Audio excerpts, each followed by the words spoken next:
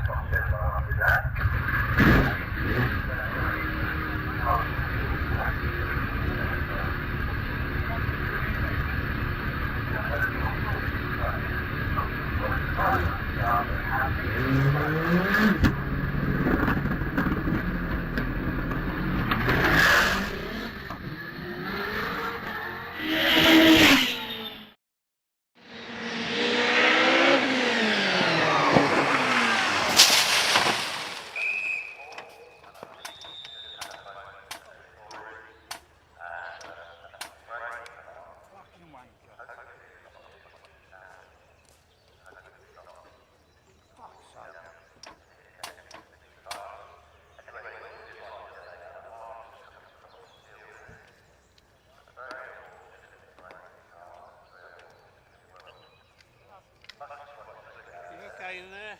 Yeah, just swearing. Just bear with us a second. Pushing out.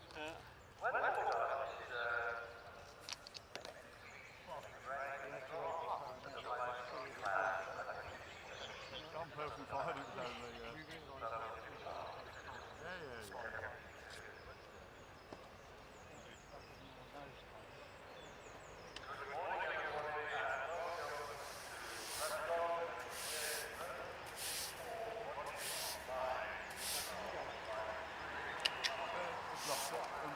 We're getting towards the end of Sunday morning practice for the first 2 rounds of the British Hillclimb Championship, and a rather sad start for our live stream is that Will Hall, in his first Sunday run in his brand new Gould GR59, has had a slight argument with the recticel on the outside of Ettores Bend.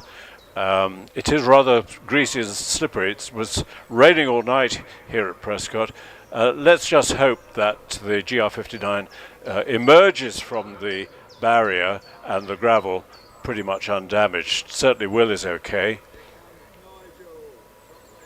So this is rounds 1 and 2 of the British Hillclimb Championship. Let's just see what happened to Will Hall in his brand new car.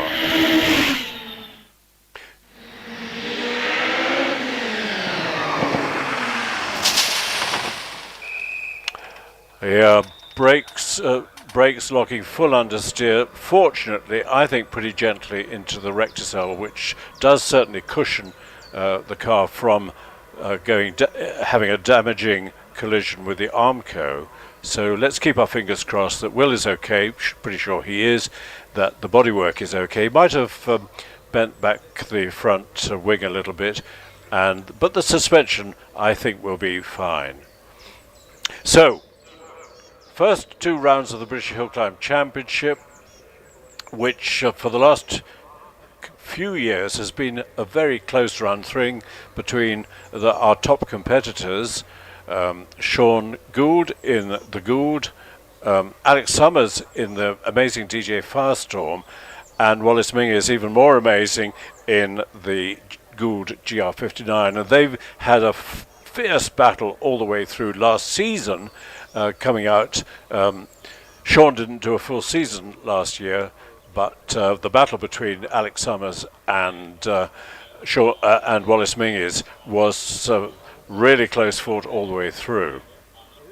So when Alex comes out, I think he's still got to have his Sunday morning practice run.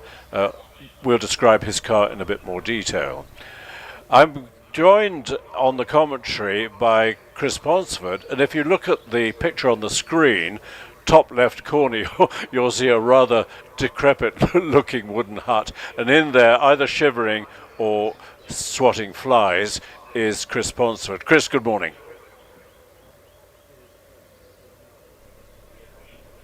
We need to wake him up. Maybe he's not getting this sound. I'll just check on things. I'll be back in a second. Hiya, Chris. We're just setting this computer thing up here. I think it was down to me by switching it off last night, and that was being Mr. Numpty.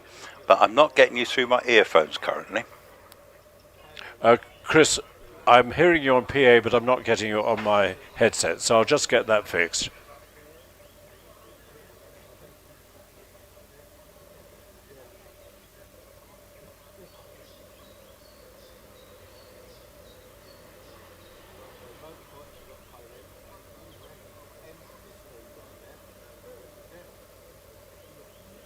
Yes, I'm not getting any earphones at the moment, but we're just setting up this computer, Chris, and we're nearly there with that, but hopefully we'll get some earphone action shortly.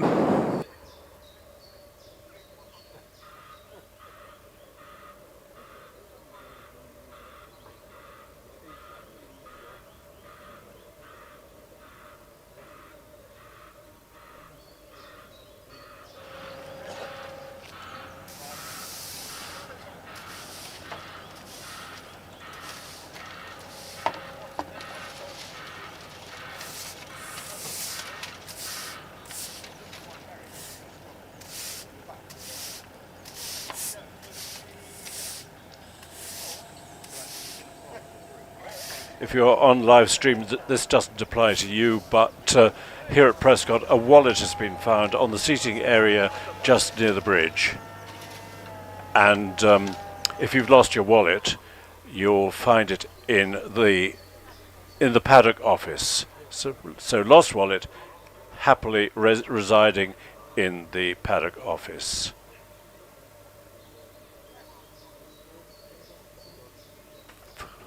For anybody watching online, particularly if you're in another country than the UK, let's and it's your first time watching live stream from Prescott. Those of you who've seen this lots of times before, you can go and make yourself a cup of coffee or something. But let's just have a look at where Prescott is. No, I don't think Richard Danby is here. He does a fantastic job setting up the live stream. There are always one or two gremlins in the system to begin with the season, and it takes a little while to get things organised. We just had a look at the damage to the front of Will Hall's GR59. Very unfortunate that it's his first Sunday run. He ran he had a couple of runs yesterday which were fine. Today on a very damp and greasy track. It's very difficult with a racing car on very wide tyres to judge how much braking effort to apply to get maximum slowdown before the brakes lock and the thing slides straight on, and that's something you have to get used to in any new car or any car that's new to you. So it'll be a few minutes just pulling the Gould back out of the gravel and clearing the track again. We're coming towards the end of Sunday practice. Yesterday was an amazing day for efficient running of the meeting, because the whole entry, all 180 or so entries, all I think without exception, had 3 practice runs and were promised, and are indeed getting, a 4th practice run Sunday morning. Then as soon as I think we'll get the big cars who are climbing now, and we've got some historic cars, some classic cars. As soon as they've had their practice run, we will start the competitive runs, going through all the classes and climaxing with, of course, the people likely to qualify for our first runoff, which will take place just before lunch. And so that's the first runoff in the 2023 British Hillclimb Championship.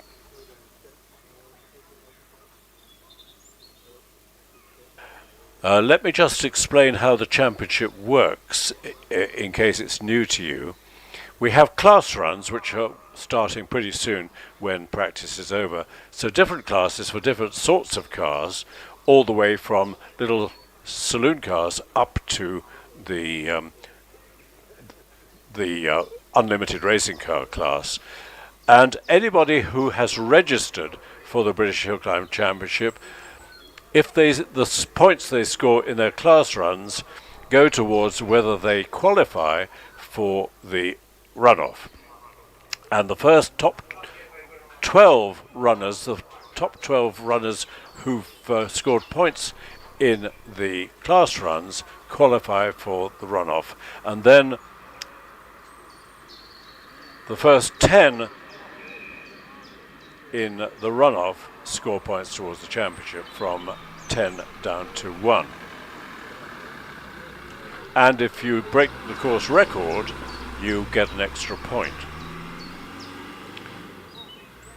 Hello, Chris. This is the Ponds up the top here again. Well, you're back. I'm back. I'm actually, listen, I've got a screen with all the times. I've got the headphones finally working, not down to me. I think there's some technical wizardry down the bottom. They've got that going. Anyway, they've come up, sorted it all out. So we are now, as they say, back in the game. Magic. We're on the live stream picture. Your lovely bothy, we called it yesterday, is on the top left of the screen. Probably about to fall down, but you're okay in there. It's either freezing or blazing hot. It's never a nice. Well, is it? What's the temperature like today? Well, actually, I'm pretty good. I had a little trundle up the hill, which was great. The wasps haven't woken up yet today, or the bees, or the flies, or the spiders, but no doubt they might come out to play later on. But never mind that. I think Gemma could be selling this for £1,000 a week as a Airbnb, I reckon. Yeah, I think it would. And you got the wood behind for cooking your barbecue. It's got it all going on, as they say. So anyone wants to rent this for £1,000 a week, I'm sure Gemma would be very pleased to see you. Here comes our next car. So Will Hall's GR59 has been returned to the paddock. Let's hope there's a way of getting the car intact for Will to drive. I think the suspension's okay, just the front wing seems to have suffered a bit, but there might be a replacement available. On the line, Scott Rayson in this extraordinary sand racer from the Channel Islands, where sand racing on the beach was a big sport. It's not quite so popular now, and special cars were developed for sand racing, which have a long wheelbase because they've got a big Chevy engine, then a gearbox, then a sort of tiny drive shaft to the back axle, all of which has to be squeezed in and shoves the driver right up towards the front. So Scott was saying yesterday, if it wants to spin, he doesn't know it's spinning until the world is revolving round him. But on the whole, the car tends to want to understeer straight on, and the trick is to go into the corner and then boot it so the back comes around a bit. He's doing a nice run up to the semicircle, and there's a short burst to the finish, as you can see, and a good time for Scott Rayson, 48.33. He's followed by Steve Owen, Mr. OMS, who really was, after Mike Pilbeam, the second specialist manufacturer of hill climb cars some 35 years ago, and in that time Steve and his wife Lynn are heading towards 200 cars, specifically hill climb cars, built in that period. So he's in the current OMS 28, but this one with a 3.2 litre V8 engine. He calls it a radical engine because RPE, who make the engine, are part of the radical group. Chris, are you getting a good view from your commentary point? I'm having a wonderful view. I've got Simon Andrews actually just approaching the S's now. Simon will be going up to semicircle shortly in the OMS, which is shared with Bernard Kevill, and that looks to me like Terry Graves has just coming by this beautiful, lovely colour scheme on this one. Again, this has got a pretty powerful engine in the back end. It's like most of the big racers, they're V8s. And Terry is an electrician from Cornwall, an electrical business, and didn't do much in the car over the winter, put it away, and now it's back out to play. Does he share ownership of the car with Tony Hunt? To be fair, I don't know who. I think Terry owns it, but I couldn't be 100% certain. I believe Terry owns it. Yeah, long-time hill climber, 40.97. He'll be in the 30s a bit later on. 48.31 for Terry Graves. On the hill up to Ettore is David Uren in the famous Gould GR55, which won the championship a number of times and held the course record at Chelsea Wash for a long 8 years, I think. Yeah, that was Martin Groves was driving the car. It was yellow then, and it was a fantastic car. Still is, still very competitive. Still got a big Cosworth engine in the back of it that's been rebuilt last season. Very competitive, and normally shared with Nicola Menges. Yeah, she's not here this weekend, wife of our champion, but someone who is here for the first time for a long time, and lovely to see her back, is Sue Young, who's been away from hill climb, busy breeding horses in the meantime, but husband Derek dragged the car out of the barn I suppose the end of last year, and spent a long time fettling it, rebuilding the engine, and it's great to see Sue back again. Let's hope the latest record is under threat. Oh, that is known as the commentator's curse, isn't it? For some reason, Sue has come to a gentle halt just beyond the bridge. Incidentally, where Sue is now is where our bridge speed trap is, and we register the speed of cars at this point just after the start, and the quickest cars are somewhere near 120 miles an hour at this point. Yeah, great to see Sue back. I see we've noticed yesterday that they're breeding horses now. They've got a couple of foals that were born this last week. But Derek has had this engine rebuilt. He refitted the engine himself. Derek used to drive this car with Sue, but he's stepping back at the moment, and Sue's driving it. And I think when Sue was in this car before, she was also a ladies' hill record holder at various places, wasn't she? Yes, she was. She was. The car, of course, is another Gould GR55 that they've campaigned for a long, long time. It's amazing the long life of hill climb cars. They don't get obsolete after a year. Talking about speeds of top hill climb cars, they are quicker than Formula One, up to about 100 miles an hour.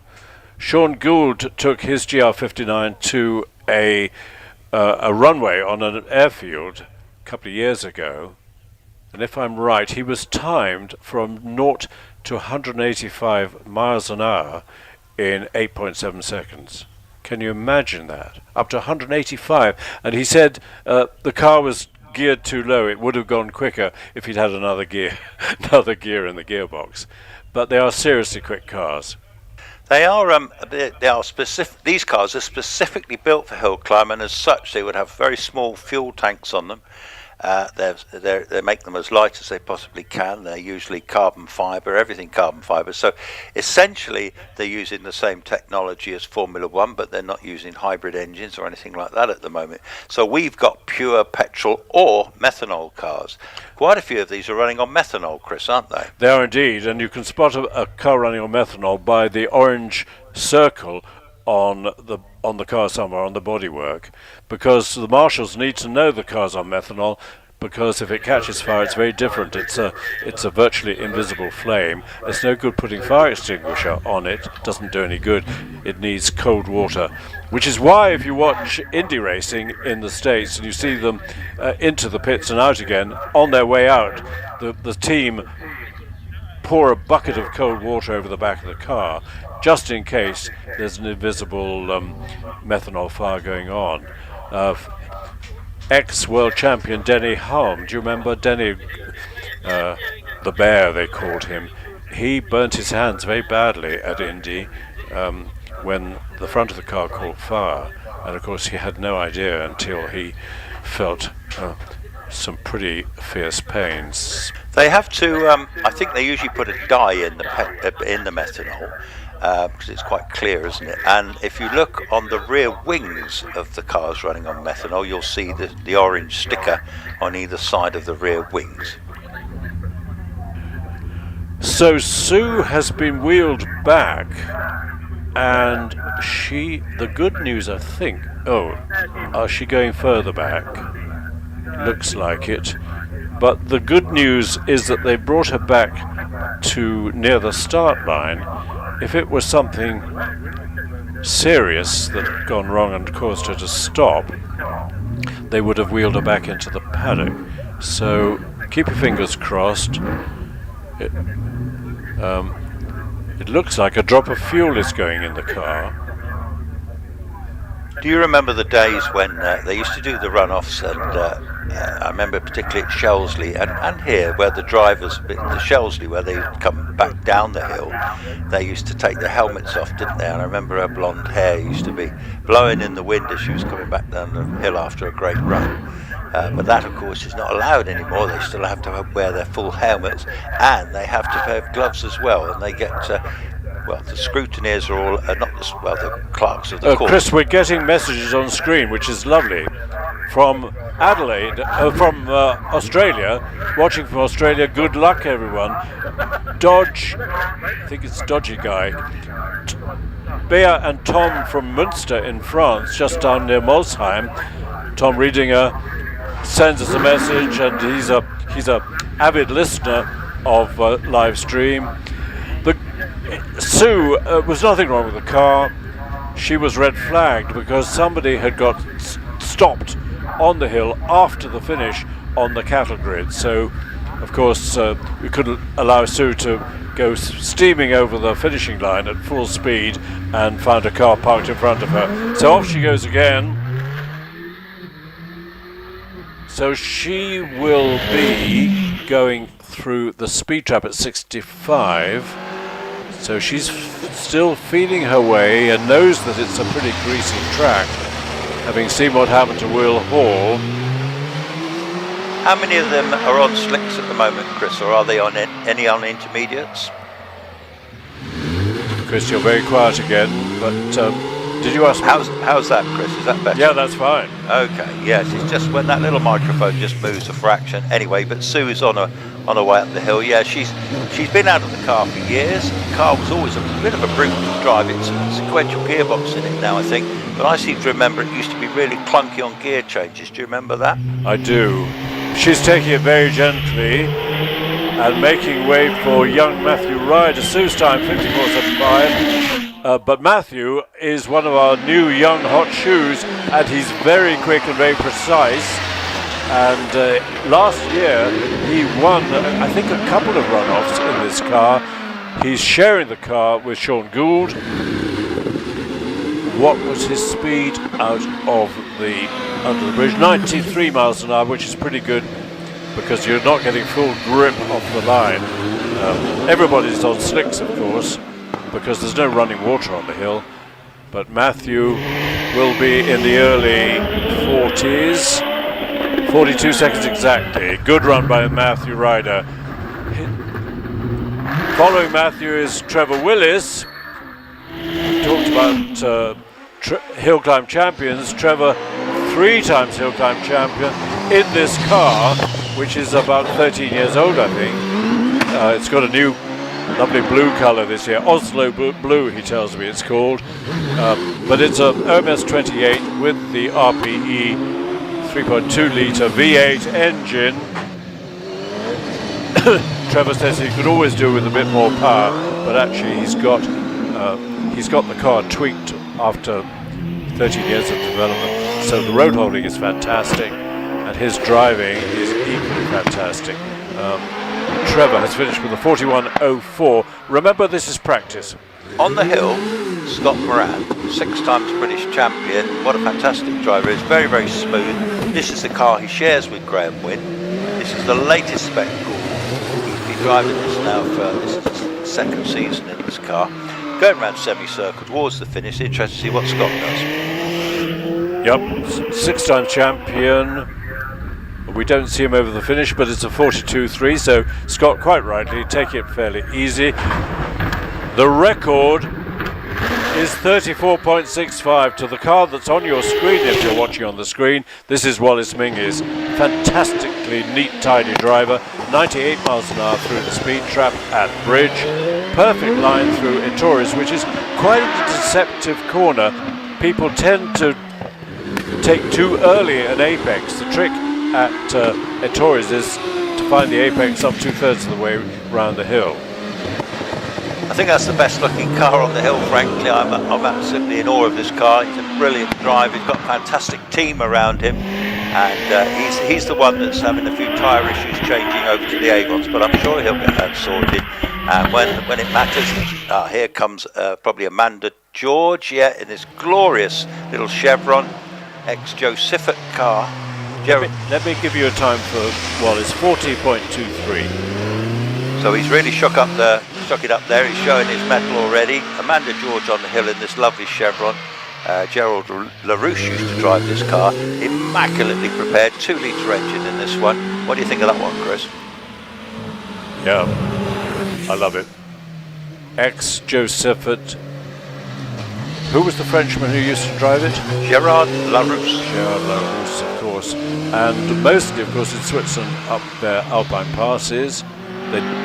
They banned circuit racing after the 1955 accident at Le Mans. So Amanda nearing the top, 56.45, and following her is this very pretty Brabham of Martin Jones.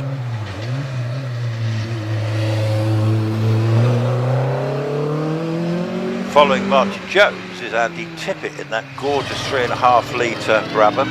That's a big Rover engine. He's been campaigning this for years. One of the first cars to go sub 30 at Shelsley. Andy Tippett, a local gentleman not far away from the Cotswolds. Just look at the sound. Just look at that, and doesn't it make a wonderful sound?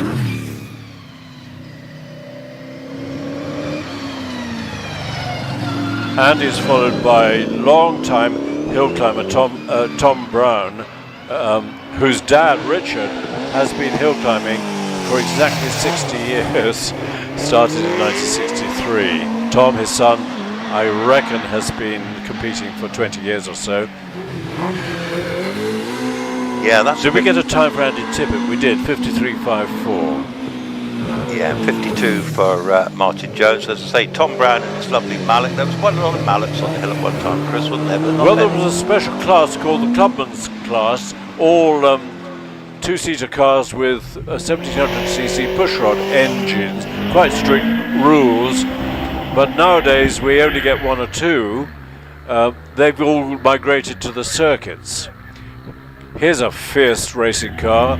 This is Lee Carter in the Fiat 695 SS Abarth. Carlo Abarth was a genius engine developer out in Italy in the 50s, 60s, and specialized in developing Fiat engines.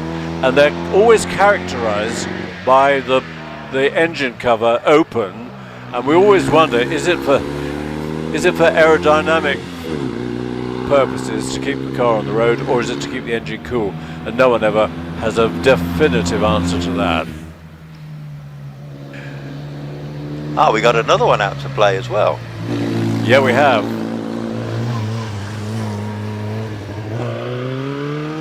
But that's not based on a different car. That's John Barber in the Fiat Abarth 850, whereas the little one is based on the Fiat 500. So I don't think he was here yesterday, was he? This other one, I don't think, was he? Well, I'm just wondering if that one car is based on the 850. It's called an 850 TC, but I think it might be based on the Fiat 600. Someone will correct me. Now, Simon Braithwaite has gone by me in the Mark 1 Escort. What a glorious little Mark 1 Escort that is. Simon has built this car up from a Mark 1 Popular, believe it or not. Anyway, extremely rare car, obviously worth loads of money.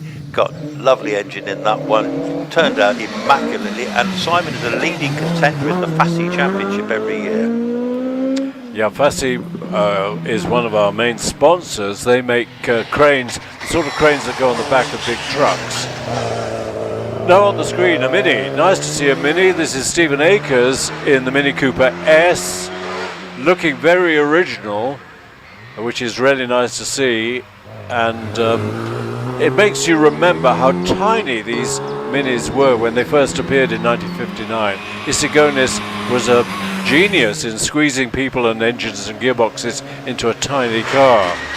In the meantime, we will soon focus on Alex Summers in the amazing DJ Firestorm, which came second in the championship. Here he is, having been round the bridge speed trap at 92. Alex, always an immaculate line, shares this car with his mum, who owns the car.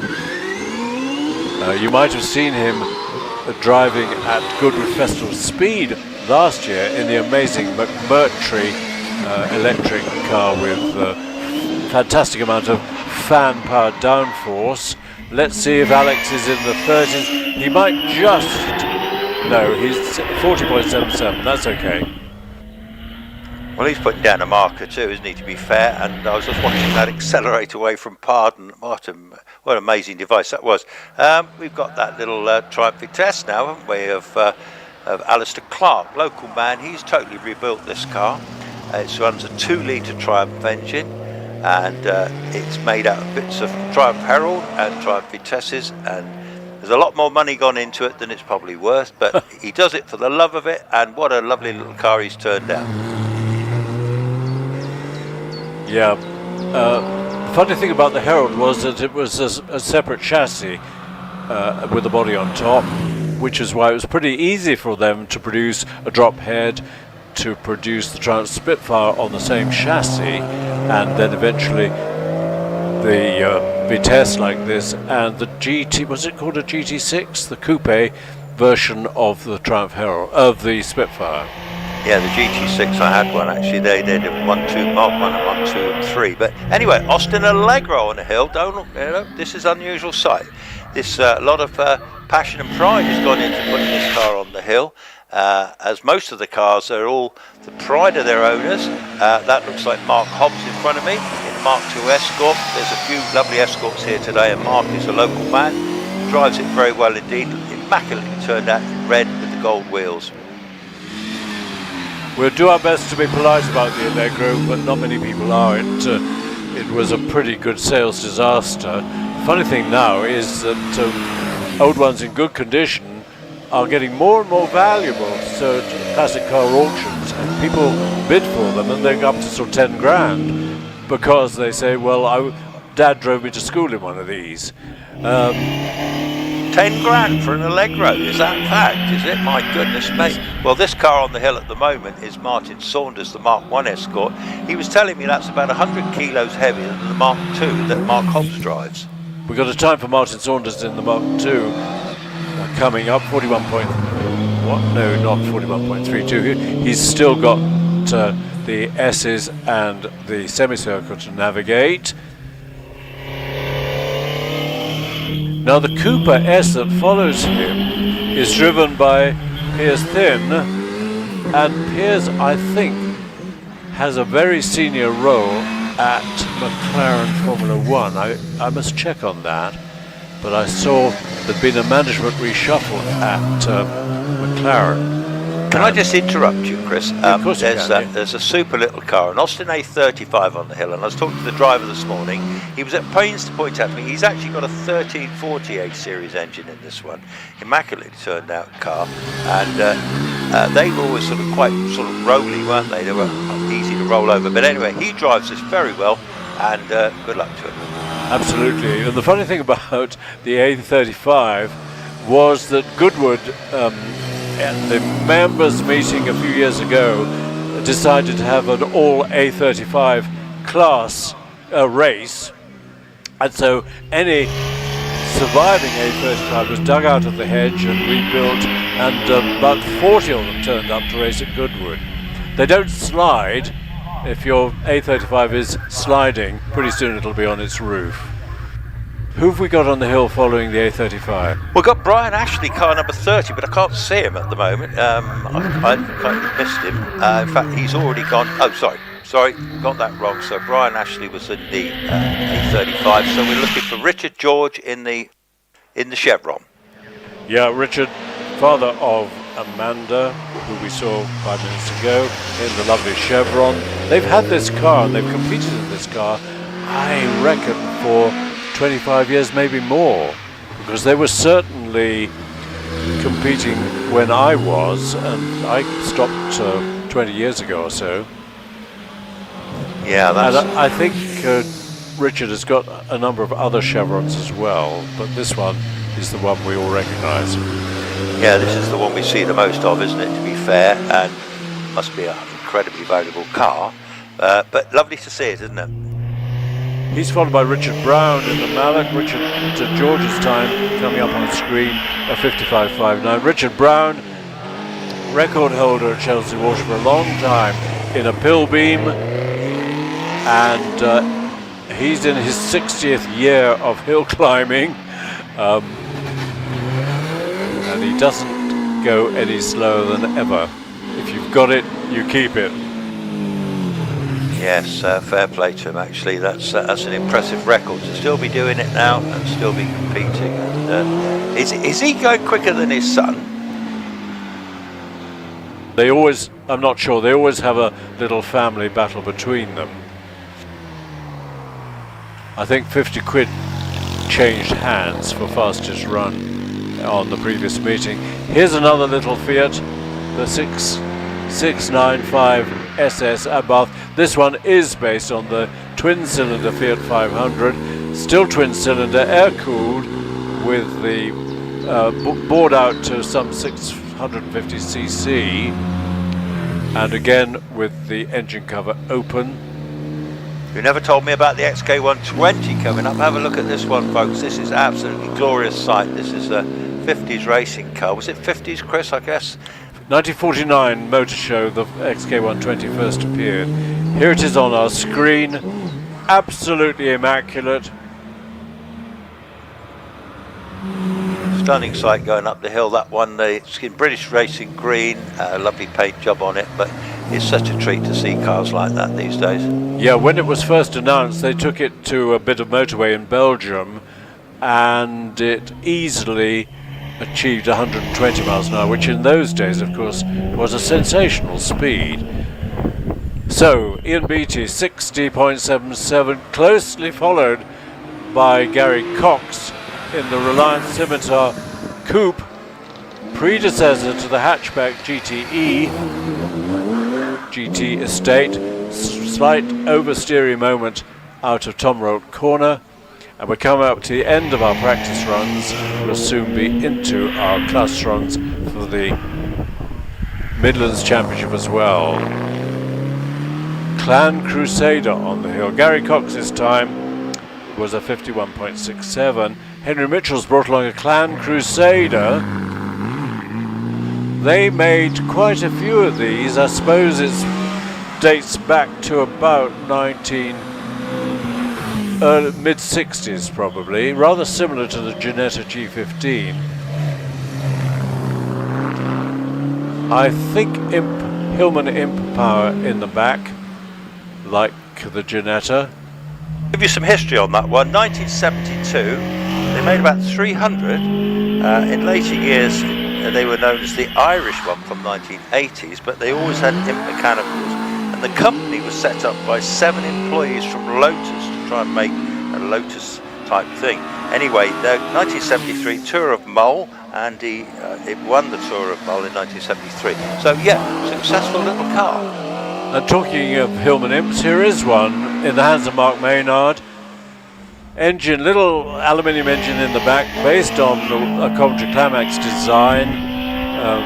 From a financial point of view, the Imp was a pretty good disaster, partly because the government at the time insisted that it should be built in Scotland, whereas all the components were constructed down in Coventry, so it spent its life having trainloads of components going up and down from England to Scotland, which cost a fortune, of course. Peter Thurston in the very early Clubman's Mallock. This is the Mark IV, and it's even before they were called Mallocks, they were called U2s. Yeah, this one's running a Lotus twin cam in the back, in the front of this one. 1558, I think they were started. But anyway, this is a beautifully turned out car, regular competitor. Love seeing this car, the immaculate bodywork. What a beautiful sight to see that is. It is, and the guy who started Mallock, Arthur Mallock, Major Arthur Mallock,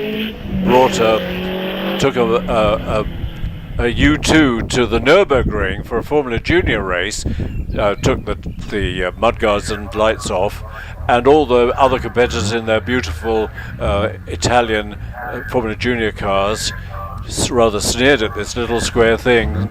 They stopped sneering as soon as it came miles ahead of them, because it was a very, very quick car. Now, is this our last runner? No, we've got a few more. Mike White in the MG Special, made of MGA and MGB bits, but for all the world looking like a 1950s Formula 2 car. Yeah, lovely to see that open top on that car, isn't it? Glorious little thing. The sun's out. What a finer sight you could get racing at Prescott, hill climbing at Prescott. The sun's out, so let's make the best of it. Enjoy. Yeah, the sun's out, track drying out. It'll be a great afternoon of hill climbing. Well, it's only 10:30, 11:15, so a great day of hill climbing. Here's Mike White in the MG Special. Sadly, Jeremy Rivers Fletcher came to the line in the extraordinary Buckler Bellamy, built by his dad, or built for his dad, using a Buckler chassis and Bellamy front suspension. But Rivers Fletcher, Jeremy's dad, drove it a few times and hated it, and so it got put away and disappeared forever, except that somebody found the remains of it and rebuilt it, and Jeremy has now brought it back. And he's fixed the steering, and it now is nice to drive. Chris Tabor in the Riley Special, beautifully built Riley Special, and records a 62.35. We've got a few more cars coming. Ed Cottam comes out of the paddock in a immaculate Mazda MX-5, black with a silver hardtop. Ed's father, Alan Cottam, was a great historic racer. He's still around, not driving anymore, but he spent a lot of time racing an A-type Connaught, the original single-seater Formula 2 Connaught, with great success, both racing and hill climbing. Indeed, I raced against him at Donington, and I couldn't keep up with him. He was a very quick driver and a very quick car. The A-type Connaught was well known for its amazing braking and road holding, and then the B-type came along and was the first British car to win a post-war Formula 1 Grand Prix. Tony Brooks at in Sicily, 1955, in the B-type Connaught. Let's watch Ed Cottam, who doesn't do much competitive driving nowadays, but he's got this very nice MX-5. Drive to meeting, have fun, drive home with a bit of luck. 60.03. Malcolm Evans in the Toyota Yaris, very popular, these Yarises now. This is a white example, and these are four-wheel drive. They're 1600cc turbocharged engine, and he will be followed by Tom Moggy Rossi in a Renault Twingo. He's had this car a while, and little pocket rocket, really. Yeah, the Toyota, I think you can only have in white unless you pay quite a lot extra. We've got one that competes, and it's a nice dark red colour. But Malcolm Evans in the Toyota, his time 60.25. Moggy Rossi, yeah, he's been racing this Twingo for 2 or 3 years in Alpine colours, quite right too. Metallic blue with an orange stripe is the Alpine Works colours. I don't think this means this is a Alpine Works car, but it's quick enough. 58.79, followed by Alex Risk in a lovely Alfa Romeo Giulia Junior. Yeah, no, the Juniors generally had the 1300 engines, Chris, didn't they? But that's a pretty little car, that one. Love seeing the little Alphas.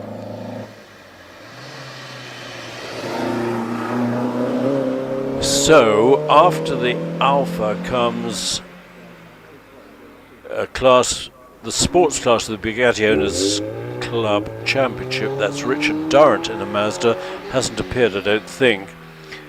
We won't see the Bugattis yet, but it gives me an opportunity, if Austin Weltman in the Elise will forgive me, to mention a raffle. If you're here in person, we're selling raffle tickets, and the prize is a ride up hill climb in a Bugatti Brescia. Not the same one that was competing or practicing yesterday. That was Rupert Marks, and he's here, but it's a different Brescia. And you can buy the tickets at the Friends of Prescott shop, which is behind the commentary box here, and they'd be delighted to see you. The draw will be, I think, between 1:15 and 1:30, but if you're the winner, you'll have the fun of a Bugatti drive up Prescott, and not many people can say they've done that. So, end of our Sunday morning practice runs. We got through them by 10:45 in the morning, and as soon as the clerk of the course has done the track inspection, which he's doing at the moment in the Mini, we will start off with the class runs and run right through the program, climaxing with the first runoff for the Bugatti for the British Hillclimb Championship.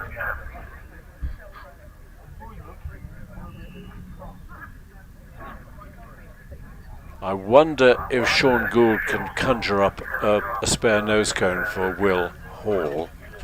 That I feel so sorry for Will. He's been slaving away all winter, and they've been slaving away to get this car ready.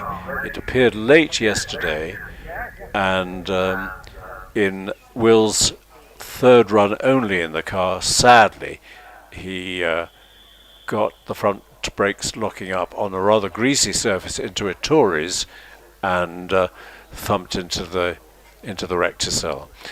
Was there quite a lot of damage on it then, Chris? Was there? Yeah, I think the front wing and the nose. I'm not sure what the nose cone, but certainly the front wing connection with the nose cone was quite nastily broken. So he might be. Of course, with a GR59, I forgot you can't detach the nose cone. That bodywork is one piece from front to back, carbon fibre bodywork.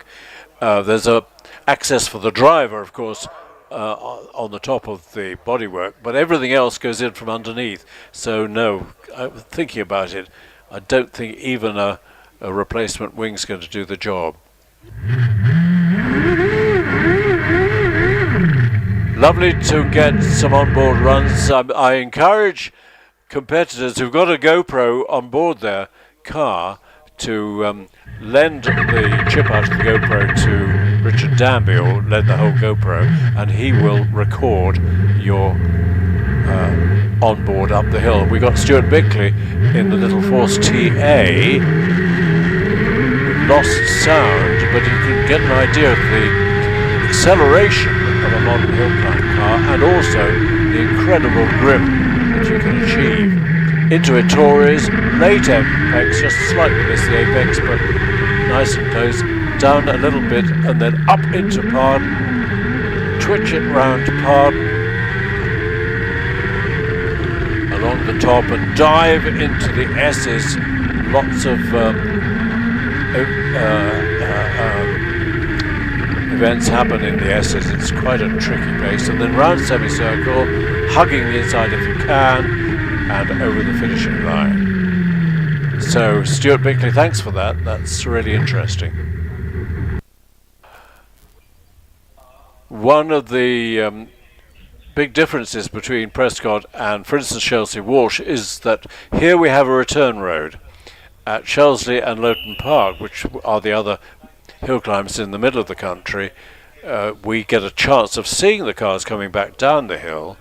But at Prescott, it's non-stop action up the hill, and until, of course, you get a red flag and the action has to stop. But at the moment, we're stopping to give the clerk of the course an opportunity to check that everything's okay, check with the marshals, and pretty soon, when the clerk of the course, I think it's Andrew Tongue at the moment, it might be Simon Staveley, I think it's Andrew in the car, with the course car back to its parking spot by the start line, and then off we go again. Chris, you've got a program in front of you, which means that you could describe the cars that we're going to get pretty soon in Class A1. I do indeed, yeah. So in Class A1, which is road-going series production cars up to 2000cc, 2 litres. Just as you know, the hill record is 48.52. That's Robert Marwood in a Renault Clio back in 1922. So the first car we'll be seeing will probably be Tony Adams in a Lotus Elise. Then we've got David Garnett in a Renault Clio. David Wilson in a Peugeot 205. James Chalmers in a Mazda MX-5. Simon Curtin in Lotus Exige. Jonathan Langmead in a Lotus Elise 135R. Richard Pates in an MGF Trophy 160, followed by David Warner in another Renault Clio 197, and then James Hudson in a Golf, a VW Golf, then Ian Richards in a Renault Clio 182, and finally Robert Wilson in a Peugeot 205. Now the Peugeot 205 looks like it's a dual-driven car, and that one's a 2-litre 1900 car, that one. So there's a nice little class there. It is, and it doesn't look as if Tony Adams is here to get a run in the Lotus Elise, because up to the line comes David Garnett in the 15-year-old Renault Clio, 2-litre of course, and very competitive car. Let's see who takes the honours in Class A1. As Chris rightly said, road-going series production cars up to 2 litres. Off the line comes David Garnett. Good start, 2.88 for the first 64 feet. Yep, got David Garnett in sight. This is a Clio 172 from memory. Nice colour scheme on this one. Very popular little road cars, very popular competition car. You can pick up one of these from anything from 3,000 to 10,000 maybe. But 4 or 5 grand will buy you a really nice one and lots of fun.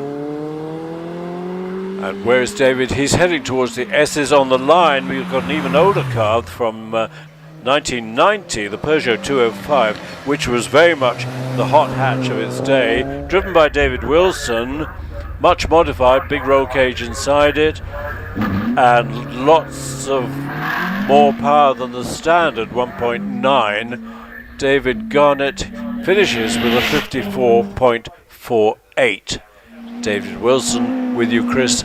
Yeah, looking lovely actually. Loads colour scheme on that one. You said a lot more power than standard. Well, anyway, they were 1600 and 1900s these. One or two of them being fitted with later engines, but this particular one is obviously road going. Brilliant handling car. They absolutely plant them in, and there's loads of power. They're like a little big go-kart, really. We feared that Tony Adams, number 40, wasn't here, but sure enough, here he is. He's on the hill in the Lotus Elise, and let's just watch the Peugeot. No, we're going to watch Tony in the Elise, Mark II bodywork, which was cheaper to build than the Mark I. Lots of people prefer the shape of the Mark I, but here's a Mark II with the 1800cc. I think it's the one with the K-Series Rover engine. In fact, I'm sure it is. It dates from 2001. Yeah, I think you're absolutely right. In fact, for a 2001 car, that's immaculately turned out, isn't it? Very nice car. I like the look of those. Worth a bit of money now, those, aren't they, Chris? They are. They held their price. If you keep them nice, they hold their price beautifully. So Tony heading towards the finish. He's followed by James Chalmers in this nice Mazda MX-5. I'll bore you to tears again by repeating that this is the world's best ever selling sports car. And in a way, a great tribute to Lotus. The Lotus Elan really inspired the design of the MX-5. Yeah, I don't know how many they've sold of these now, but anyway, I'd see Simon Curtin's following him up the hill, isn't he? He's in a Lotus Exige, which is a 2003 car, and it's got the 1798, so that may have the Toyota engine in, possibly. The Exige with its fixed hard top, not easy to get in and out of. It's like posting yourself through a letterbox. And again, the Exige, now has it got the Rover engine? Yes, it will have, I think, from 2005, but a very powerful version of the Rover engine, probably about 200 horsepower. And you can't take the roof off. So 51.77, followed by an Elise with the hard top on in the hands of Jonathan Langmead, immaculately presented. Again, the Mark II body shape. This one dating from 2003, so again a Rover K-Series engine. It was a very good engine, capable of being very much tuned up. And he scores a 50.83, and we're watching at Richard Pate's with an early MGF. That's from 1999 or so, isn't it? And the MGF was a great success. It was followed by the TF, which was a simpler car for MG to build. Not the easiest of things to fix the engines on, though, from memory. It's a mid-engine, weren't they? So the mechanicking on them wasn't the easiest job, pretty confined spaces, I think. But anyway, that one is being followed up by Dave Warner in the Clio 197. This denotes actually 197 brake horsepower. This is a slightly bigger body than the 172s, but a slightly more powerful engine. Anyway, that's a nice example. Yeah, the MGF standard only produced something like 110, 120. Richard Pates does a 64.35. His engine's producing 160 horsepower. Nicely tuned. We're watching Dave Warner in the Clio through S's and out of Tom Rolt corner, named after the great engineer and author Tom Rolt. And on screen we're looking at James Hudson with the Mark II Golf. And that's getting on a bit. It was a 1989 car. Still very rapid though, Chris, isn't it, to be fair? The Mark II Golf, the Mark I Golfs are the ones that make all the money, but the Mark IIs are certainly climbing in price now, and none of these cars are cheap anymore. But fantastic entertainment and typical Golf German reliability and strength. Jonathan Langmead leads the class at the moment with a 50.83. On the screen for lucky screen watchers, we've got the class order in a new box up on the top left-hand side of the screen. Ooh, a beautiful slide by Ian Richards through Orchard with one rear wheel waving in the air, really on the limit, giving it everything. This is going to maybe take him up to the top of the tree. Yes, of course, I just realised that's a shared car, isn't it? He'd be sharing that with David Garnett. It is actually a Clio 182, so it's slightly more power than the 172s, but essentially the same bodywork. But anyway, he looks to be making very good progress up to semicircle. Let's see what he does. Yeah, he's facing a 50.83 by Longreed, and he doesn't quite do it, a 53.53. Here's the Peugeot 205 again, this time in the hands of Robert Wilson. Are Robert and David brothers or father and son? I think they'll probably be father and son, but I couldn't 100% swear to that. But either way, they both enjoy this car. I'd love a little 205, I must admit. Off the line, and we'll see it in a second. Here comes one of my favourite road cars, but let's just follow Robert Wilson as he goes towards the finish. Here it is, the Alpha 4C in the hands of Rodney Isles. Rodney, ex-sprint champion, I don't mean sprinting on his feet, car sprint champion. And the Alpha 4C has the all aluminium version of the Alfa Romeo TBI engine. Lovely car. He holds the record, doesn't he, for that class, Rod Isles, 46.93, that's his record. That's not bad, is it? He'll be in the low 50s this time, I think. Or no, he's 49.47. Yeah, I got the first Porsche on the hill today, the car 71 Phil James in the Porsche GT4. They make a wonderful noise, these Porsches. There's a few in the class today, so that should be quite an interesting class. Yeah, we moved on to Class A2, which is road-going series production cars over 2 litres, so unlimited engine side. Rodney Isles, 49.47. Philip James in the GT4, 50.38. Robert Lancaster Gay in his newly acquired Cayman GT4. He's traded in, or he had a Porsche 911 997 or 996 GT3, and he's swapped it for this very effective Cayman. Yeah, I think he's hoping for great things from this car, as he drives them well, so I really like the old car, but he hasn't quite got the hang of this one as good as the previous, and he's going to be followed by Richard Snow, car number 74, in a Porsche Cayman GT4 MR. Again, very powerful car, big engines, 3.5 litre. Do we know what MR means? No, I'm not going to commit myself. I think it's modified in this country. Time for Robert Lancaster Gay, 50.29. So Rodney Isles leads the way still in the Alpha, but I suspect that this car of Richard Snow, which it looks even more modified than Robert's car, might take it to the top of this. No, it won't. It's 49.56. Rodney's still just ahead with 49.47. Yeah, so Rodney Isles not giving up his title too quickly, but Simon Tarling, car number 75, another Porsche. He's in a 996 GT3. What a beautiful bit of kit that is. he's a regular competitor. The GT3 is like a competition version of the 996. On the line, ex-Hillclimb champion Roger Moran in that a lovely car. One of my favourites. It's the new Alpine 110. Yep, Roger is a seriously great driver, and obviously from the father of Scott.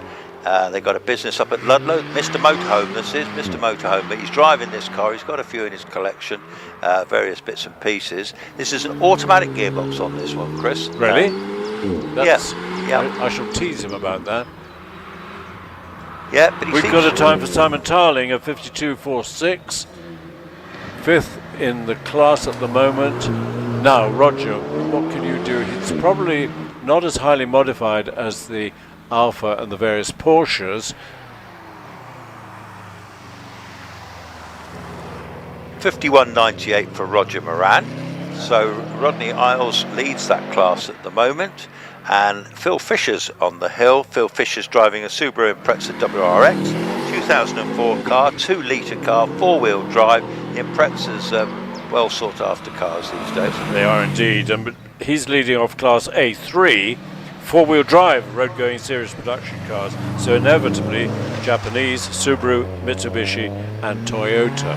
In front of me is Isabel Lawrence. She's from Salisbury Way. This is one of oh my goodness me, locks up going into Pardon, manages to keep it on the tarmac, exiting Pardon now. This has got a 600 brake horsepower engine in this Evo. It's actually owned by Stephen Moore, who's coming up later on in his other Evo. We might get a replay of that because it looked very close to diving into the gravel. I think it gave Isabel a bit of a moment there, to be fair, but to be fair, she's kept it on the tarmac. She has done a good job. 51.6, 51.64. Now, I said you could get your Toyota GR Yaris in different colours. Here indeed is Peter Richings in a dark red one. Looks good in dark red. It does actually.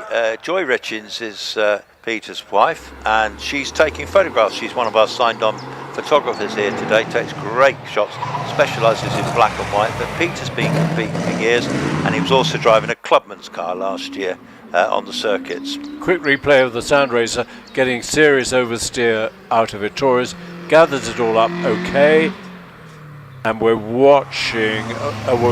We've watched Peter Richings in the red Toyota GR. Currently we're watching Raymond Law, a long time competitor in Caterham. Interrupt, we've got road-going specialist production cars. These are mostly Caterhams and Westfields, and the class record for this is Darren Luke with 43.97.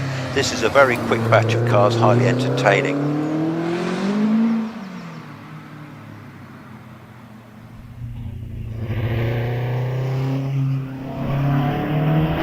Stephen Garner in front of me now, car number 81.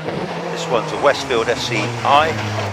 Most of these cars are, this is a 2-litre version in fairness. A lot of them have got Ford Duratec or Zetec engines in, and they seem to be the engines of choice.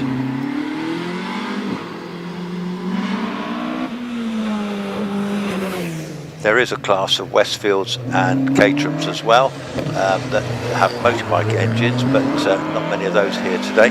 But this is the road-going cars. I had a brief visitor. Have we announced Ray Law's time? 50.94. Steve Gardner, 49, goes to the top of the tree, 49.15. Malcolm Hickey has a slight front brake lock-up, but he rescues it okay. Look at the black lines caused by that Evo 6 into Pardon, if you're watching on screen. Heart in mouth moment for Izzy, that was, but yes, let's enjoy these lovely little, well, there's a mixed batch, isn't it? Westfields, Caterhams, AMS Spin tyres, Xenos, all sorts. Yes, on the line is Rob Lloyd in the MK Indy, which for all the world looks like a Caterham, but isn't. Yeah, Tim Higgins is currently on the hill in his orange version. This is another Westfield, and he's already on his way up to the S's. Malcolm Hickey pops into the bottom step of the podium in this class so far with a 51.79. We're watching Rob Lloyd in the MK Indy. Yes, we don't know a huge amount. Regretfully, I haven't managed to get my research done too well on that car, but seems to be making very nice progress. You build it yourself from a kit provided by low-cost cars, LOCOST cars. So I suppose you've got various options you can do to it. I see Christopher McDade in front of us here. He's a rather unusual car, isn't it? Christopher in the Xenos. Yeah, I'm afraid I don't know a great deal about it. It's a very effective car, wheel spin out of Pardon. I suspect it's another, maybe a kit that you buy, Xenos, but it's a very effective looking machine. It's one of your favourites, Chris, that's AMS Mattia, based on Subaru mechanicals. This one was built out of an Impreza years ago. What can you tell us about that, Chris? Yep, you buy your kit from AMS and then you scavenge the scrapyards for Subaru Impreza bits, so fairly easy to find. But interestingly, like the original Lotus Elite, it's a combined fiberglass body and chassis, so one piece into which you slide your Impreza parts. Richard Price, car number 88. He's a very quick competitor in his Caterham 7. The difference between Caterhams and Westfields is that the Caterhams were built out of aluminium and the Westfields were built out of fiberglass. The Westfields are based up in King Swinford, they used to be.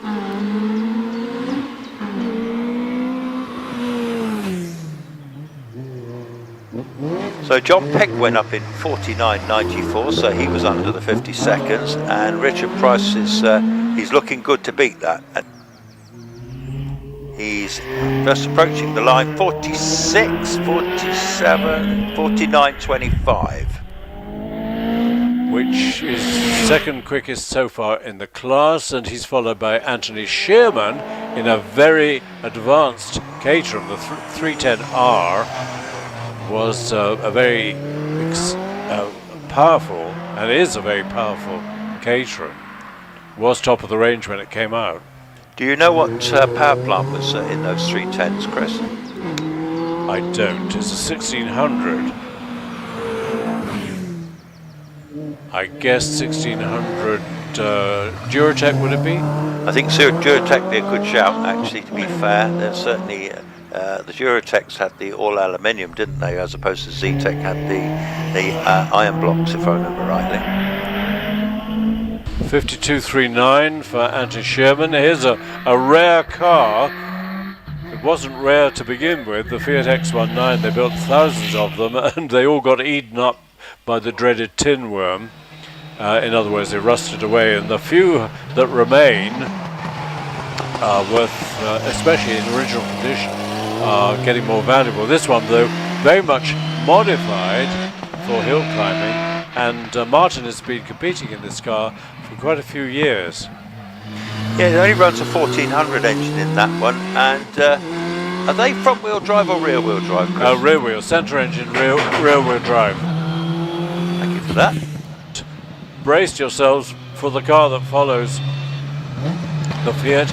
It's Eric Moret in this incredible Hillman M. Watch closely. Yeah, it is an amazing car. I think something happened at Extreme Pardon yesterday. There was a load of smoke in its stock. We thought at the time it might be turbo. Either way, Eric has got it going. We believe it's a turbocharged imp engine, which in itself is extremely unusual and extremely rapid, already on his way up towards the S's.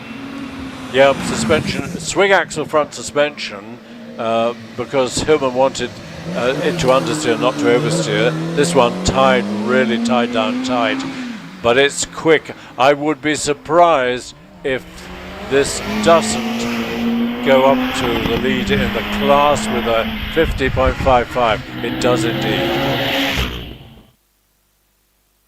Will it get threatened by Andrew Russell in the venerable Ginetta G15? Venerable, but always immaculate and immaculately driven. Yeah, first time I've seen Andrew out this year. This car does win the class on a regular basis. It's the little Ginetto's a pretty little car. He's had loads of engines in it over the years, he was telling me, but it looks great, and he's a very good competitor. He is indeed. I think he's been working on this car. Well, I think he was working on this car the winter before this, because it's even more immaculate than it ever was, and as quick as ever. Yeah, Phil Tucker is actually just going by me in a beautiful Nova. We have to mention it before, but he got the shell from Malta, because it's hard to find good Nova shells these days. Very lightweight little shells. It's stripped out, and he competes in this, and this is a lovely, lovely little Nova. It is. Now, the Imp 50.55, Andrew Russell 52.86. But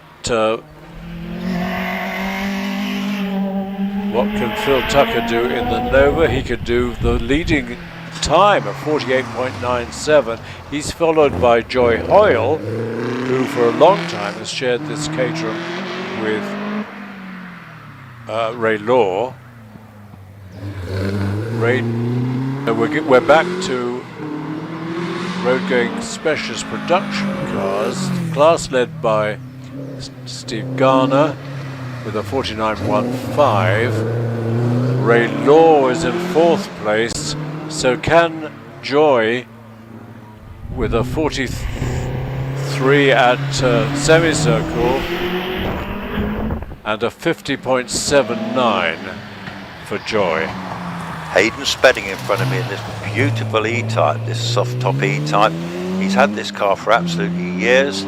He did have a big incident in it last year at Shelsley Walsh at Top S.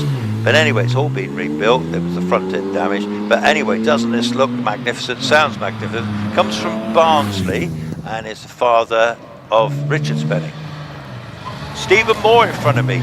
This is our reigning Midland champion in this car. This is a highly developed Evo 6. This one's got over 700 horsepower when he turns the boost up on this turbo engine. Permanent 4-wheel drive. Stephen, very smooth driver, rocketing up the back straight now. Yep, 4-wheel drive, of course. And I imagine the transmission beefed up to deal with the 600 or 700 horsepower. Immensely quick car, as evidenced by 46.77, way up into the lead of Class C3. What can Richard Hampstead do? He's got lots of power and 4-wheel drive on his Subaru Impreza. I don't think he'll match Steve Moore's 46.77. He's only got about 300 odd brake horsepower in that Impreza, he was telling me. He's been modifying it, but Stephen's car is highly modified, and it's, well, probably going to win that class by a mile. Paul Howe's lovely early-ish Porsche RSR that in its day was the leading competition version of the 911. We've got a time for Richard Hampstead of 51.06. He's close to Stephen Moore, actually, looking on the split times, to be fair. This is an immensely powerful Porsche, beautiful car. He's got rear-wheel drive on that car as opposed to the 4-wheel drive. Let's see what he does. So Paul over the line, 46.55, pops him into the lead of Class C3. What can John McQuillan do in this furious Fisher Fury? We commented last year on the roll cage, which is robust enough to hold up the 4th bridge. Yes, so I did have a word with Mike West this morning, and he was telling me about the engine. It's only got about a 1340 they're giving it there, but I think he told me it was an 1175 or something. Anyway, it's a bike engine car, immaculately turned out, shared car. Let's see what that does. It's followed by Sam Nicholson. We believe in his first season of hill climbing, but we must check with Dad Robin, who's hill climbed this car for a long, long time. The Malak Mark 20 Clubman's car, which I believe still has its original pushrod 1700cc Clubman's engine. Yeah, that's got the 1700 cross-flow engine in that one, and they were the engine of choice in all of those Mallocs, weren't they, in that class? John McQuillan, a 50.94. So he leads away Class F. Sports Libra up to 2 litres and HillClimb super sports cars. So an interesting class. And in the S's is the Radical of David Bickley. Radical, such a success, building lots and lots of sports racing cars for racing series all over the world. Scores a 49.21, takes the lead in Class F. He's followed by a car we haven't seen for about 7 years, the Force SR4, I think the only sports car that Force built, and hugely successful in the hands of Rob Stevens, and now acquired by Alan McDonald. Yes, of course, Alan McDonald was driving that Mitsubishi engine Mini the last few years, but I see that Sylvia Riot in front of me now. These are little bike engine cars, absolute sort of screamers, incredibly quick thing. So Alan McDonald pops into first place, leading Class F. But what can Martin Watts do in the Silver Riot? Or Richard Matossian, who has now got presumably the only 2-seater GWR Raptor. Yes, that is a unique little car actually, to be fair. He had Robert Kenrick's car, still got it I think, the single-seater. But anyway, this car, I looked at it in the paddock this morning, immaculate little car. Do we know what engine it's got? Yeah, it's got a little bike engine in that one.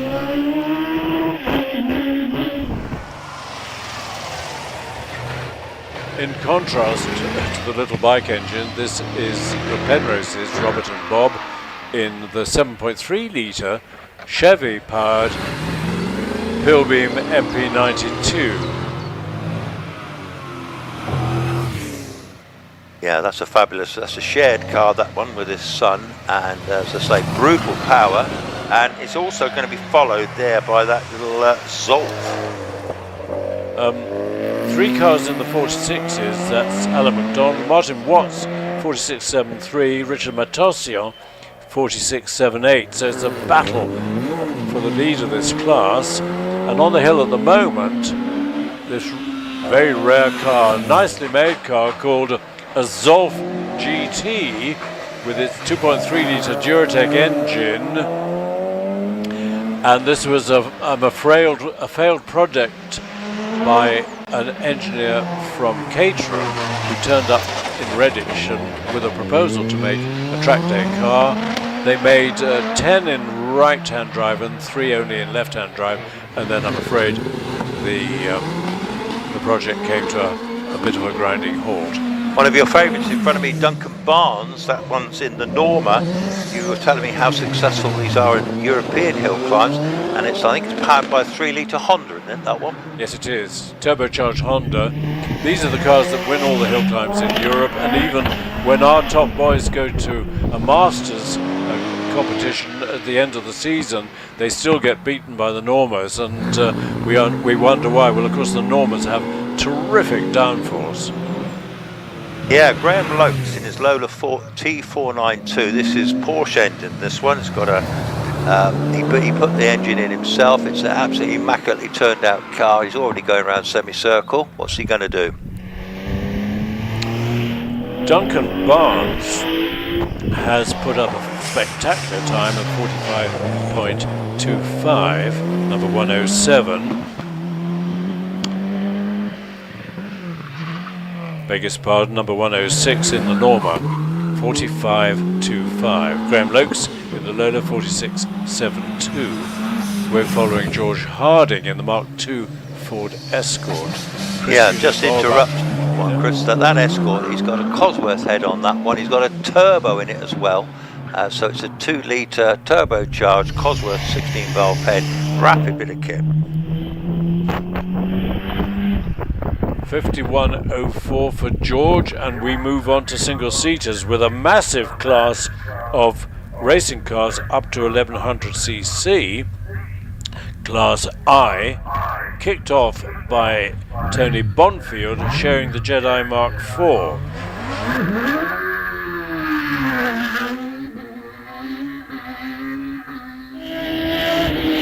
Yeah, this is Old Faithful, they call this one. The other ones, they got another car that's out of action at the moment, so they're sharing this one.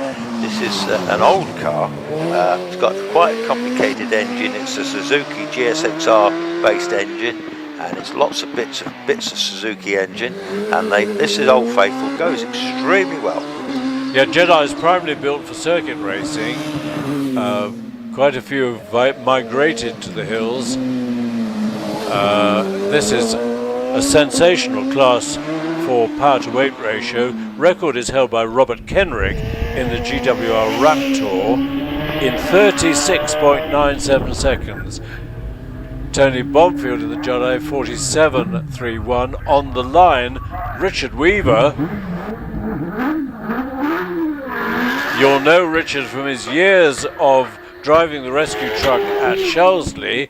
And then a couple of years ago, he decided to actually have a go at hill climbing with his son Tom. And after a couple of cars, they ended up with this Empire Evo, which they really love, and with which Tom, another one of our young hot shoes, is very quick indeed. Yeah, they had the OMS Hornet to start with, which is actually out later on with somebody else. I think they started a season in Formula Ford, didn't they? Yes, you're quite right, Chris, you're quite right. Now, Tom Weaver, the son, will be up later on. He's probably a little bit quicker than Dad, but nevertheless, they're both enjoying it and going well. Richard Weaver's time, 43.56. Here's Tony Wood in the Force PT. Force have made so many cars for the 1100 class. They made a unique car for Will Hall, which I'm afraid wasn't a great success because the engine was a four-cylinder with masses of power but masses of trouble as well. Let's watch Tony Wood through the S's. 40.26 going into semicircle, so it'll be a 47.19. Back a class to the Fisher Fury again, this time in the hands of Mike West. Yes, Mike is a marshal god, actually. He does a lot of marshalling as well. They've got this car really sorted, pretty little car too, the Fisher Fury. They have, and they're a very humorous couple, and they're really enjoying driving this car. In fact, I've been talking to Mike West about commentating at Lowton and places like that. He'd be a great commentator.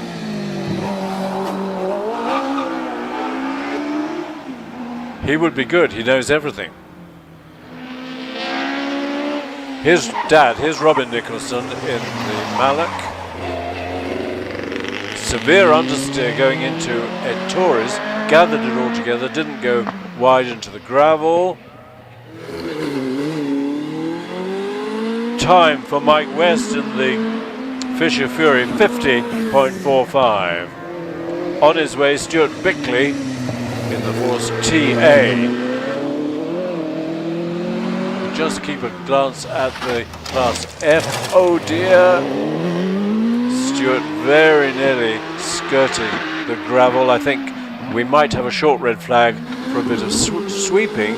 Robin in the Malloch, 47.25.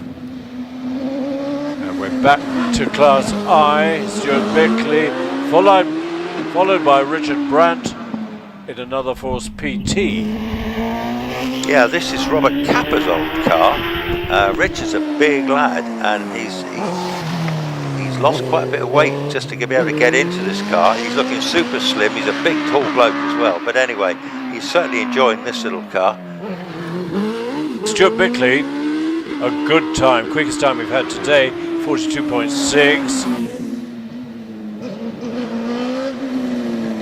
Yeah, that's a good time considering he went nearly into the kitty litter at Torres. Yeah, that slowed him down quite a bit. So this might just be in the it's in the 40s with a 45.47, not bad at all. Ben Fisher, OMS Hornet, the little OMS built by Steve Owen up in Yorkshire. Yeah, I think that may be the Weaver's old car actually, and he's actually really got this car dialed in a treat now, and he's really enjoying driving it. Are you talking about Ben Fisher's car? Yes, yes.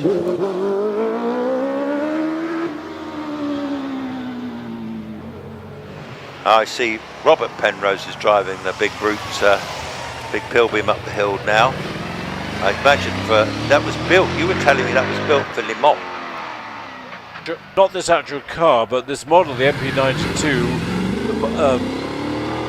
my Pilbeam built quite a number of those, but they had space frame chassis and probably a 4-litre Judd engine. And a guy came along to Mike and said, I want one of those, but it's got to have a carbon fibre tub. So Mike blinked a bit and said, oh, okay, I'll build you one. And the Penroses got it. They didn't want the 4-litre Judd from the back of it because the Chevy, despite being 7.3 litres, was not nearly so expensive. Well, we carry on with this very intensive little class of cars up to 1100cc single-seaters. That was Gavin McLaren just went by me in an OMS 2000. Robert Penrose, good time for Robert and Bob, 48.36. Who are we watching? We're watching James Moore. Yeah, that's a beautifully turned out little Empire, that one, to be fair, in the class. I was actually talking to the builder of these cars, Bill Chaplin, this morning in the paddock. He's here, and I'll tell you some more about that Zach Zammit car in a bit. I'll give you a time for Gavin McLaren, number 119, 47.52. James Moore, 42.92, just 300ths behind Stuart Bickley. And here's a new car, the new Empire Evo 3, run by Steve Morgan and his son. So this is pretty much their first outing in this car, so they're probably still feeling their way a bit, probably end up in the mid-40s, which is okay.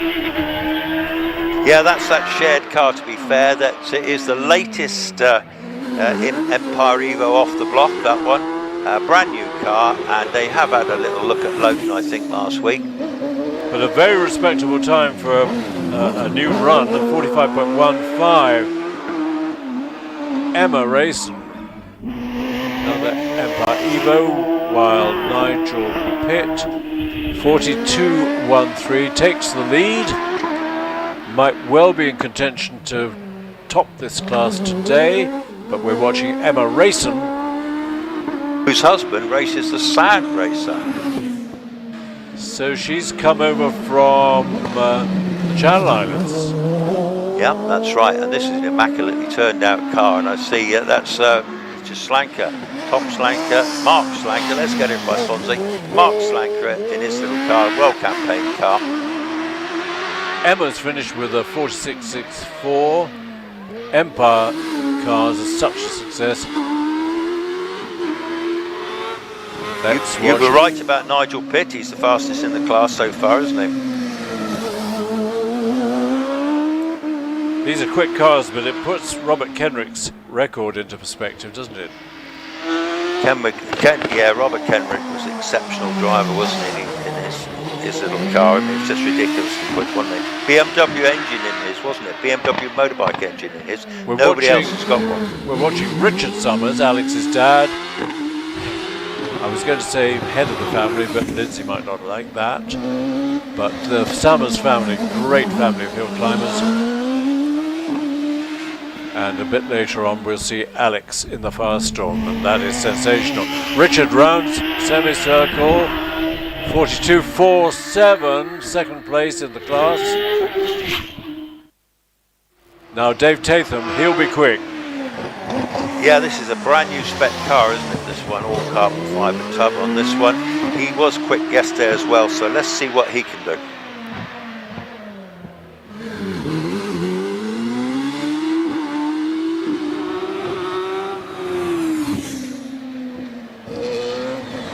DJ, great success. story. Their main business is components for cycles, racing cycles, but also aerofoils. 41.36 for Pete. Wow. David, sorry. David, his brother Pete in the MS Hornet. And on the line, Martin Turner in another Empire Evo 2. So it's a big battle for the lead. I don't think Pete will threaten his brother in the OMS.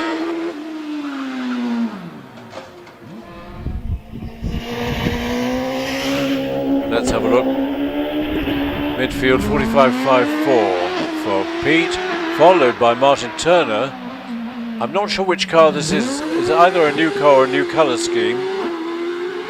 I have a feeling that's the Greenham's old car, but I may be wrong, but I think it's a new colour scheme, but I've just got it in my mind that's the Greenham's. Now, I don't know if they've made it out today, by the way, after yesterday's incident. Martin Turner, 41.87. Can't quite match Dave Tatham. What did Pete do? He did a 45.54.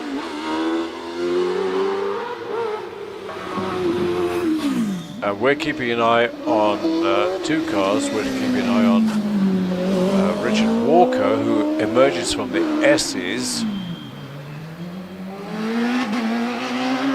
And then Ben Bonfield, the car that was the first off the line in this class, the Jedi, in the hands of Tony Bonfield. This is Ben.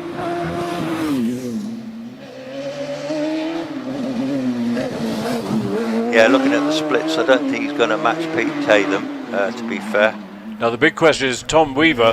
He's on the line now. Can he beat the 41.36 of David Tatham? Time for Ben Bonfield, 42.88. Good time in that fairly elderly car. We're watching Tom.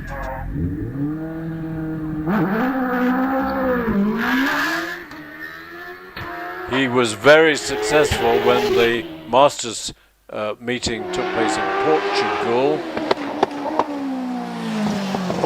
Speed under the bridge for Tom, 87 miles an hour, matched that of...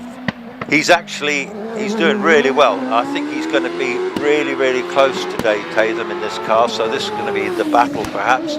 Just looking at the splits now, he's right on it. Yeah, beautiful run, beautiful line. Absolutely inch perfect through the S's. How does he get on at the semicircle? This is going to be quick. 40.89. Brilliant run by Tom. Takes the lead in this massive class. Robin Wood in a Force PT. Well, could be competitive. Well, that was outstanding from young Weaver. That's Tom Weaver. Well done to you, mate. That's a brilliant time. Robin Wood is sharing the car with Anthony, so another brother or father and son combo. Already making his way up towards S's, open back on that one. That's a pretty little car, to be fair.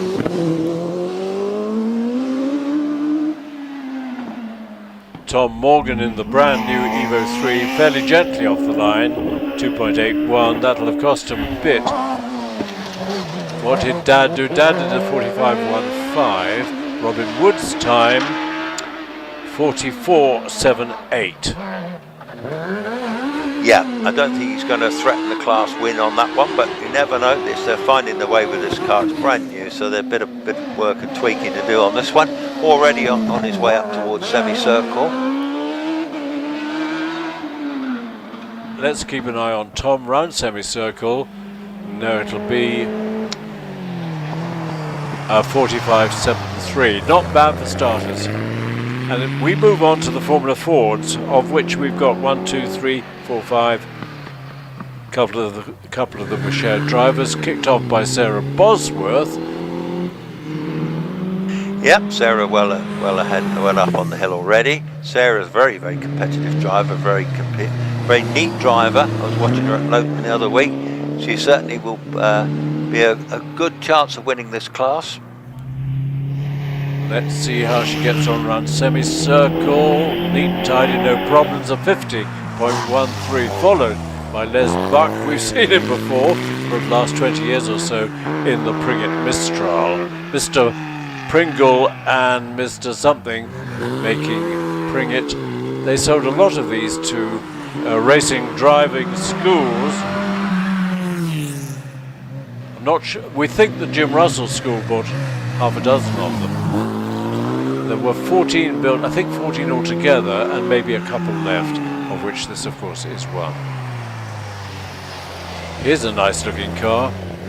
This is the Merlin. Lovely colour. I don't know how you describe it. I'd describe it as very pretty. I was looking at it in the paddock earlier today. Immaculately turned out Formula Ford car, that one. It's quite an early car, isn't it? 1969, but it looks like new. Sort of pale khaki, isn't it? Les Buck, 51.77 in the Pringet. On the line, 141 is Charlie Riley in another Van Diemen. And on the hill is Carol Nichols in a Nike Mark IV, our most regular competitor. See her everywhere we go on the hills. Does a tremendous amount for the sport. And I've said this before, but Carol Nichols bought this car as a tribute to her dad, Ken Nichols, who built all these Nikes down in the West Country. And it was well into his 80s, still building them, when he slipped off the twig. Charlie Riley, yes, he's the one who's just gone by me in his Van Diemen RF92. That's Van Diemen's built a huge amount of motor cars, didn't they? 50.32 for Paul Morecombe. Carol Nichols a 56.6, so Paul very close to Sarah Bosworth's leading time of 50.13. Carolyn Ryder just going by me, mother of Matt, who's out later on in the Gould. She'll be putting a competitive time up. I think she enjoys her racing a tremendous amount. Lots of pedigree in the family, isn't there?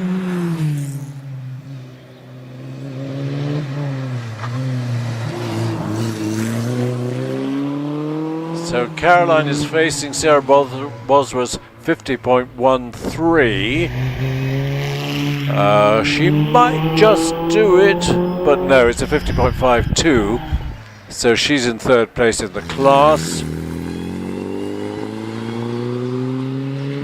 And we've got either Olivia Cooper or Liam on the line, number 145, which brings us into class J2. In the meantime, let's have a look at David Owen in the Merlin, finishing off the Formula Fords. Can he match Sarah's 50.13?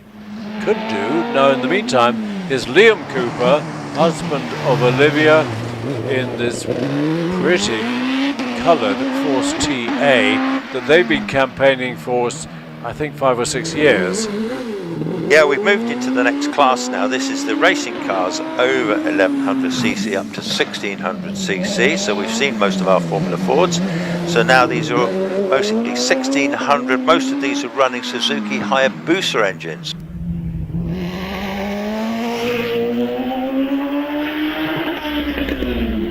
There's a separate class.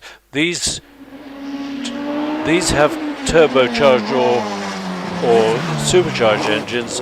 Following class is up to 2 litres, normally aspirated, in other words, not supercharged. Liam did a 42.81, set the scene in class J. What can Neil Coles do? OMS 28, of which Steve Owen has built a large number, I think it's over 30 or 40 cars. Neil Coles, 41.93. Yeah, Alan Warburton too in the glorious little Gould 59. This is 1600. This one is running on methanol. And it's unusually for a bike-powered car, the bike engine Hayabusa is fore and aft rather than transverse across the frame and has quite a complex transmission from the bike gearbox to a very short shaft and then a differential back axle. But the angles, they go through all sorts of strange angles to get the engine and the transmission as low as possible. Yeah, Steve Marr's just going by me in the Raptor, the brown white built Raptor. They've been immensely successful little cars, and I know Richard Spedding is driving later on in the Raptor. Alan Warburton's time, good time, leads the way with a 40.7.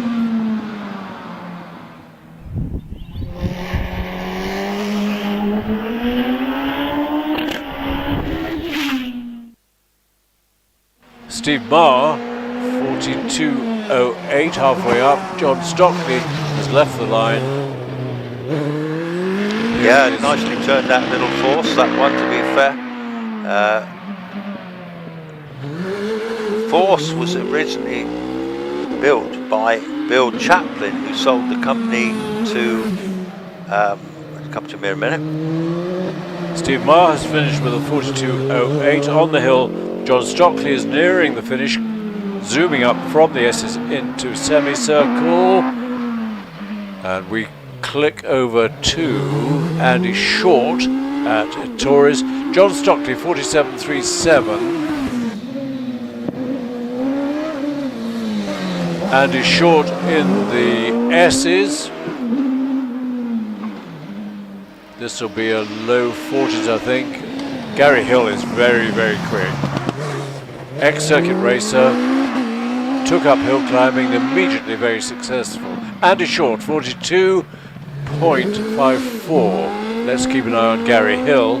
He turned up a couple of years ago at Prescott, never seen a hill climb before, jumped in a car he'd never driven before, and immediately qualified, well, did a time that would have qualified him for the runoff. Sensational. So Gary, 41.83, second place on this class. Up to the line comes Darren Gumley in the Force TA, but he's switched the engine off and he's retreating from the line.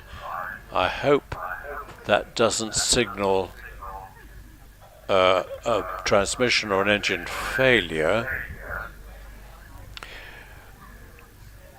Gary Hill, 41.83, gives me a chance to request anybody here to buy tickets for the NSPC draw. Tickets are on the NSPC stand situated just the other side of the bridge near Orchard Corner, and the prize is a collection of Pink Floyd merchandise signed by Nick Mason. And I think there's another prize, the Drive Plus One Day Ambassador for the NSPCC. So do support the NSPCC, I beg its pardon, by buying raffle tickets just over the bridge near Orchard Corner. Here's Robert Capper. Now Robert could well be threatening for the lead. He's got to beat Alan Warburton's 40.7 in this lovely Empire Wraith.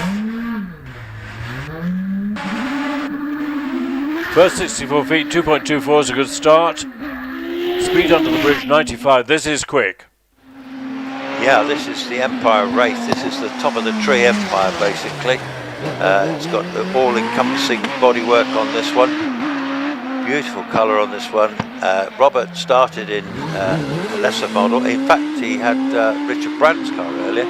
But anyway, making great progress.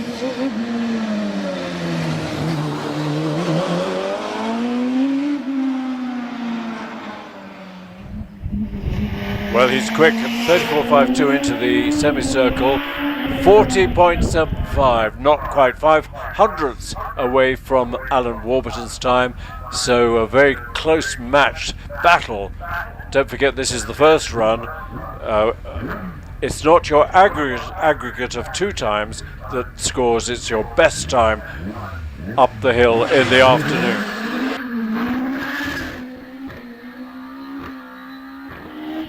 I think David Warburton have something to say about it when he has a run. I think he might well do. Andrew Colborne.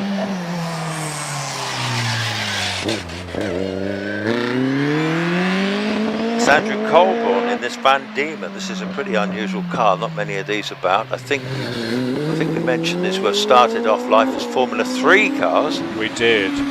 And Andrew's sharing the car and kicks off class K1, which is for normally aspirated 2-litre cars.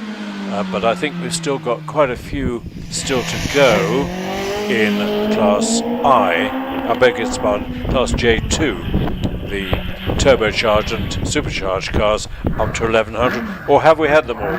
No, we've got, I'm not sure if the green ones are here. We've got Olivia, of course, and we've got William Lockridge in the Empire Wraith, but they'll be along later because those are shared cars. So who's come to the line? It's a bit... Kevin Creven.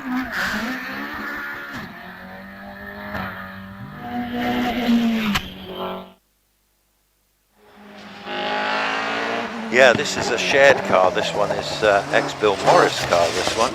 It's got a 2-litre Millington in this one. And Kevin comes from Northern Ireland. Well, actually, no, he comes from Southern Ireland, County Galway, I believe he was telling me. He does. The car stays in the UK, but he makes many trips over to Ireland. They're getting the hang of this car. I think I'm right in saying it's their first competitive meeting, sharing it. They were at Loughton, actually, the other day. Oh, were they? Fine. Yeah, here's Olivia Cooper. What did Liam do? Did a 42.81. Olivia is usually, it's a very close battle between husband and wife over who does the washing up this evening. And Olivia, of course, daughter of Richard Brown, we saw earlier in the Mallock. 41.84 for Olivia. Olivia's got the bragging rights today. Darren Gumbley, localish man from the Team Valley, always highly competitive. Let's see what Darren does.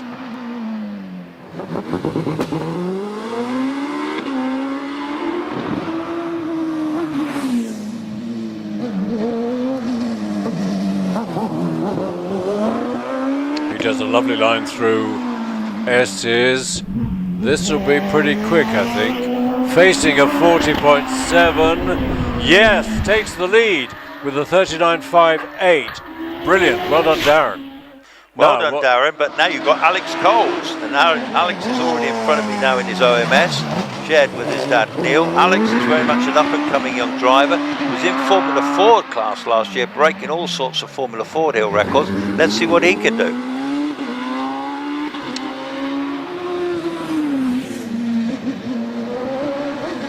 Well, he's, if you're on the screen, he's exiting S's and into semicircle with the 33, so this might well take the lead. It doesn't quite. Shares the lead with 39.58, Darren Gumley and Alex Coles.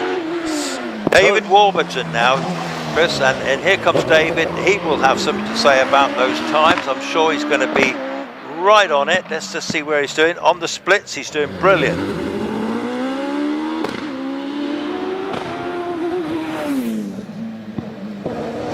David rushes, takes the best line, slight lift of the inside front wheel. This is going to be quick. This is going to be very quick. With a 38.6. David just edges ahead of Darren and Alex. Now then, Richard Spedding, no longer with the supercharged or turbocharged 1300 engine, an unturbocharged 1500 Hayabusa, easier to run and not much less powerful. Certainly not much less quick than when the car had a turbocharger. Richard, Yeah, wow, 37.57. That's going to be hard to beat, and it's not far from... In fact, where are we? 37.57.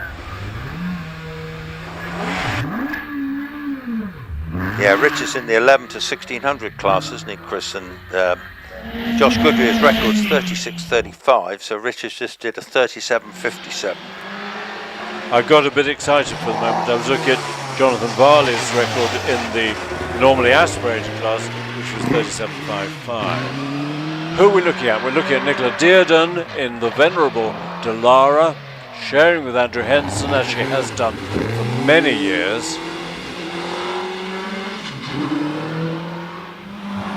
And on the line, Einon Price. Now, Einon in the unturbocharged class in the Force TA could well take that class. We'll see.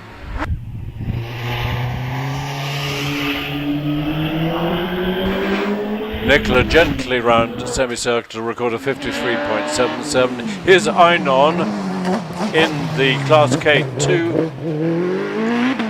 Yep, just coming by us now, going up to Pardon. That's on methanol, that car. He was praying for a bit of rain. He loves the rain because it gives him more chance against the big cars. He has got in runoffs before now in this car, and new engine in this car, so it should be going well. 33.27 entering semicircle. It's a 39.18 for Einon. Leads Class K1. That's the unsupercharged class. Followed by Mike Tregoning, all the way up from Cornwall in the lovely MP88 that he's campaigned for many years and many different engines. Did he settle on a Millington? Yeah, he's got quite a special engine in that one. It's a 2 litre he's running in that one now, that car. It's a Pilbeam MP80. It's a big bore, short stroke, 2 litre Duratec. It's a Duratec, right. 44.79 for Mike. We're following Ian Tucker in the MS28.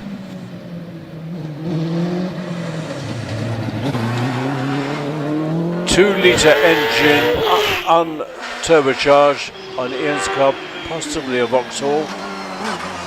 But we're looking at Jonathan Varley, an incredible Predator, which has an extraordinary history. Suffice it to say, it started life with a Formula 1 V10 Arrows engine, which never worked properly, got chucked in the corner by Graham Wright, got taken out of the corner by Jonathan Varley. He had 1 year with a BDG, but now he's got this little V8 stuffed into the back to record a 38.55. Yeah, it's just a quickie. That Ian Tucker's got a Hayabusa in the back of that one, a 1700 Hayabusa. Here's Simon Barnwell in an ex-Formula Renault built by Tartus, so presumably with a Renault engine in the back. Yeah, should have a 2 litre 16-valve Renault engine in that, as you say, all raced in France, weren't they, those? I think they might have had a class of that over here as well. Jonathan Varley's taking the lead in Class K1. Is there anybody still coming who might threaten him? I don't think so.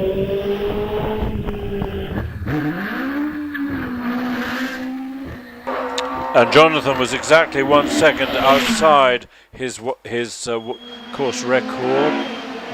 Aaron Colburn sharing the unique-ish Van Diemen RF02 FX. I think Van Diemen were hoping to get into Formula 3 with this car. Yep, that's his son, I think, driving it this time now. Yes, a very unusual car, quite unique, really. So, very nicely turned out car, on his way up now to semicircle now. Yeah, 36.76 into semicircle and out with a 43.32. 43.32.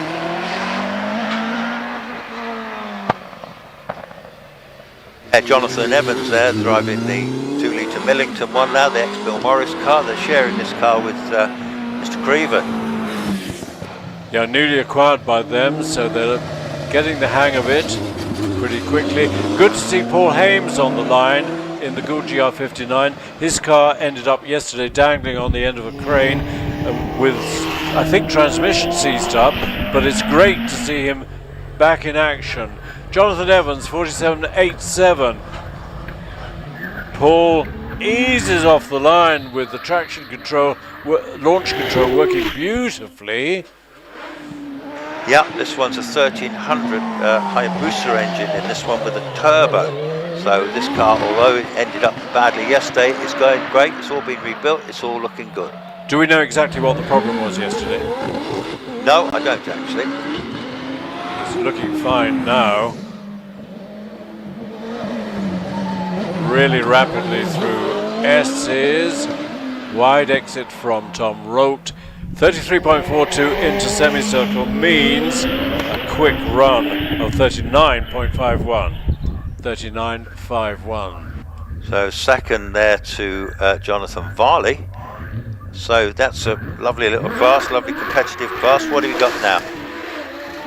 Actually, Paul Hames is class K2, so he's leading the way in K2. These are the up to 2 litre with forced induction, i.e. either superchargers or turbochargers. We're watching Kelvin Broad, who is always quick, really enjoys this car. I think Kelvin competed in Lotuses for a long time. Yeah, he comes up from the West Country. You see a lot of him at Wiscombe and places like that. But I think he's from Exeter, but I think this is a 1300 turbocharged car, isn't it? I think it is. Now, what can Kelvin do? He's second place with a 40.59 in class K2. It's not a shooting party, but it's John Chalmers shooting off the line in this wrought, putative Formula 3 car built by Wrought. Then politics got in the way, and the teams all opted for Dallara rather than Wrought, and Formula 3 became effectively a one-make class, leaving the Formula 3 Wrought with nothing to do. So it was snapped up by John Chalmers, son-in-law of the great Roy Lane. And he's got 450 brake horsepower in that car, at that tiny 1420 turbo Suzuki. It's a unique engine, isn't it? A 42.48. And here comes Jason Tunnicliffe in the Empire Wraith, which has got a new engine this year. It's a blown 1585 cc. I beg your pardon, it's a 1300 blown Hayabusa. Yeah, so he's got the turbo on that one. This is, in fairness, this is Zach Zamet's engine. It's actually it's Bill Chaplin who builds these Empires. This is the Works Empire, so this is as good as they get.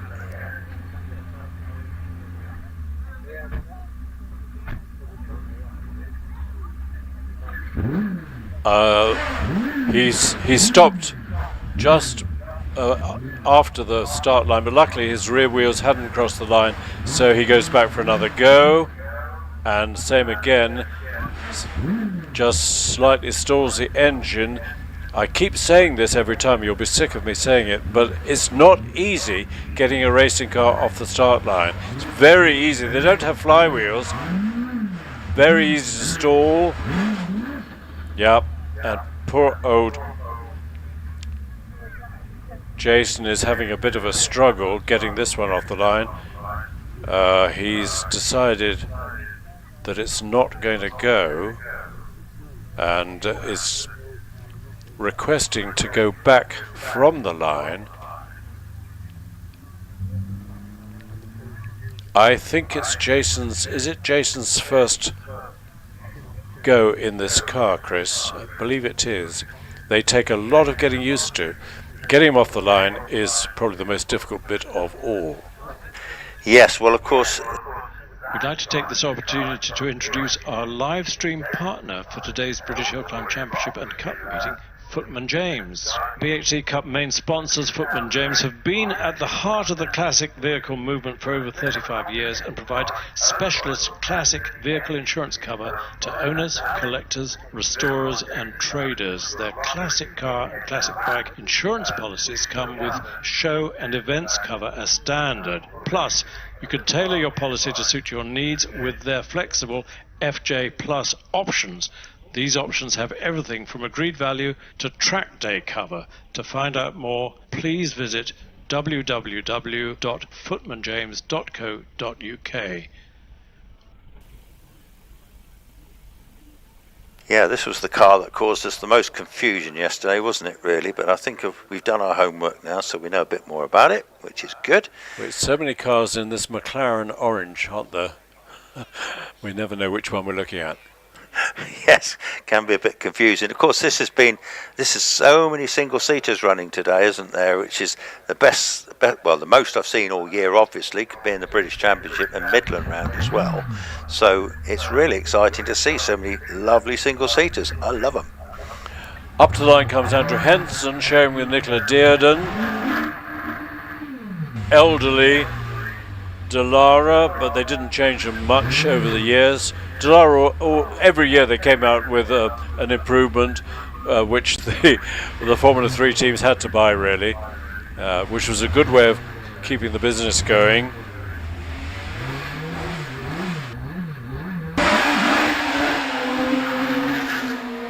Andrew, a good start, 2.49, speed under the bridge, 88. Yeah, it's 2-litre Vauxhall engine in this one with a Millington block. This is ex-Tom New, I think I'm right in saying that. It's got about 300 brake horsepower and it's running on methanol. Slight twitch after pardon, but no problems. Might have had a little bit of a lift. Andrew cuts the corner as much as he can at S's, uses all the road on the exit. This will be early 40s, 41.41. Yeah, see, I've got Lynn Owen in front of me in the worked OMS 28, which her husband built, but they share this car. And this has got a 2.8 litre engine in this one. So we are into the top class, Class L, racing cars over 2 litres. Kicked off by Lynn. We've got a couple of shared cars. So she sets the pace for the big class. This is probably where the leaders in the British Hillclimb Championship will emerge from. Lynn, a 47.63, she'll be happy with that. Bernard Kevill sharing with Simon Andrews as always in the OMS 28. This one with the first of the V8 motorbike based engines built by Terry. This was the Terry Davis one. I think they were built on 2 V4 Yamaha engines, weren't they, Chris? I believe so. This was the first one. And Bernard and Simon aren't battling for top honours in the big class, but they're having a great deal of fun in a pretty competitive car. Let's see, 43.52, followed by Terry Graves in the good DJ 55 that they've had for quite a while. DJ means that DJ have had a go at updating this car, putting into it the Cosworth XD engine. It used to have a X Formula 1 engine, which was a nightmare to run. Off the line, Sean Gould, Mr. Gould himself, in his GR59, sharing it with Matthew Ryder. Yep, got Sean in front of me now. This is a 4-litre Judd in this one, the very latest spec Gould, and you can't really get any better than this. Sean drives this car extremely well. He builds them up somewhere near Newbury. He also does a lot of Formula 1 technology as well. He does. He helps Red Bull Racing with a number of their components. Now, what can Sean do? He's held the record here before with a with a low 35, 37.81. Well, that's okay for the conditions. That's a good run. Now then, Jason Tunnicliffe. That's better. Bill Chaplin worked his magic at the start, and Jason, no harm at all, no difficulty at all, quickly into a Tories. Yeah, this is the latest spec Empire rate. This is effectively the works car. As I say, lots of people driving this car of late, but fabulous little thing, all enclosed bodywork, beautiful car. Yeah, the aerodynamics developed by Willem Toit, who was chief aerodynamicist for Ferrari, for Sauber. I think he's come back to the UK now. He used to live in Rome, in Italy for a long time. 39.76. He'll be pleased with that, under the 40-second mark for Jason after a dramatic problem on the start line. Let's see what Graham Wynne can do in the GR59 that he's sharing last year and this year with Scott Moran, and together they've developed this car a lot. They weren't happy with the handling to begin with, and it's taken them a lot of time. I think it was Shelsley last year we at last saw them smiling at the success of the handling, and on a number of occasions Graham has got into the runoff.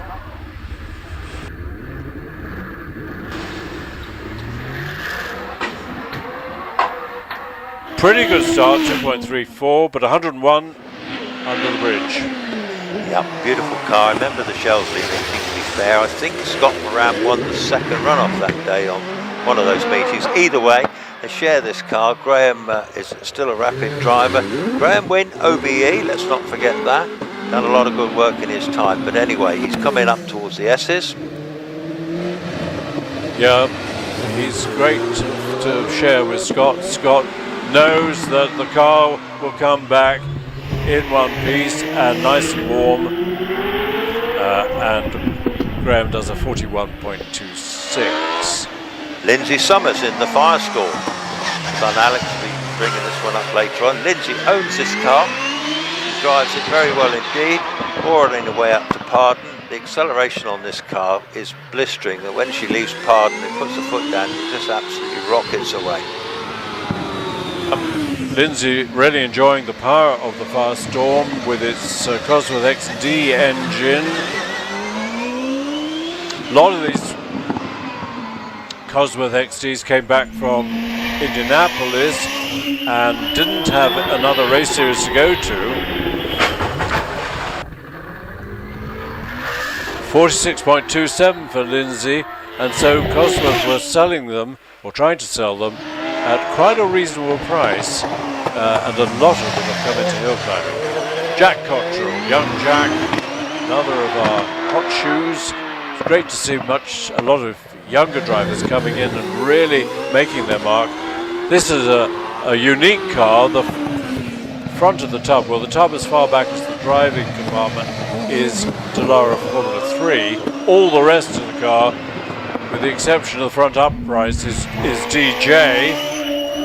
So much more DJ than Dallara. 40.07 puts Jack a couple of seconds behind Sean Gould, but in second place.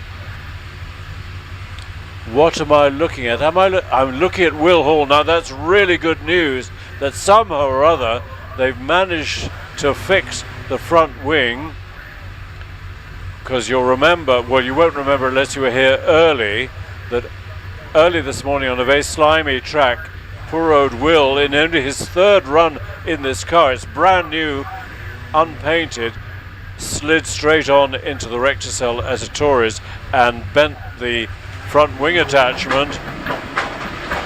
So it's really great to see. They must have worked incredibly hard to fix it, to have it running in the class runs.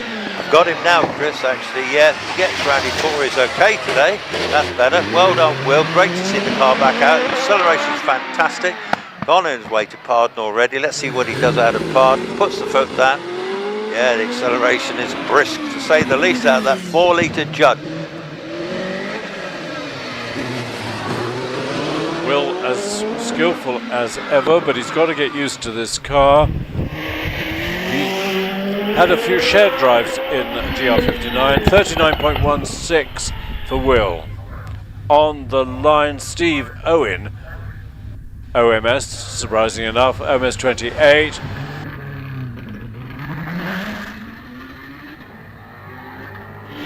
But no one so far has seriously threatened Sean's 37.81, but wait till Alex and Wallace have a go. Might come under serious threat. Meantime, Steve Owen nicely rounded Torres and Pardon. I think they've driven this car with the Radical RPE V8 engine in the back for a couple of years. The big sand racer just coming by. What a sound that is. That's probably the noisiest car here today. Well driven car. A little bit of a slide out Victoria's as you'd expect.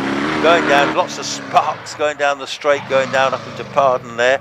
Puts the power on now, keeps it, yeah, going great. Sounds fantastic, that 6.5 litre Chevy engine.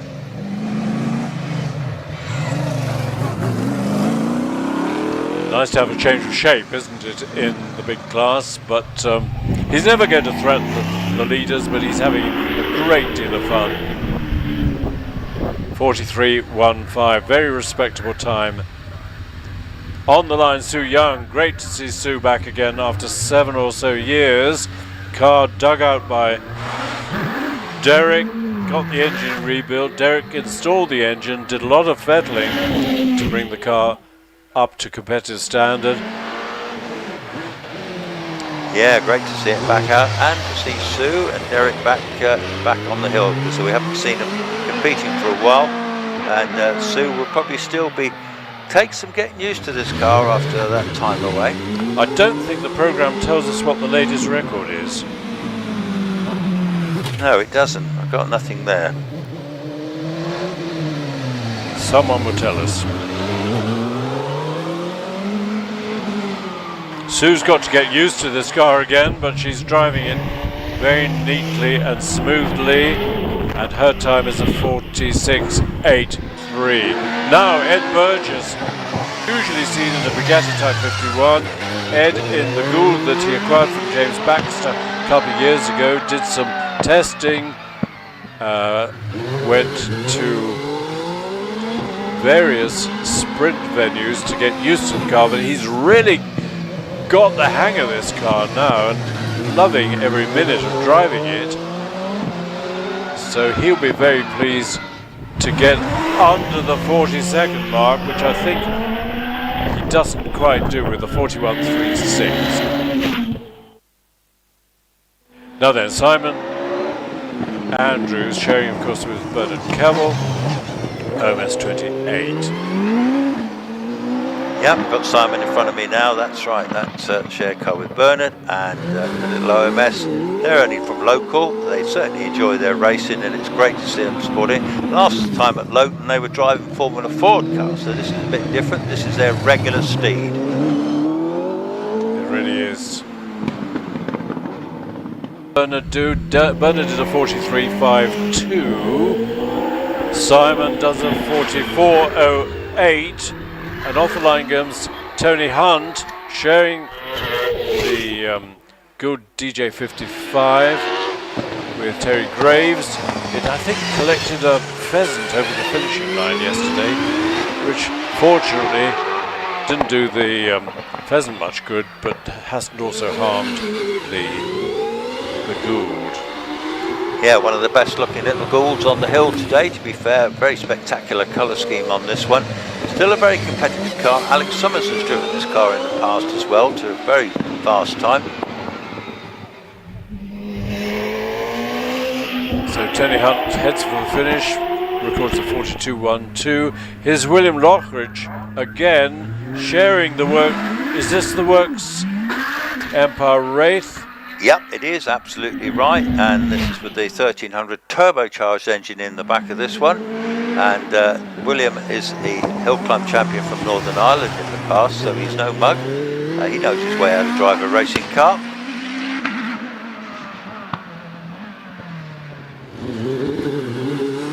no dramas. William getting used to the car. I don't think he's driven it very often. So. And he's never been here before. Is that right? Yeah.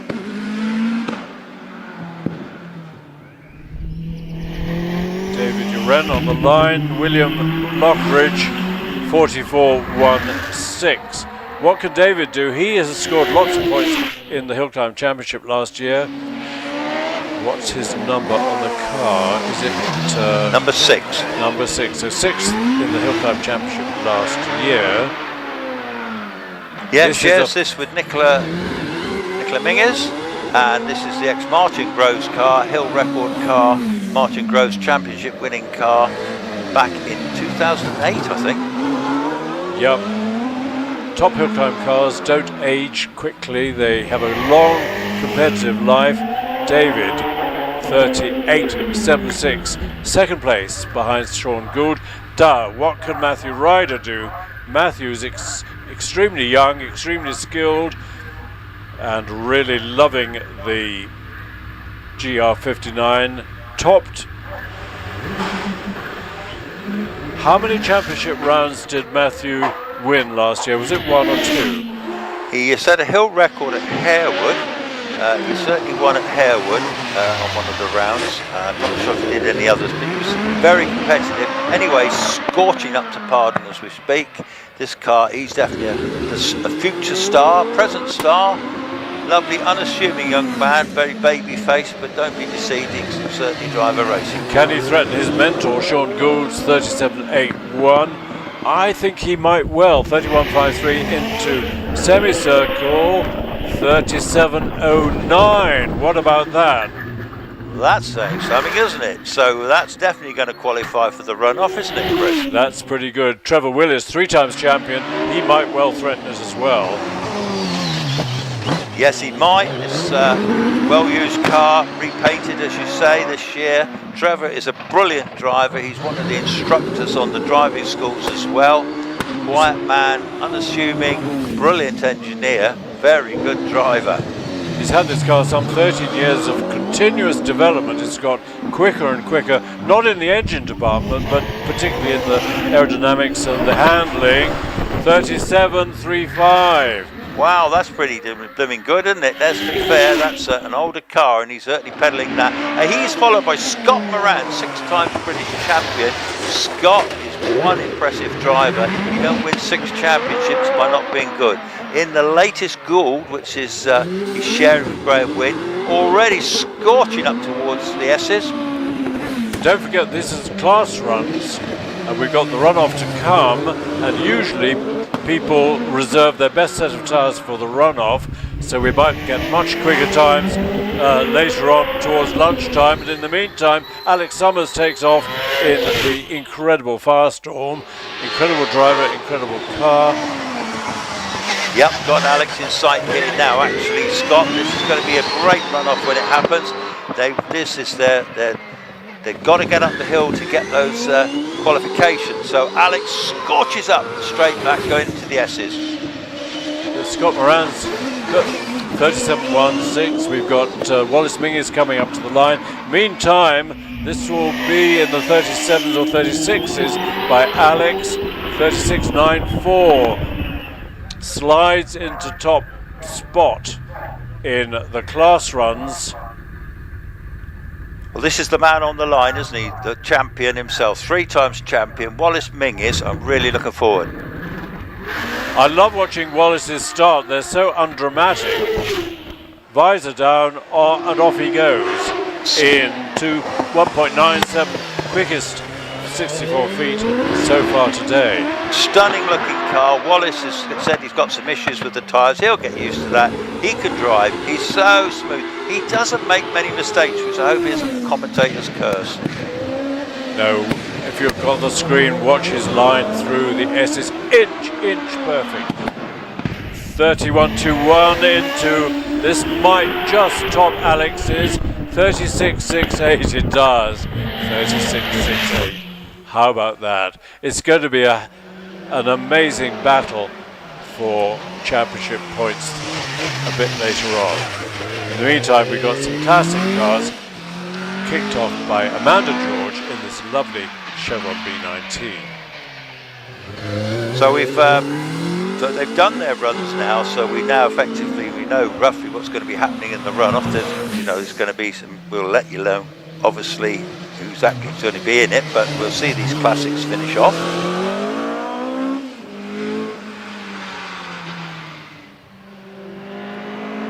Yeah, I've got Martin Jones and the little Brabham coming round Ettores now. Beautiful little classic looking little racing car, that one. Doing a bit of grass cutting on the inside of Ettores. Has Martin got the V8 in the back? No, that's Andy Tippett's car. Isn't it? Is it a twin cam, perhaps? Yeah, I think so.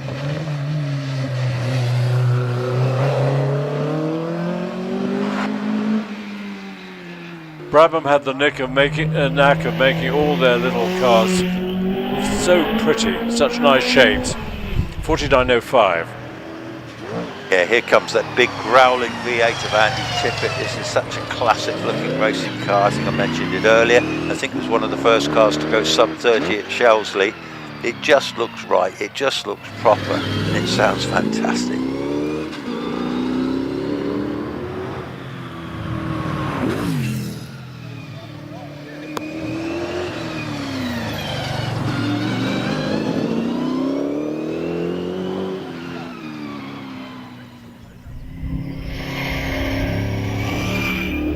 So off the line comes Tom Brown in the Mallock, sharing with his dad. Tom's always very quick. Good battle between Richard and Tom.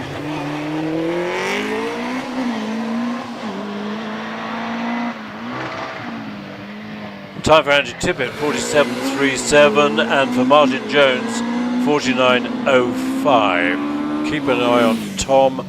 He's in the S's now. Takes the quickest line he can through the S's and up to semicircle.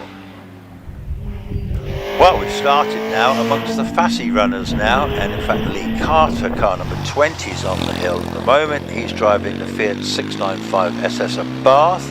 This is a 1970s car. In the programme, well, to get that right, it says a 1380, but in fact it's only about is it 700cc on this one, Chris? Time for Tom Brown, 44 seconds exactly. Yeah, Fassy, one of our major sponsors, leaders in innovation, and if you've got the program, page 26, you can see exactly what they do. Very advanced cranes that either are self-propelled or are screwed onto the back of big trucks, lifting the load onto the truck. But we very much welcome Fassy and John Barber, car 22, he's in the Abarth 850, and again that's an early car, 1974. Yeah, Lee Carter in the Abarth 6552, John Barber still running in the 850 version of the Abarth. Carlo Abarth, great engineer in Italy, expert at fettling Fiat engines. Got Simon Braithwaite here in the Mark 1 Escort, the lovely blue car. Simon has got a bunch of Escorts to beat today, they're all good mates, and Simon a big supporter of this championship.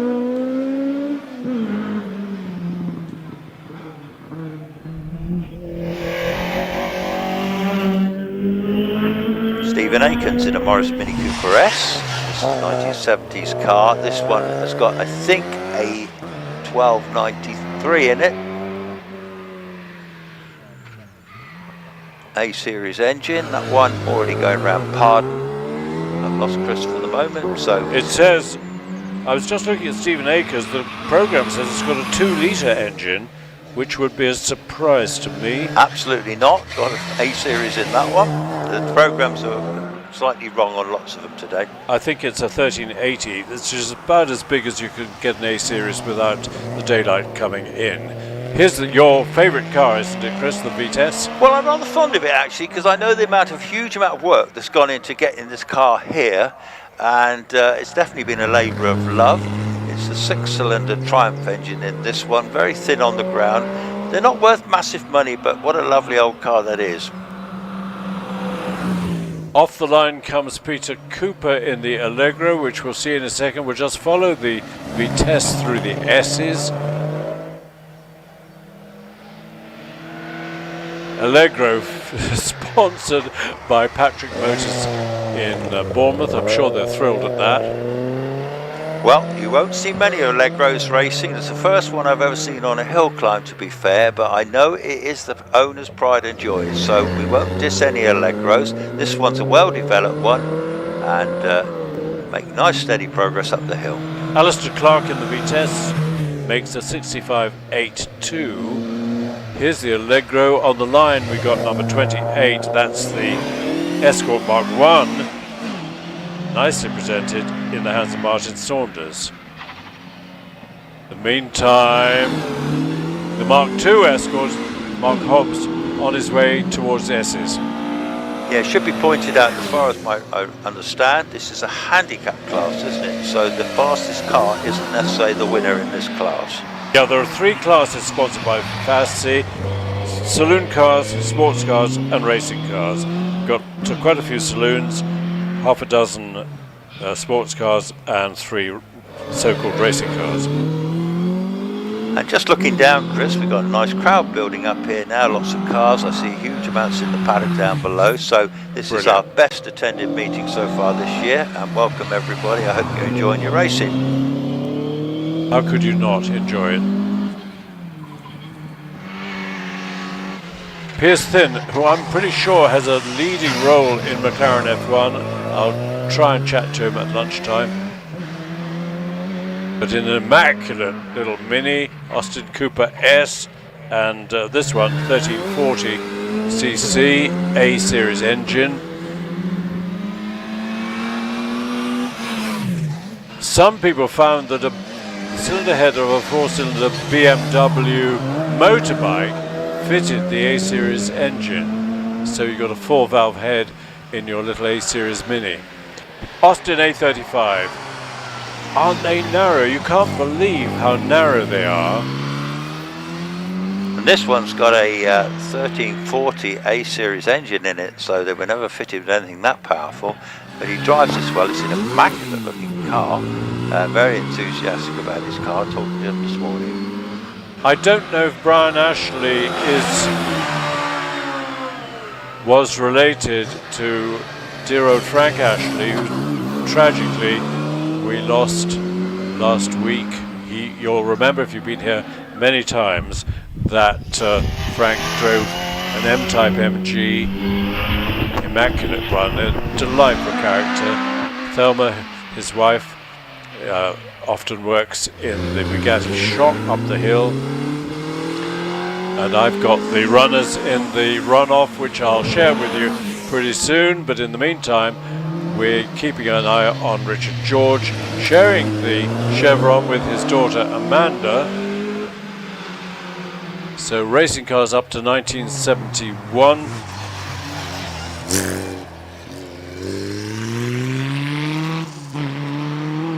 So Kirsten Dodd on the hill at the moment in the Formula Ford. I don't know if that's out of sequence, but anyway, in a Formula Ford, Kirsten Dodd.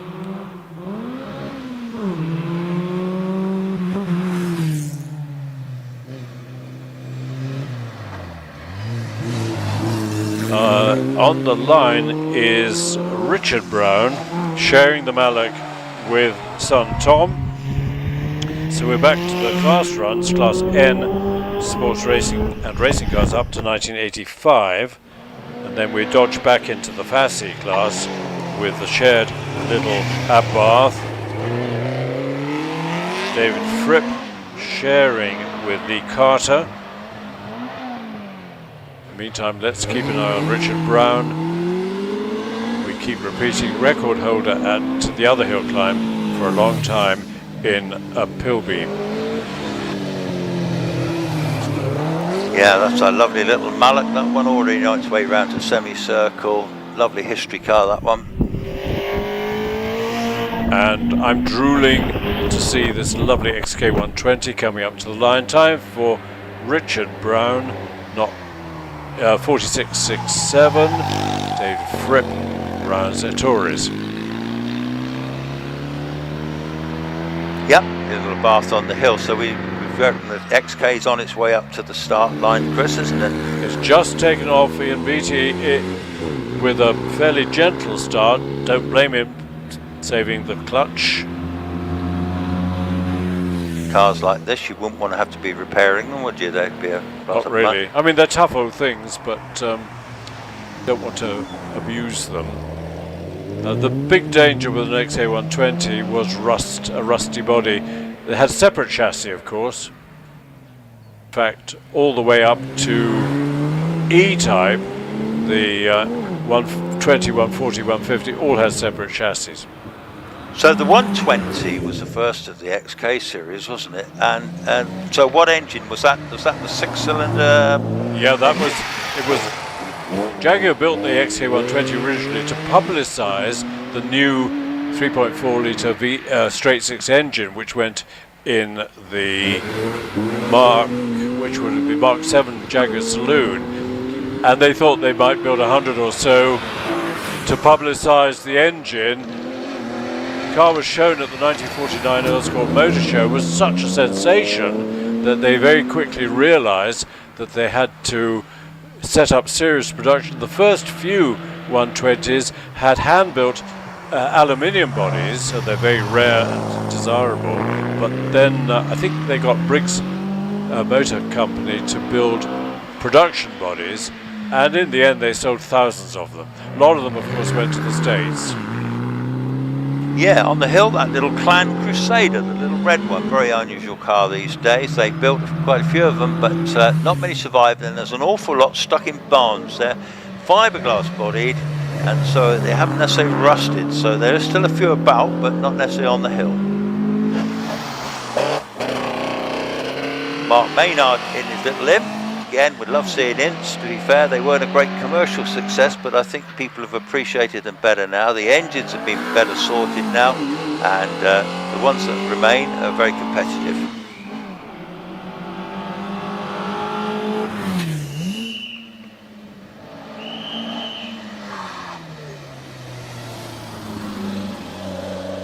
Interesting car on the line. The Clan Crusader, has something happened to it? Because Mark Maynard in the Imp, yes, it stopped just before the finishing line. Oh, that's unfortunate. And Jeremy Rivers Fletcher has brought his father's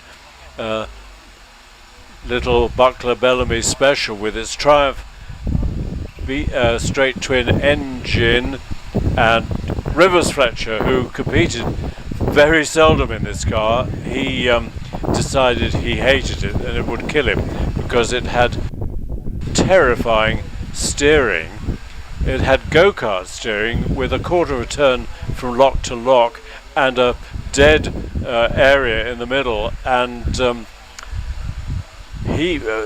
Jeremy's dad used to say, if I go on racing this thing, it'll kill me. And between Ettores and Pardon, it would suddenly lurch to the left. He was terrified, so he put it away and forgot about it. And somebody bought the 60-year-old remains of it a couple of years ago, more than that, and spent ages rebuilding it. And Jeremy bought it back in memory of his dad, and has modified and got the front steering and suspension right, and says, although Rivers used to say this thing will kill me, now Jeremy says it's nice to drive. So it's good to see it after all these years. I'll make a suggestion, Chris, while we've got this little... Oh, the Imp's just turning round, so maybe they've sorted the problem out. What about the runners and riders for the runoff? Well, surprise, surprise, someone's just handed me a piece of paper with it on. If you have a pen or a pencil, and page 10 of the programme, you can jot them down. I'll go through fairly slowly, but our first runner will be Sean Gould, who qualified with a 7 37.81, and he leads way because it's the only double-driven car, and so it's not like Shells we have to wait for him to come down, but he gets first run, and then he'll hop out, and Matthew Ryder will hop back in. So Sean Gould followed by Einon Price, who qualified with a 39.18. Then nice to see Will Hall straight into the top 12 with a 39.16. He'll run third. Fourth runner will be number 6, David Uren, qualified with a 38.76. And after him comes number 9, David Warburton, in the little GR59 with a 38.60. Even littler is the 1, 2, 3, 4, 5, 6 car to run, Jonathan Varley, in the tiny little GWR Predator with its TKD engine squeezed in the back. Absolute miracle of engineering, and Jonathan will be very pleased to record a 38.55 and get into the runoff. He's closely followed by Richard Spedding, and Richard was a little bit quicker with a 37.57. Quicker still, qualifying 1, 2, 3, 4, fifth fastest, Trevor Willis is next up with a 37.35 qualifying time. Then the top 4, Scott Moran, 37.16 in the class runs. Don't forget that for the championship competitors, the class runs don't really matter. It's just getting the car warmed up for the runoffs.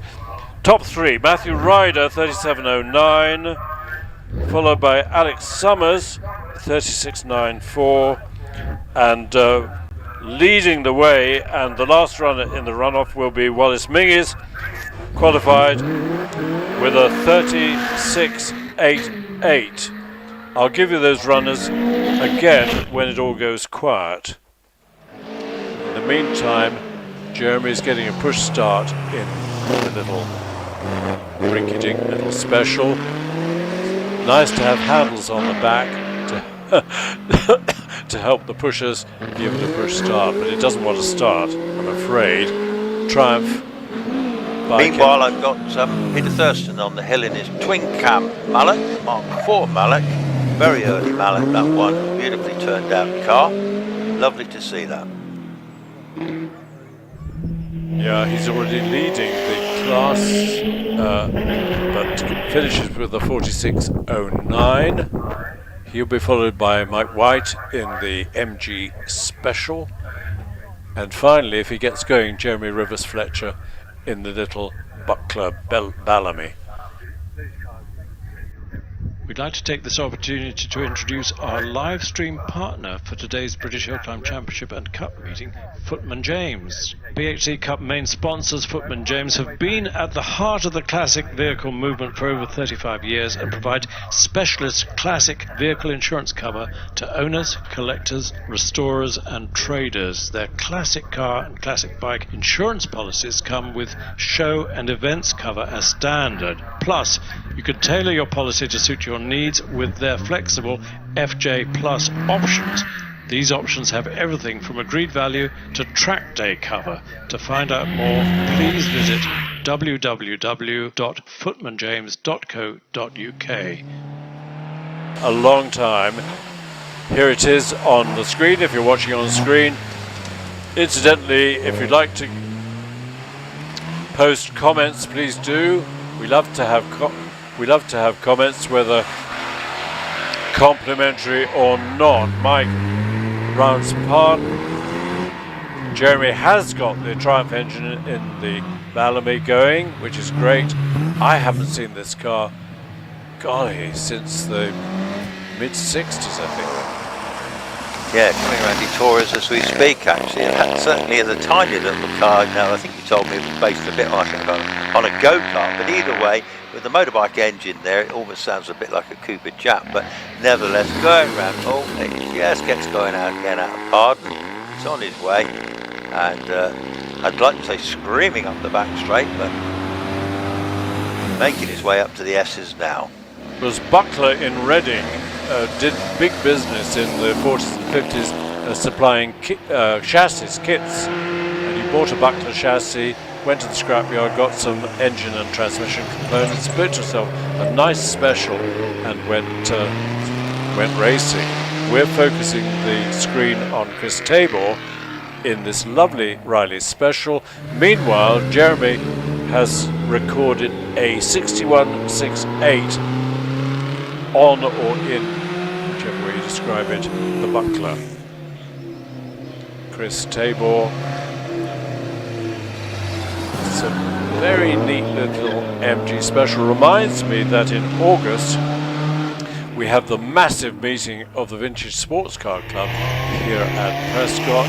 They use the short course, and a number of people, Chris 6238, a number of people spend the whole day in the vintage car park looking at an incredible array of vintage cars. So August 2nd and 3rd, I think, is a date for your diary. It's one of the biggest meetings here at Prescott of the year. On the line, the MX-5 of Ed Cottam. Not sure why we've got a pause, because we've got a time for Chris Tabor. Maybe something's happened after the finishing line, although we haven't got red flags out.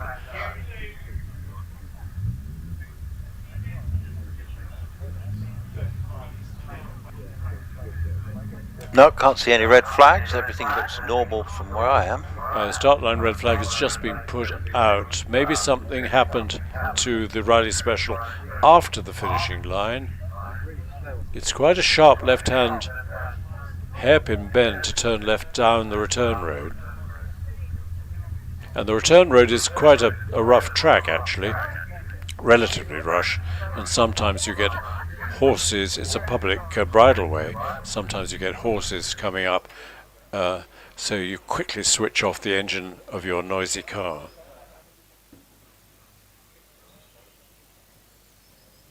Shall I quickly go through the runners in the runoff? Sean Gould kicks off. Einon Price runs second. Will Hall is our third runner. David Uren runs fourth. David Warburton is the fifth runner. Jonathan Varley in sixth spot up the hill. Seventh, Richard Spedding. Eighth, Trevor Willis. Ninth, Scott Moran. And the top two qualifiers, Alex Summers and Wallace Minges. Page 10 of your program if you want to make a note of the runners. Off the line goes the MX-5 of Ed Cottam. Yeah, Ed's with us already. Steady progress up the hill. So we've got a few runners and riders before we have the first runoff of the year. So we all can't wait for that one to get going. Who's going to prevail? Is it going to be Wallace, Alex, Trevor, Matt Ryder? Who knows? We're watching cars in the Bugatti Owners Club Challenge, which is a season-long handicap challenge competition organised and run by the Bugatti Owners Club. Later we get another championship, the New Barn, sponsored by New Barn in Cheltenham, and they are here later in the season. Here's Malcolm Evans in the Yaris. Tom Mogurossi's on his way in the Twingo. Yep, got Tom in fairness, the Twingo, little pocket rocket in blue, regular competitor, deceptively quick little cars. These are all road going cars, so they've probably all been driven here and they'll be driven home. Good luck. Malcolm Evans, Toyota 5572. Well, my hope, Chris, is we get a nice dry runoff. At the moment, fingers crossed, it's going to be that way. We don't want one of those big rain showers to come halfway through, do we? No. So let's have a nice dry runoff. That little Alpha Junior is just going by us as well, the little red and black one. Pretty little car. Love the little Alphas.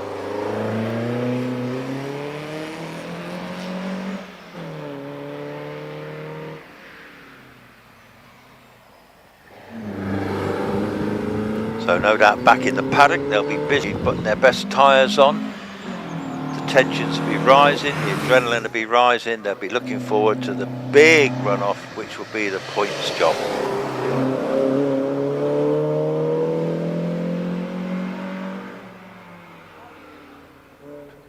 So run the semicircle comes Alex Risk and heads for the finish to record a 58.5.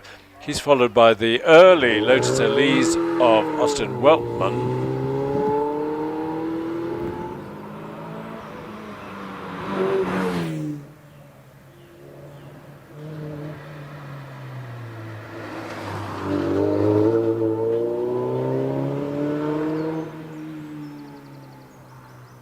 The Elise effectively rescued Lotus when they were in deep financial trouble, but now they've got lots of money. They're part of the Geely Corporation, and the latest Lotuses, particularly the Emira, are just stunning. There's the Evea as well, which is an Italian hypercar.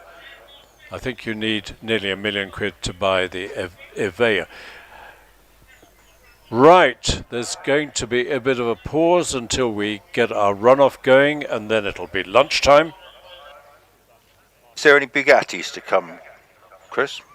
We should have 3 Bugattis running just before lunch. We've got Julian Eckersley in the Brescia T13, and I think that's the car that, I may be wrong, is going to do the raffle runs later in the afternoon. Rupert Marks has got his Brescia here. He was here yesterday. And Mike Preston has got a lovely Type 35B, the classic Grand Prix Bugatti. Let me repeat again, if you want to ride in a Bugatti, buy a raffle ticket.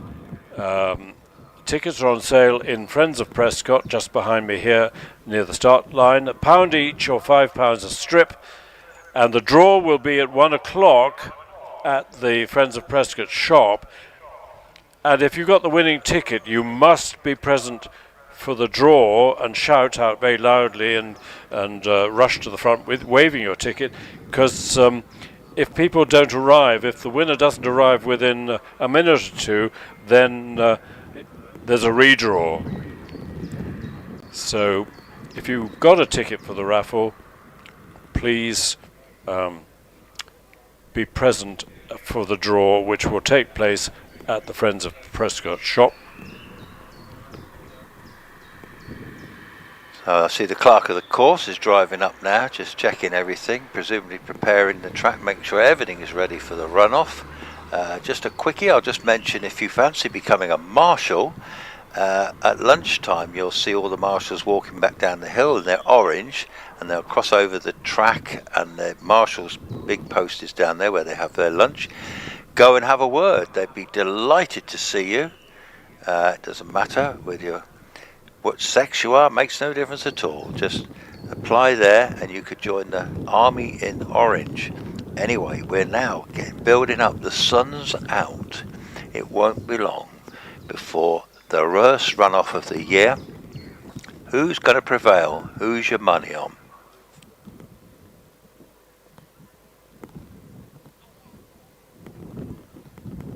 Can I ask you for a prediction, Chris? I'm going to say Wallace. You've stolen my choice.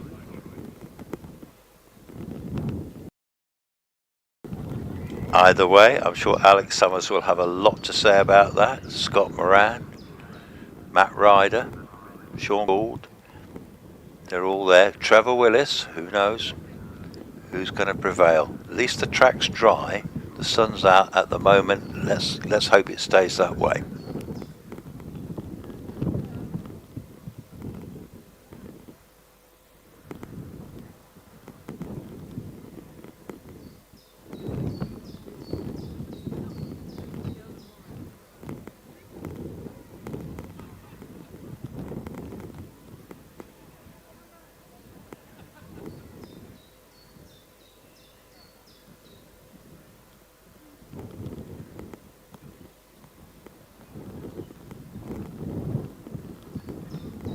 Top 12 runoff is scheduled for 1:22. Chris, I'm going to have to leave you for a minute or two. I'll be back soon. Yeah, no problem at all, Chris.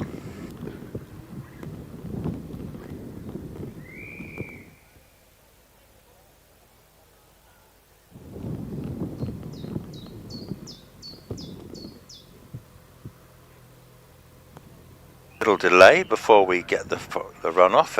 My clock's saying 12:51 and the runoff was scheduled for 1:20, but anyway, I don't know if it can start earlier than that. Fingers crossed it does, and fingers crossed the sun stays out. That's what we want. At lunchtime there are various catering facilities you can use down by the clubhouse there. There's ice cream vans. I don't know if there's any burger vans here today. I've not seen any earlier. So the clubhouse, I hope you brought a few sandwiches. We will have a lunch break after the runoff. We'll let you know how long that's going to be, depending on how the timescale's looking. But either way, have a chill out for a bit, and then we'll bring you back very shortly.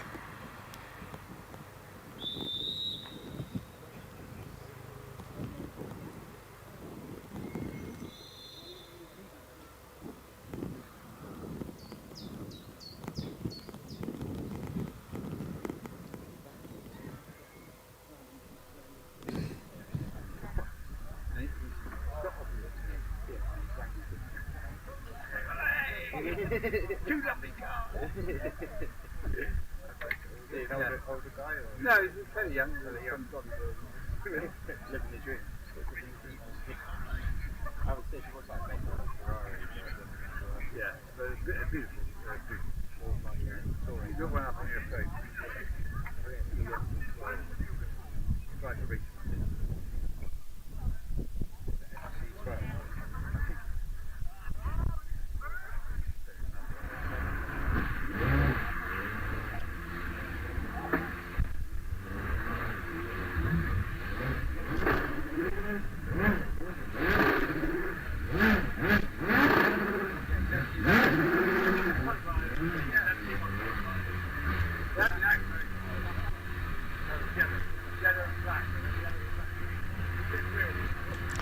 Well, I'm hearing engines starting down in the paddock. Hopefully it won't be too long before we got our cars back to see us.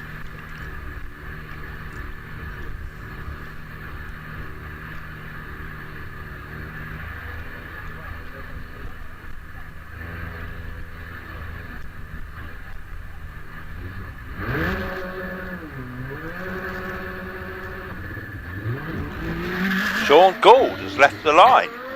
Sean Gould has left the line. He's on his way up. He's gone through, hurtling up the hill. First of our runoff runners, Sean Gould builds these cars near Newbury.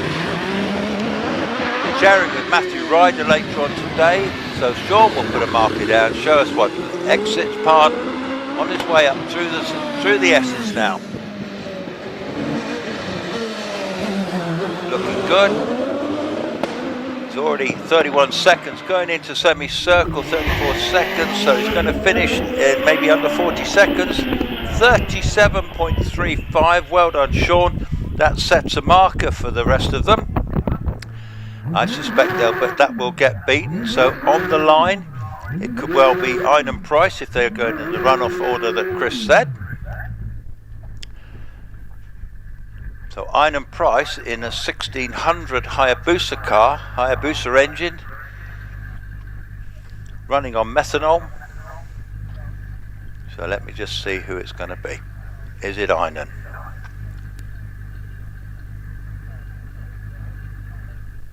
I don't have the live stream picture up here. So anyway, Einan Price has left the line. Long-time competitor from Wales, ex-rally driver as well, in a beautiful little car. Coming round to Tories now. He will do very well to get in the top 10 in this little car because he's giving away quite a lot of horsepower already round Pardon. Makes a nice clean exit from there, hurtling up towards the S's. Exits out the X's, going up towards semicircle. Already he's at 34 seconds, so he's going to be slower than Sean. Finishes in 38.5. 38.49. Well done, Einan. Very good to get a 1600 car into the top 12 runoff. Okay, on the line should be Will Hall. Let's just see if it is Will. This is the brand new Gould. So as long as they're running in the order that Chris said they were, it should be Will Hall. This was the car that went off at Tories earlier with some damage, but they seem to have managed to repair that, and so he should be on his way up to us very shortly. With the runoffs, you only ever get one car on the hill at the time. So I can hear the engine revving. Will Hall, 4 litre Gould, this car. Fantastic bit of kit, brand new, latest GR59. Will Hall going into Tories, gets round there okay, which is good. On his way, heading towards Pardon. Bit of sparks on the under tray there, going round Pardon. Tight hairpin that. Rockets the power down to that 4 litre, 700 horsepower engine. Is Will going to beat Sean Gould? Chris, he's not. I think I told you that. He's 1.15 seconds down at the moment, but still a good run. 38.72 for Will. So it's Sean, Einon Price with the 38.49, Will Hall with the 38.72, and up to the line comes David Uren. David qualified with a 38.76. Has he got a nice new set of Avons on? Looks like he has. Famous car, famous record holding car.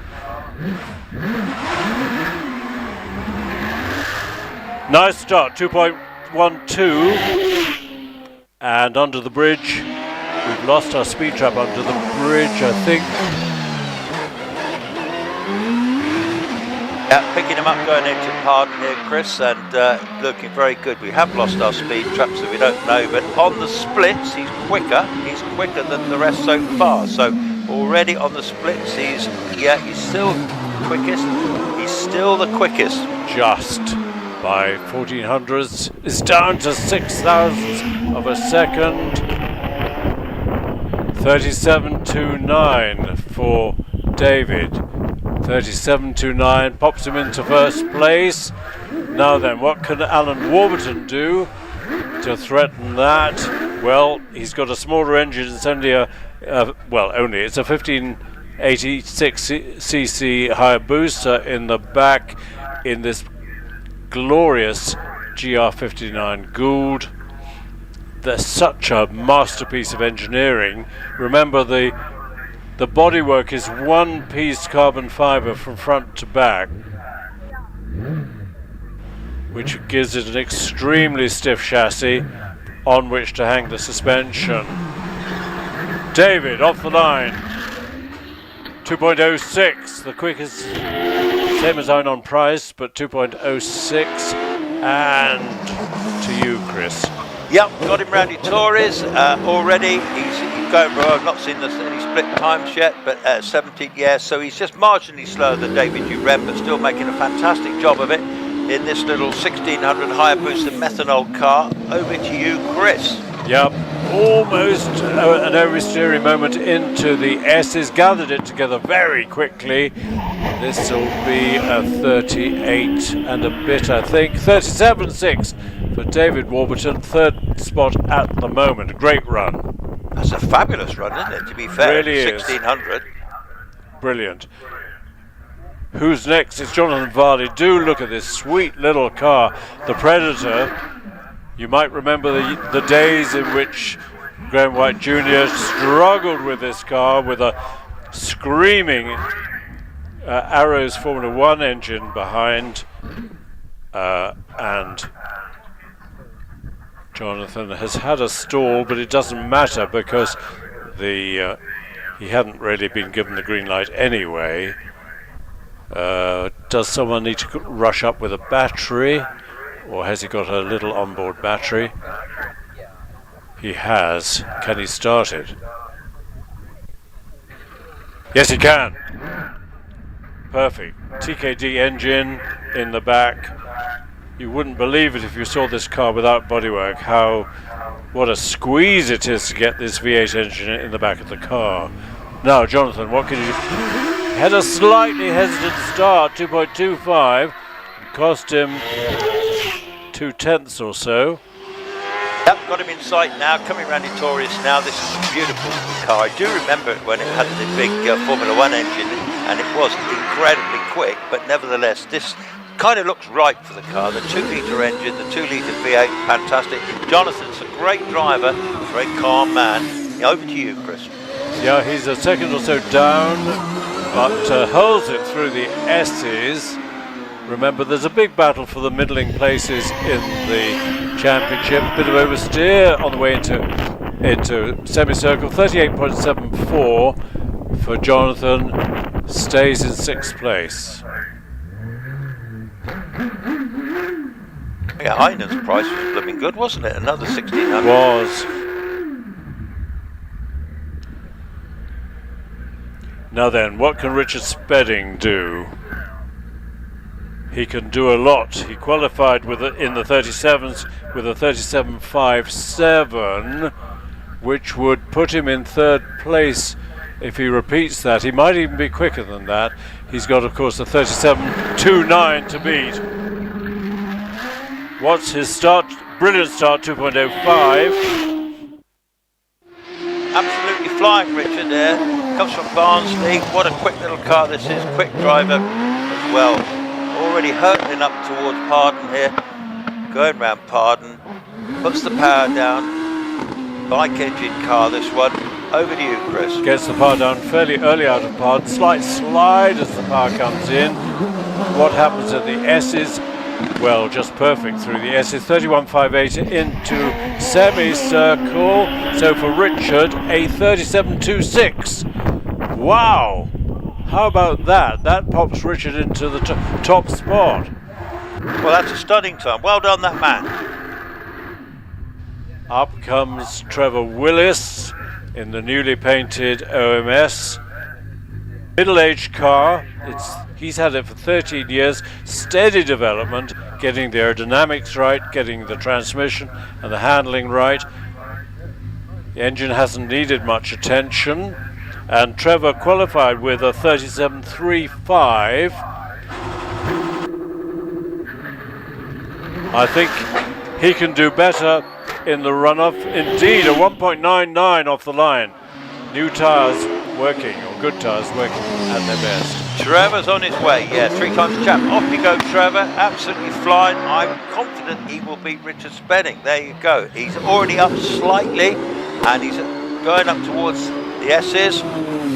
It's half a second up at S's. And what can he do at semicircle? 31 seconds exactly into semicircle. This will be top spot. 36.41 for Trevor. Great run. So it's hotting up now. We're nearly amongst the big 4 to go. Interesting that the times are still a second or so away from best ever Prescott times, and I guess it's that the track is a bit cold, might not give you maximum grip. Let's see how Scott Moran gets on. He was only just in the 30, didn't get into the 36s to qualify. 37.16. Nice, clean, newish set of Avons. So plenty of grip for Scott. He's usually extremely good off the start. And he is again. Scott, 2.07. Yep, got Scott inside. Here he is, 6 times champion. I think he will be the quickest so far. If anything, I know he'll be holding something back in his practice run. I bet you now it's a nice clean run. He's a very undramatic driver, doesn't chuck it all around the place. Already looking good, and yes, just up on Trevor. Yeah, accelerating out of Pardon, dead straight, no slides. Ooh, slight oversteering moment on Tom Rote, the last corner of the S's. 30.98, this will be quick. It's a 36.58, which is still doesn't quite match Trevor Willis. So it's Trevor Willis, Scott Moran, Richard Spedding. Matthew Ryder What can he do in the GR59? He can do really good things. Doesn't look as if the tyres are brand new. They've of course been on the car for Sean Gould's run, which might be a slight handicap. Rears look right, fronts look, well, they've had some use, of course. Can he match Trevor Willis's 1.99 off the line?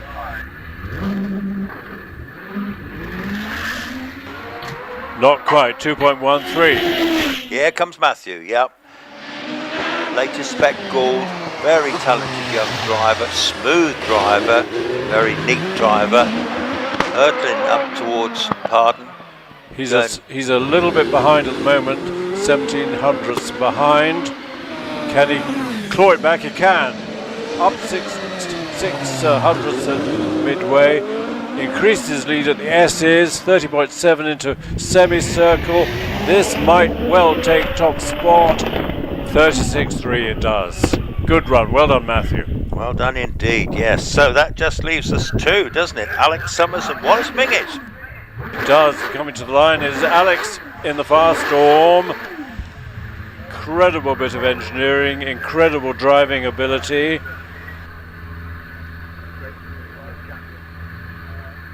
Pulling something like 3G around Orchard Corner. Is it the perfect start? Well, pretty nearly, 2.05. Listen to this Firestorm engine, sounds amazing. So far, so good. Coming into its stories. Alex Summers, champion in the past. Can he do it this year? Going up to Pardon. Get that Firestorm going up the hill. Still a touch behind at Pardon. Midway, a third of a second behind. Into the S is half a second behind. Now then, can Alex make it up? No, I don't think he can. 31.25 at semicircle. 36.91. Alex in fourth place. So, young Matthews leading the pack, isn't he, Chris? He is indeed. It's Matthew, Trevor, then Scott Moran. But now, what can Willis do? Well, he's got a good, nice, newish set of Avons on the car, and beautifully off the line. 1.97, quickest so far in the runoff for the first 64 feet. Here comes the Flying Scotsman. Wallace Mingus, 3 times champion already. That car looks magnificent, sounds magnificent. Look at that thing go. Wow, wow, wow.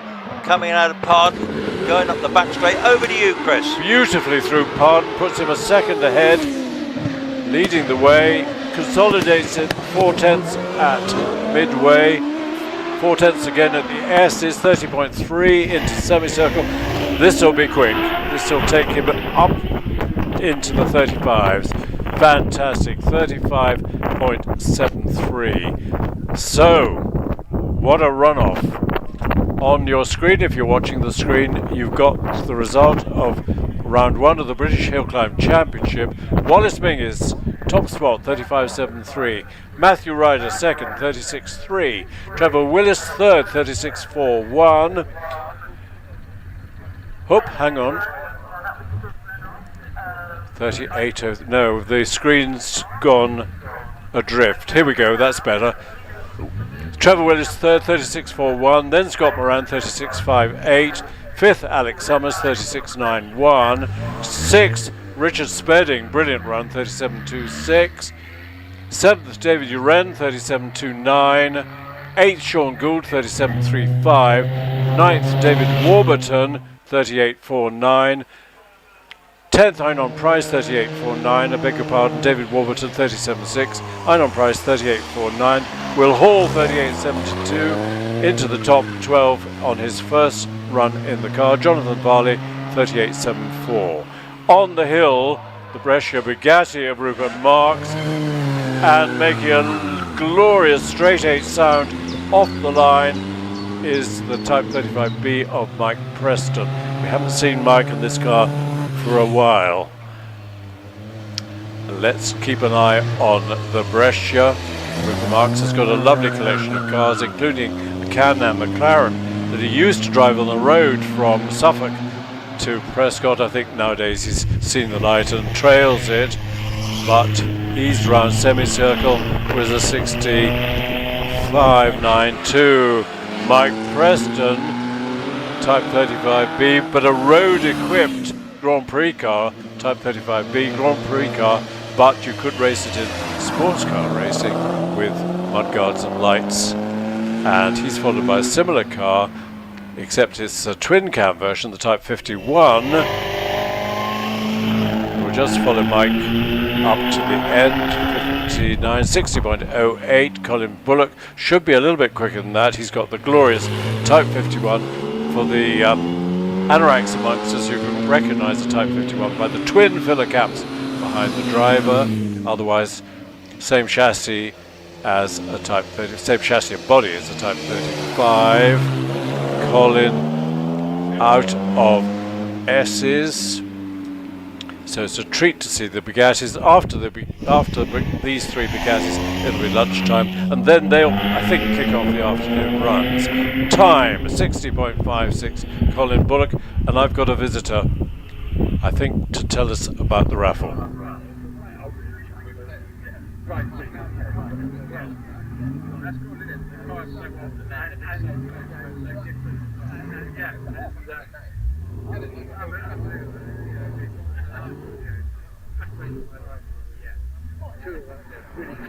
Raffle result. Pink 83. If you've got pink ticket number 83, you've got to get quickly to where you bought the ticket and get your ride in the Brescia Bugatti. So well done, winner, pink 83. Be there within a couple of minutes. On the line, Rupert again in the Brescia. That was Ettore Bugatti's first really production series sports racing car, the Type 13. He had produced a huge 5-litre chain drive car, but I think he only made 3 of them, one of which he drove himself in La Tourbie Hillclimb in France, but a lot of Brescias were sold. Sports the pear-shaped version of the famous Bugatti Radiator, but in 1924 along came the first of the Type 35s in the French Grand Prix in, well, of course in France, but the Type 35 has a straight 8 engine, 2.3, well, it started with 2 litre, 2.3, the Type 35, then supercharged, and in fact the first Monaco Grand Prix was won by a Type 51 straight 8 Bugatti driven by a great driver called Grover Williams, and Williams was a leading light in the resistance movement in France during the German occupation of France in the Second World War. Sadly got captured and was sent to a concentration camp where inevitably and very sadly he died. So on a more cheerful note, we've got these glorious Type 35 and Type 51 Bugattis, and on the line another historic car which we'll see on screen pretty soon, but we'll just focus for the moment on Colin Bullock having his second run at the Type 51, just over 60 seconds for his first run, 60.56. So Mike Preston was slightly quicker, and Mike is now into the 50s with the 59.77. Colin Bullock goes much quicker. No, he doesn't. Another 61.16. Now, have a look on the screen, because here's a virtually unknown car.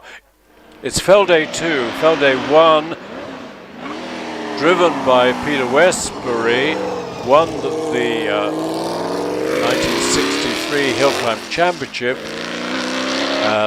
Then he wanted to hill climb in France, and they insisted on two-seaters, so he quickly built Felday 2, which is this one, which was little seen in this country, similar to Felday 1, but with a big blower on top of the Daimler engine, and then it was put away for 50 years or so, and then someone discovered it in a barn, pulled it out, has done a beautiful job of rebuilding it, and at the moment there's a film crew here making a documentary film about Peter Westbury, who went on to even greater things, won the championship in '64. So we're celebrating Peter Westbury and Felday, and this documentary on his life is going to be screened. We're not sure where and when, but don't miss it anyway. It's lunchtime, which means we'll kick off after about 40 minutes. I'll just check our kick-off time after lunch.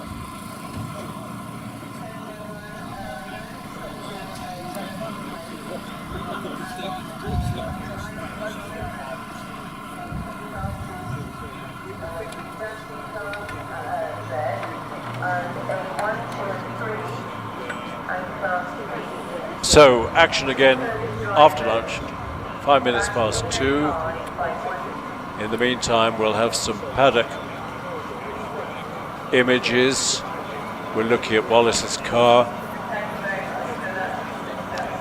And it was a real treat of a runoff, and I was particularly admiring both Jonathan Varley and Richard Spedding, who produced great runs.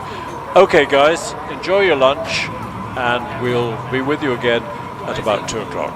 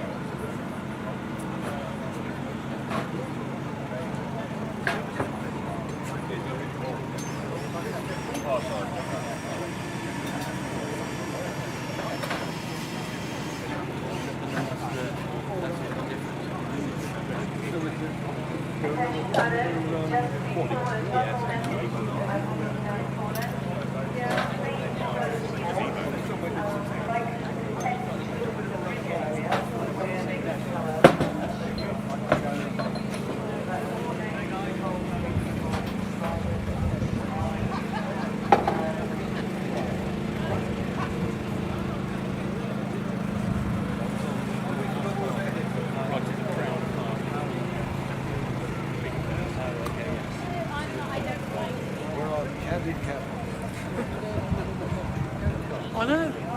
Just like...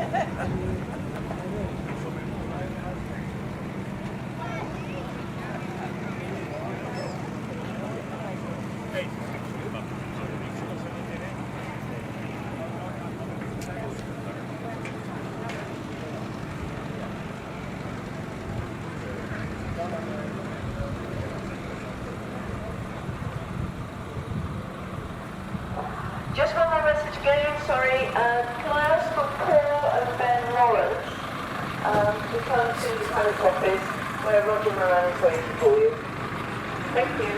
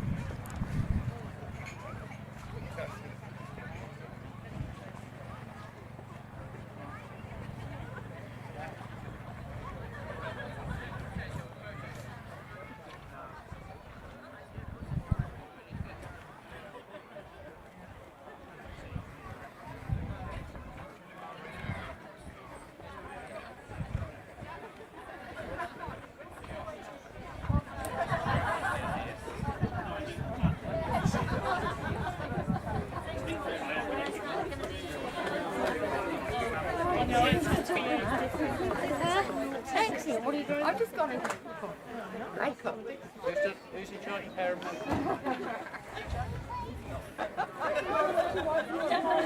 Yeah, basically. I'll get back. Right, so if we can gather, looking this way, please.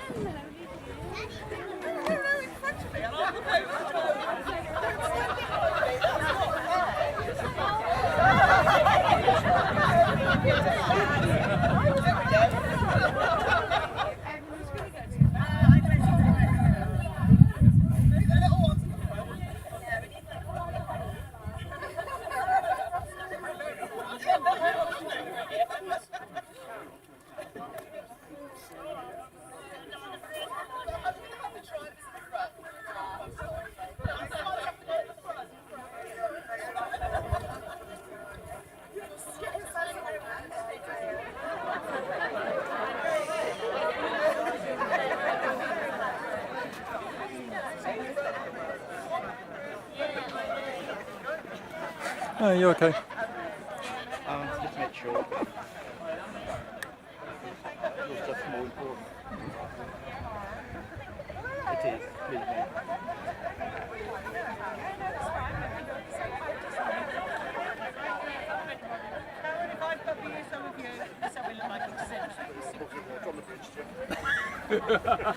I'll let you suggest that, Rob. What do you think, Rich? I'm just going behind you, and I've got a microphone turned on, so I'm not going to say anything. We could do sitting on the trailer. We've got to eat something. Am I out to shot? Okay, everybody. Everybody ready? Jeff, am I out? Sorry? No, you get in if you like, Rob. Okay.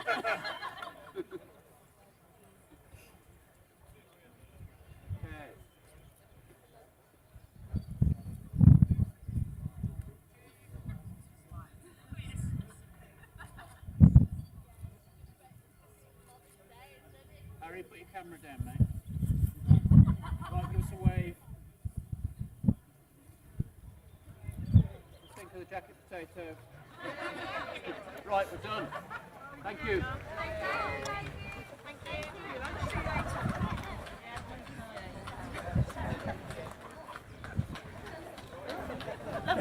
Johnny.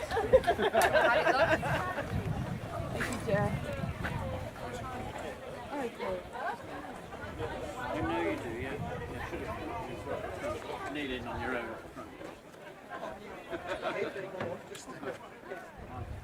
Very good.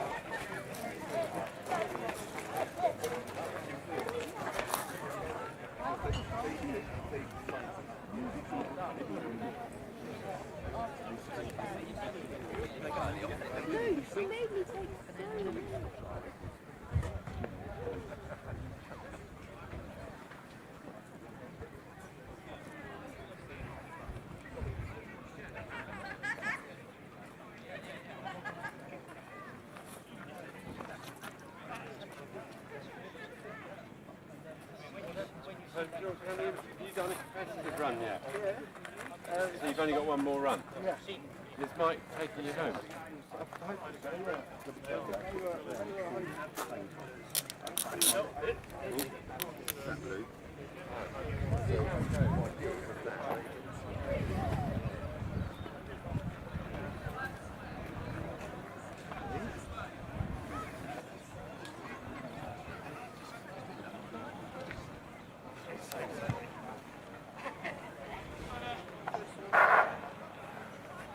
We need as many people as possible to gather around the paddock office.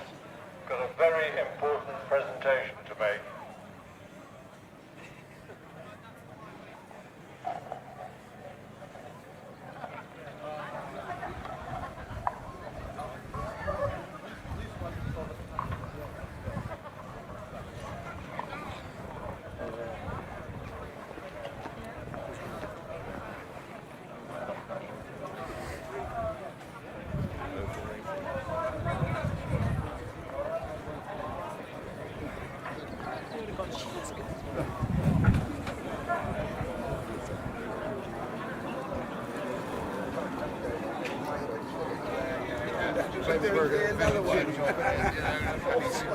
Sounds like a precision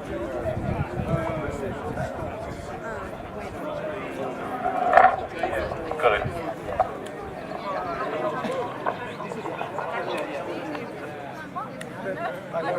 I don't press two buttons as well.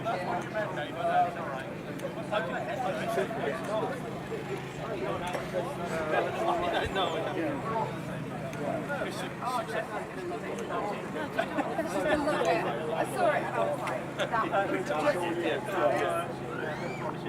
By September, you might find your way.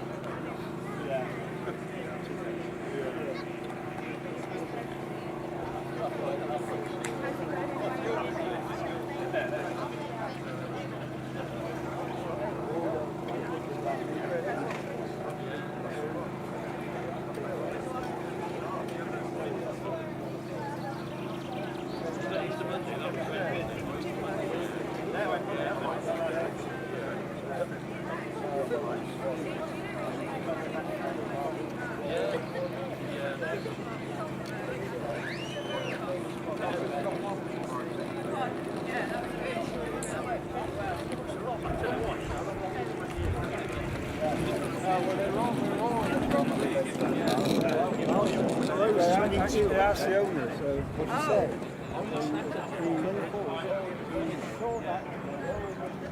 Hiding under here at the moment.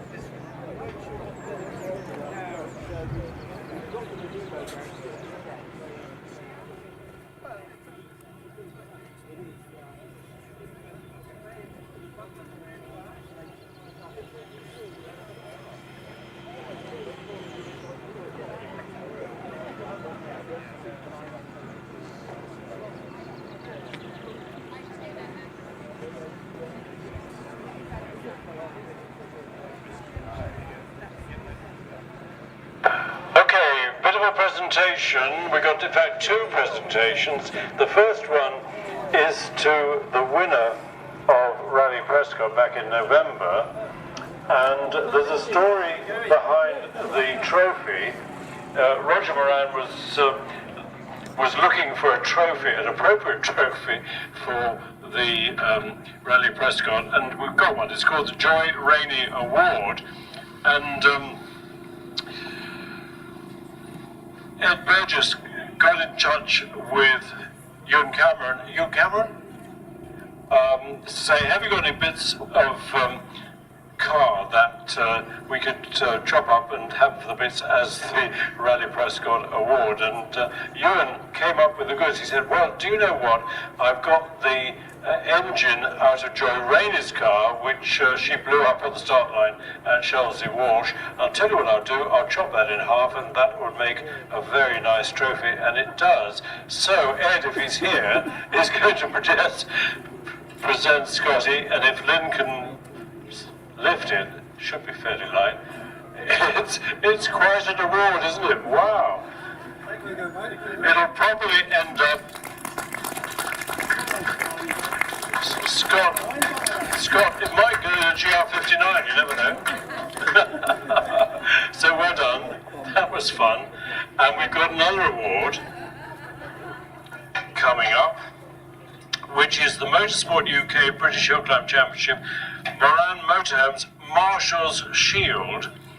And Roger has decided who should get the shield this year, neither of whom are marshals, because it goes to Paul and Ben Lawrence, who've done some fantastic work, particularly of media, and well deserve this award. So, Paul and Ben, well done.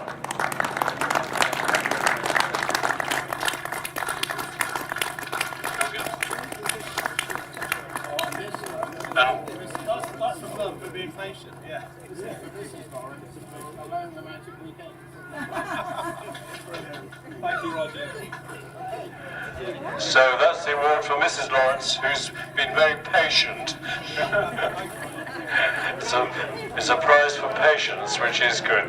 Okay, 2 awards, and I guess there's an award ceremony at the end of the day as well. Okay.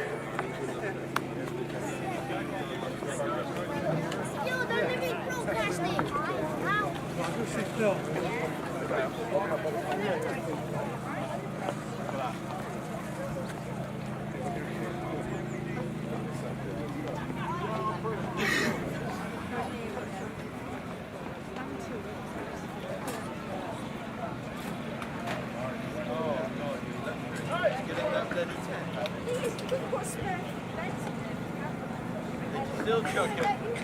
Ah, they chuck her out. He snores.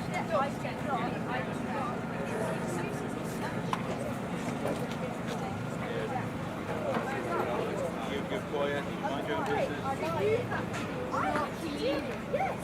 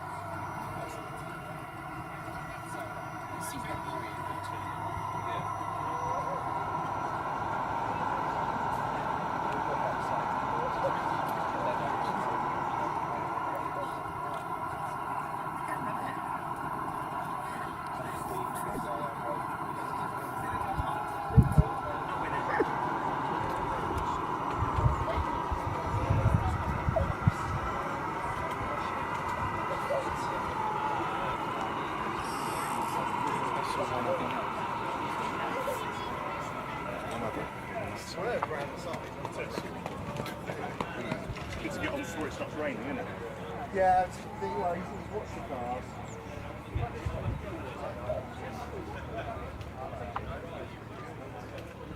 It's a bit angry over there.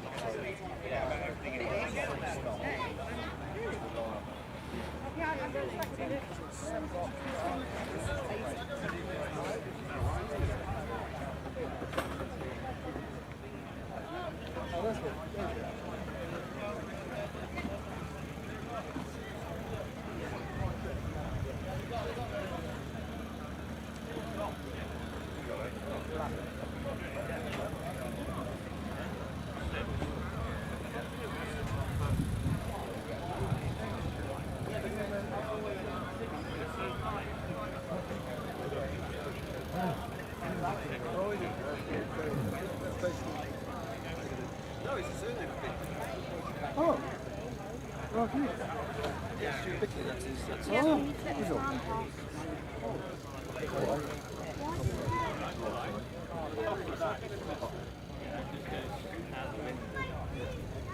right here. Get a land agent in and say, well, that's about say, well, I don't really know until she knows what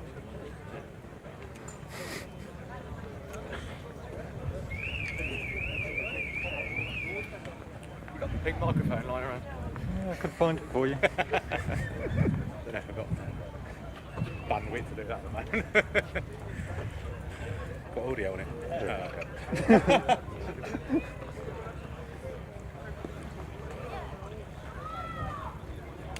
Yeah. I suppose the same people probably come to it. I think that's the box that's on.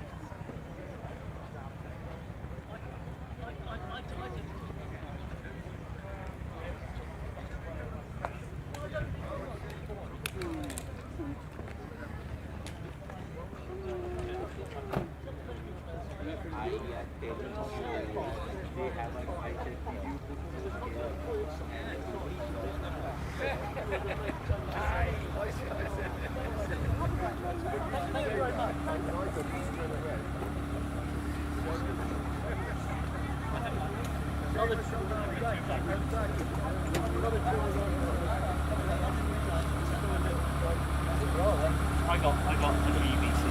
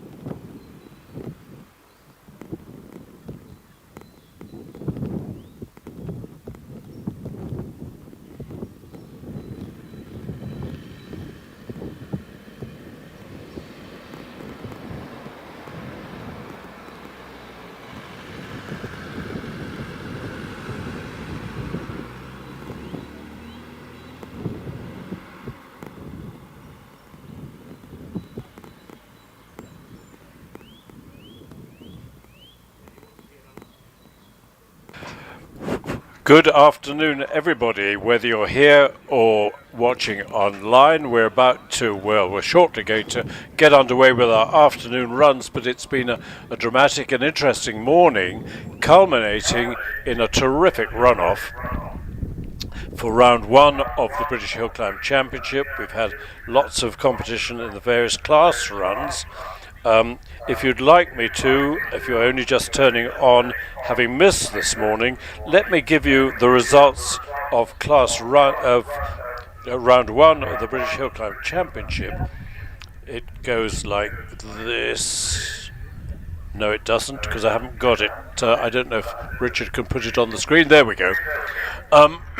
It was won by Wallace Menges with a brilliant run of 35.73. Conditions aren't ideal for record breaking. I think the hill is still a bit cold, although it started off this morning very damp and slimy, but now it's bone dry, which is great. Second was a great run by Matthew Ryder, 36.3. In third place, Trevor Willis. Again, another great run, 36.41. Very closely followed by Scott Moran in the GR59 Gould, 36.58. Alex Summers was further down than we expected him to be. I haven't spoken to him. It may have been a tyre problem, but he came fifth in 36.91. In sixth, a great run with the little engine by Richard Spedding. When I say little, 1600 engine in the back of his car, 37.26. Then, big engine again, David Uren in the GR55, famous car that held the record at Shelsley for a long, long time. Sean Gould is back in the Gould, great to see, but I don't think he's nursing his bad shoulder, which really put him off out of last year's season, but he's not back to full speed, so he came 8th with a 37.35. Ninth and final point, no, not final, we're getting two points in the championship. David Warburton in the GR59, 37.6, and our last point scorer, Einon Price, a great run with a 38.49. In 11th, and lovely to see in the runoff, was William Hall, driving his brand new GR59 Gould that only appeared yesterday afternoon, and Will did a couple of tentative-ish runs yesterday, which proved the car works okay. Hops in it for his first practice run today. We had morning practice on Sunday morning, and poor old Will went straight on at Ettores, thumped into the recticel barrier there, and did a bit of damage to the front wing and the front wing connection to the bodywork. And I took a look at that on screen and thought, that's going to be difficult to mend. But blow me down. Out came Will. He was our third runner, and he made a very creditable run in 38.72 to secure 11th place. So that was gratifying, and that car is clearly going to be a serious threat throughout the season.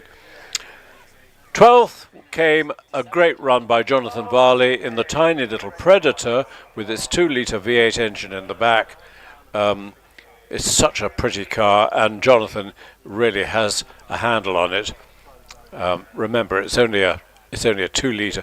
It's the car that Graham Wright Jr. built to take an Arrows Formula 1 engine. He thought that would be a great hill climb car.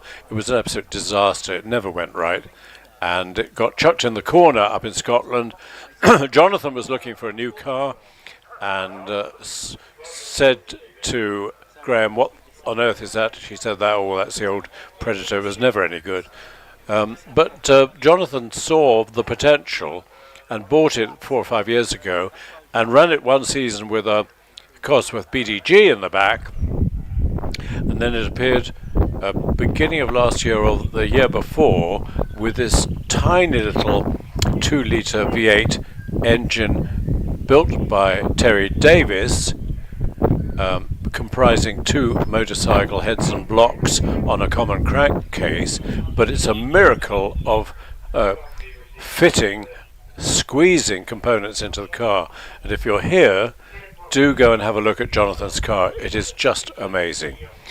So we're starting again in about 3 minutes' time. I'm joined on the microphones by Chris Ponsford. Chris, I hope you had a good lunch and are feeling chipper. Very chipper, old chap. Just wandered up the hill. I've been down in the top paddock, doing a bit more research on one or two of the cars and drivers we weren't so sure about, so we'll be able to talk about that this afternoon. Did you manage to catch up with Sheridan Thin with the little Mini? I did actually, and it does turn out that you were quite correct in your assumption. The word is rather big noise in McLaren. Indeed, yeah. So it's a bit different, McLaren F1 to a very middle-aged Mini, but it's in lovely condition, and it's great that someone very senior in Formula One equally enjoys hill climbing, which is a very different sport indeed. I really enjoyed the runoff, Chris. Wasn't it fantastic? It was, and coming up to the line is our raffle winner, who gets a ride in the Brescia Bugatti.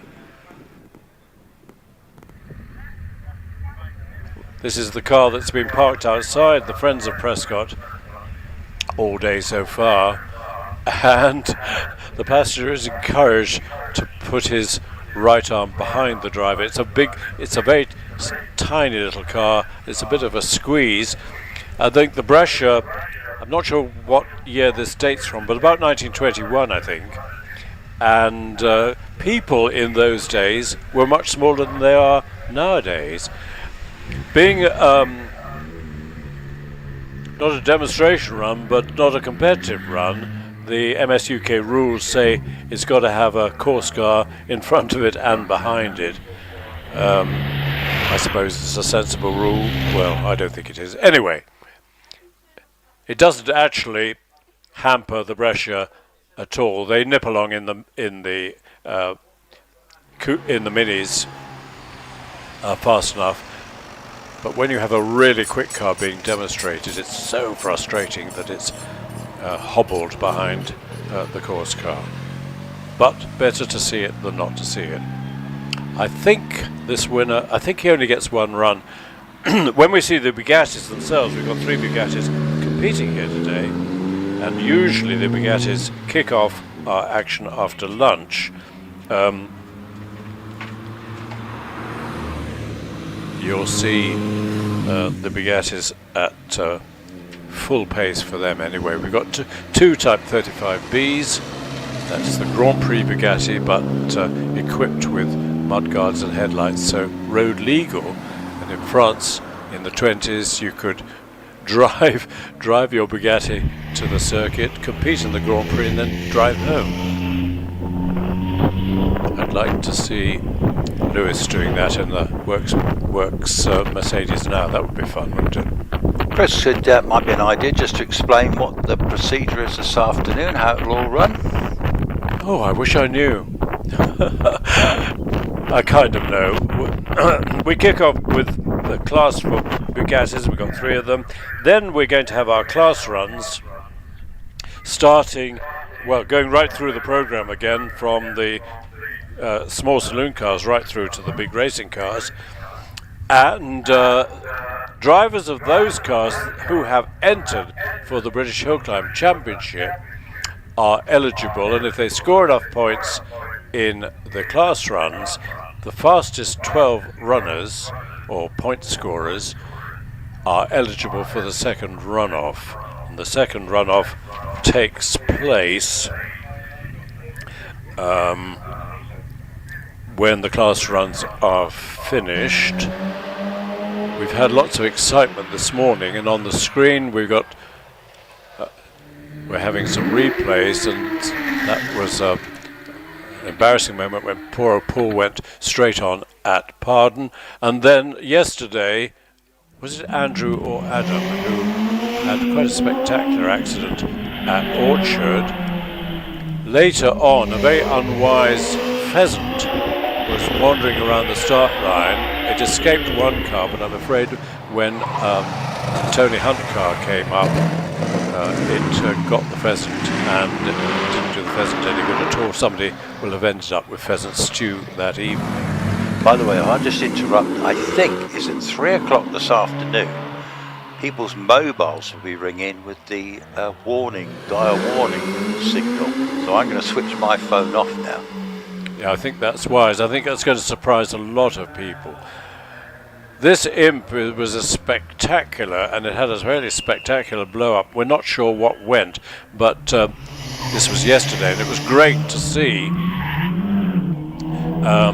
the imp reappearing today. So maybe it was a blower that blew and got replaced. I don't think we've had a chance to discuss it with the driver. Is that another animal, another pheasant?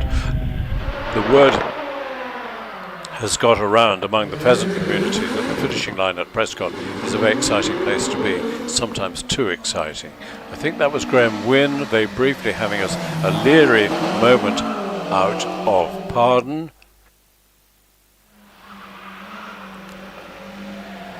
And that was one of the quicker of our Renault Clio's, having a massive moment at Orchard.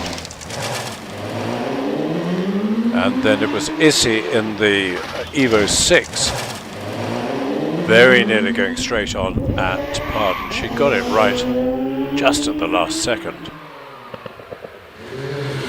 So most of these were taken during the morning runs when the hill was actually pretty slimy.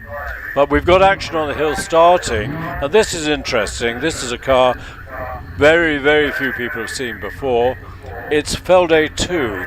Peter Westbury built special cars. He was a very clever engineer, operated out of a woodshed in the middle of a wood in Surrey. And in 1963, 60 years ago, he turned up at one of the early British Hillclimb meetings in 1963 in his brand new Felday with a Daimler engine, and proceeded to wipe the floor with the rest of the competition. And then he won the British Hillclimb Championship in 1963, wanted to compete in France because I think he spent quite a lot of time in France, and they said, well, it's got to be a two-seater car. So very quickly he made Felday 2, and this is Felday 2, very similar to Felday 1, but this time the Daimler V8 engine, beautiful engine, was enhanced with a great big supercharger blower on top of the engine just behind the driver.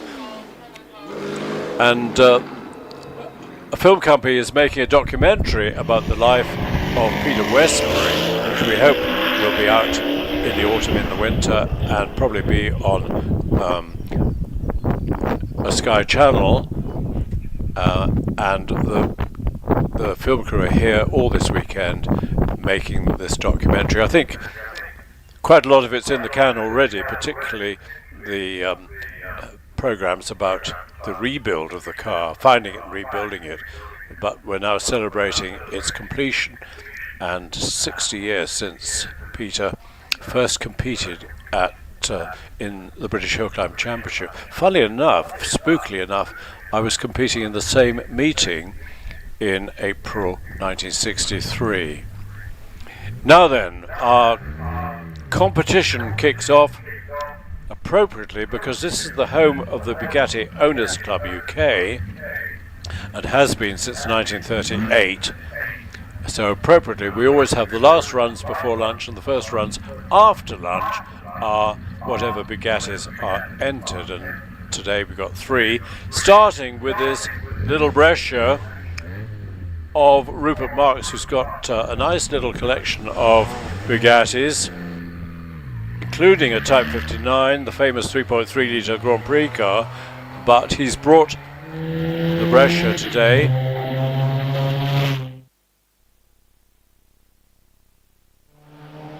Rupert also has a Can-Am McLaren, big beefy V8 sports racing car, which he used to drive on the road from I think Suffolk back to Prescott when he was competing here.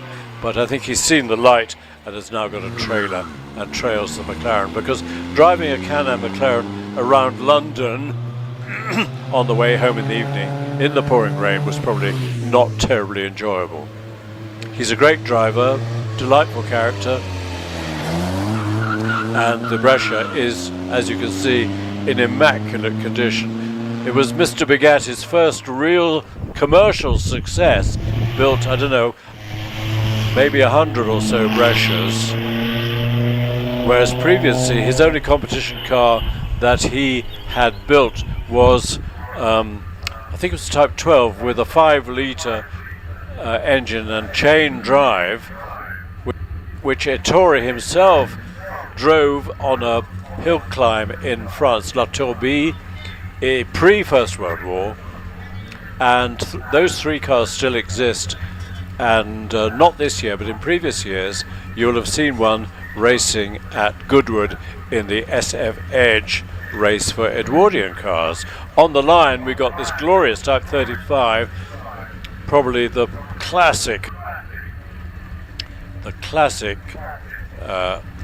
Bugatti racing and sports car. They first appeared in 1924. A team of, I think, 4 Type 35s turned up, to people's surprise. They'd never seen the Type 35 before. Turned up in 1924 for the French Grand Prix. They weren't terribly successful. They all had tyre trouble, but they proved to be potentially very quick. And of course, they went on to compete in and to win hundreds of races all over the world. Type 35 is the classic Bugatti with its straight 8 engine. Started with a 2-litre engine, went up to 2.3, then 2.3 blown, and the Type 35B is a blown, i.e. supercharged 2.3 litre, and it's a quick car. It'll match a Porsche 911 from 0 to about 60 miles an hour. And the last few were built as a Type 51 with a twin cam head. The other funny thing about the Bugatti engine is that the crankshaft is constructed in, I think, 4 separate pieces, bonded together by cotters, and if you want to replace or fettle the crankshaft, you have to hit it very hard with a hammer to separate the pieces, and you've got to be fairly brave to do that to a Bugatti. Also, the famous aluminium or alloy disc wheels of the Type 35, which you can see both these cars have, comprise on the inside, they've got the brake drum. And so if you want to adjust the brakes, you quickly whip off the wheel and there's the brake drum, and you can spread the shoes a little bit and shove the wheel back on. He was full of ingenious ideas. Colin Bullock, in his Type 51, this is the twin cam version of the Type 35. It's got a bit smoky, but that's okay. Nice clearances in the engine, but and as you can see, road equipped with lights and mudguards, but if you wanted to race in a Grand Prix, you just whip those off and you got yourself a racing car. Here comes the Brescia again. The first Monaco Grand Prix in 1929 was won by a driver called Grover Williams, who, although French domiciled, was an Englishman. And actually he was a chauffeur to a rich Frenchman, I think. But anyway, he borrowed from the factory a Type 35, I beg his pardon, a Type 51, which was painted in his honour green by Mr. Bugatti, and he promptly won the Grand Prix, the first Monaco Grand Prix, on the same course, pretty much the same course as they run today. Tragically, well, he became a leading light in the French resistance during the war, Tragically, he got captured, he got betrayed, I think, and got captured, and inevitably ended up in a concentration camp where, sadly, he lost his life. Let's not have too many gloomy notes. Let's go back to the lovely little Brescia. Raymond Mays, might be a name familiar to you, had 2 Brescia Bugattis, which he got his friend, whose name escapes me for the moment, to tune to the extent that instead of revving to about 4,500 revs, it was revving 6,000-7,000, producing miles more car than the Bugatti, miles more power than the Bugatti factory had ever seen. And in fact, Mr. Bugatti asked Raymond if he'd be prepared to lend him his Brescia for a while so they could work out the secrets of how Raymond got the Brescia to go so quickly. We are into Class 1, and we've got David Garnett on the hill in the Renault Clio. Chris, over to you. Yeah, David's on the hill. I think this is the shared car, this one. It's a Clio 182, so it's 182 brake horsepower in a small lightweight body and a very nice little car to drive, very nippy. So David kicks off Class A1, road-going series production cars up to 2 litres, and there's some fairly strict rules on how much modifying you can do, but you can have a roll cage inside, as David Wilson's got in the Peugeot 205. Time for David Garnett, a 53.72, compared with his 54.48 this morning, so times are getting quicker. Yeah, I've got my first Bumblebee in the Irie up here at the moment, and I think he can't work his way out. But anyway, that little 205 just going up the hill, followed by Tony Adams in another little Lotus Elise, isn't it, that one? Elise, yes it is. It's a fairly late Elise, but let's see. It is. I've lost him. I'm not sure which. So he's car 40, Tony Adams in the. Oh, there it is, yes, of course. So dates from 2001. So it'll be a Rover K Series engine. Here we've got the first of a number of MX-5s. This is James Chalmers going around Ettores. Yep, got him in sight. We were debating yesterday whether he was the son of T'other Chalmers, but I'm not sure. Can't say about that one. Haven't checked that one out. John Chalmers. Yeah.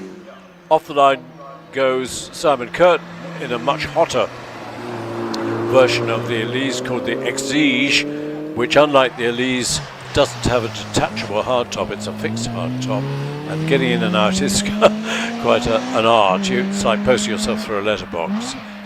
James Chalmers in the Mazda finishes with a 58.22 in the Exige, neatly round pardon. Yeah, on his way up to the S's now, the Exige. I think it's essentially, is it just a hotter car with a sort of a more tuned engine? Yeah, very much so, and probably a bit less comfortable inside. Yep, I've got Jonathan Langmead with me, car number 65, again in a Lotus Elise 135R. I don't know what that denotes, but either way, it's a 2003 car with an 1800 engine. Denotes 135 horsepower from the K Series engine. Thank you, Chris. Excellent.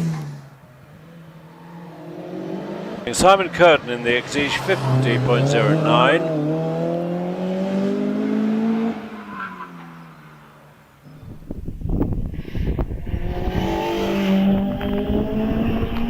Yes, we got the Richard Pates here in the MGF Trophy 160 open top car. Looks a nice car for cruising around in the summer, but obviously quite effective on the hill. Jonathan Langmead is the first runner under 50 seconds with a 49.68, top of the tree. What can Richard Pates do in the MGF as opposed to MGTF, which was the last MG made in this country before MGs? They've been very successful though with the cars they're producing in China. Yeah, Dave Warner's just gone by in the Clio 197. He had a bit of a job getting out of pardon there, but a lot of people do. It's usually a change down to first gear job, isn't it, that one? But anyway, that little 197, he's swiftly followed by James Hudson in the Golf. Sounding great. They're quick cars, these Mark II Golf GTIs. They are. They came in 8-valve and 16-valve version, didn't they? And this, of course, will be the 16-valve, which had a bit more power. Yeah, and actually, when you compared them with modern Golfs, actually the powers, you know, the later Golfs are producing something like 260, 270 brake, and these were about 130 brake, I believe. Yeah, Dave Warner has finished with a 55.19. He is number 67. Rodney Isles is on his way in this lovely Alpha 4C, which put up a very quick time this morning. Certainly did, and in fact he holds the record in this class, in this particular car. So it's track, it's drying. I suspect he could well win this class again. Yeah, the record 46.93. He's a very experienced and skillful driver, won the British Sprint Championship a number of times, and completes his run with a 48.11. Yeah, comfortably winning that class at the moment, isn't he? So, in fact, this is the shared Clio 182, and we've got, oh, hang on, what's up to my screen here? Okay, so this is the shared Clio of Ian Richards. Yeah, Rodney did a 48.11 in the Alpha.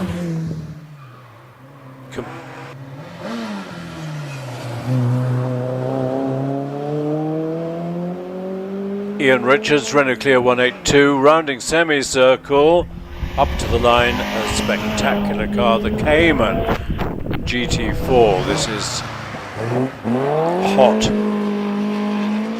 very quick car. Yeah, you've got a little class of Porsches, haven't you, and Roger Moran in the Alpine. So, yeah, that's going to be a good class. That's the road-going series production cars over 2 litre. Philip James rockets off the line in the Cayman, obviously much modified, and equally so. A Cayman GT4 comes to the line, number 72, which is Robert Lancaster Gay. This is his new acquisition, changed from a 997 GT4 911, and although he's not yet quite matching his previous times, he's convinced that pretty soon this Cayman will be even quicker than his previous car. So yeah, Robert's with me now. Yes, it certainly looks the part. I think the wheelbase is slightly longer on these Caymans, isn't it, Chris? Don't know. Of course, it's mid-engined rather than the engine sticking out the back, which of course gave the 911 terrific traction off the line. Yeah, big engine, 4 litre, isn't it? So that's a real powerful thing. It sounds absolutely purposeful. I'm sure Robert will get the hang of this car and he'll be very happy with it.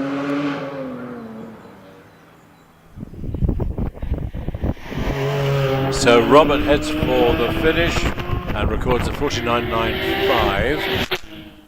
So he'll be pleased to be in the 40s, but the class is still led by the Alfa Romeo of Rodney Isles. Yep, got Richard Snow with me, car 74. He's in a Porsche Cayman GT4 MR, so this is I think a competition version of the Cayman, and very rapid piece of kit, that one, and wouldn't be very cheap to buy either. Must be over 100 grand, one of those. They are expensive. Well, all cars are expensive nowadays, aren't they? It's just gone crazy. Pretty soon you won't be able to buy a Ford motor car, a new one, for less than 40 grand. Wow, that's incredible. Simon Tarling with me, 996 GT3 Porsche. This is the 996 was the first generation of water-cooled Porsches, and now we're starting to make good money now, to be fair, and this is the competition version. On the line, ex-champion Roger Moran in the Alpine A110, the new Alpine, which has had rave reviews. This one dates from 2019. I'm not sure if Roger bought it new. Yes, I'm not sure either, to be fair, but purposeful car to add to his collection of nice machinery, and with Roger driving, it's always going to go well. couple more times. Richard Snow, 48.96 in number 74. Simon Tarling, 50.58. Simon Tarling, of course, in the GT3 Porsche. So Rod Isles has come to be the quickest. It's Rod in that particular class. Is he definitely in that class? Yep, he is. He's leading Snow by quite a margin with a 48.11. Here's the Subaru SVX, Phil Fisher.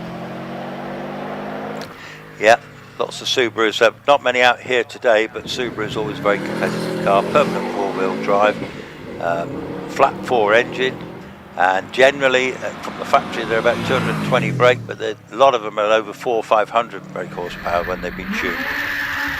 Off the line comes Isabella Lawrence, enjoying more than 600 bhp in this Evo 6. She had a hairy moment and just avoided the gravel at Pardon last time.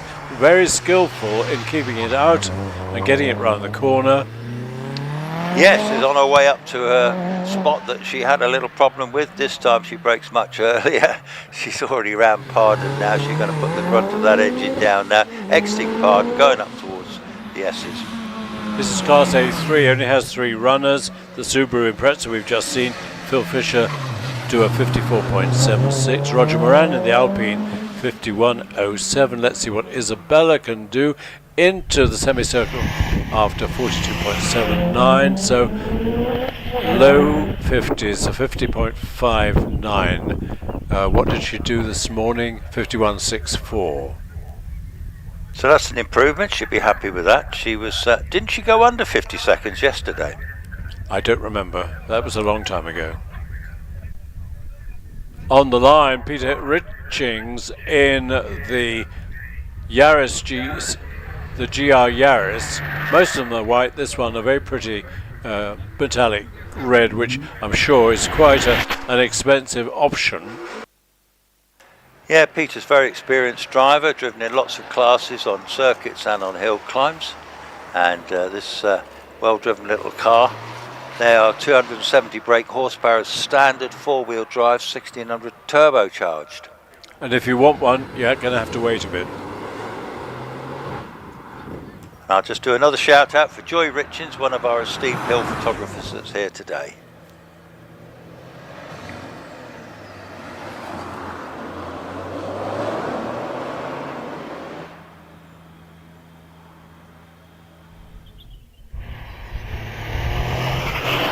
First of our caterhams, Ray Law, Peter Richings in the Toyota 5233. Ray, long time competitor in this Caterham Super Sprint, sharing with Joy Hoyle. Always immaculately presented. And Peter Richings did a 5233. Raymond Law will be followed by Stephen Garner in an immensely quick Westfield SEI. Let's keep an eye on Ray. Into semicircle and over the line 48.01. 48.01. So this is Class B, and Class B is road-going specialist production cars like Caterham's, Westfields. But they've got to be road registered and eligible to drive on the road. Steve Garner, what did Steve do last time? 49.15. What does he do this time? Considerably quicker, 47.77. Pops him in front of Ray to take the top of the tree at the moment. Then this very pretty Caterham of Malcolm Hickey. Yeah, that is a pretty colour. It suits them in that colour. But I found out a little bit about that MK Indy for us, Chris, at lunchtime. So when the time comes, great. Malcolm's only got 1800, so I suspect it's not sure, K-Series perhaps.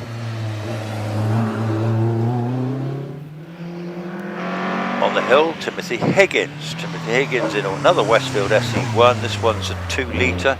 I suspect it's probably a Duratec or a Zetec in that one. They seem to be becoming the engine of choice for a lot of the car engine cars rather than the bike engine Westfields. Here comes the MK.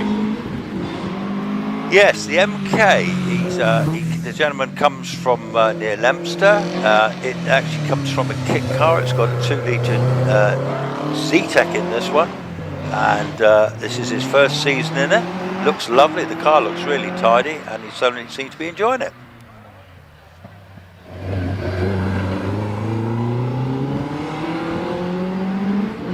It's a kit car, by the way. You can get parts from Essex, and you can more or less put what you want in it. This particular thing too, the Xenos. There's, I think the firm that makes this went out of business, but it's got a 2 litre Duratec in it, I think, and unusual car, but nice and quick, good looking car. It really is.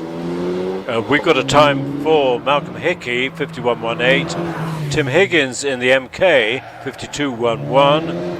We're watching Rob Lloyd, 52.31. And Chris McDade in the Xenos picks up a 49.59.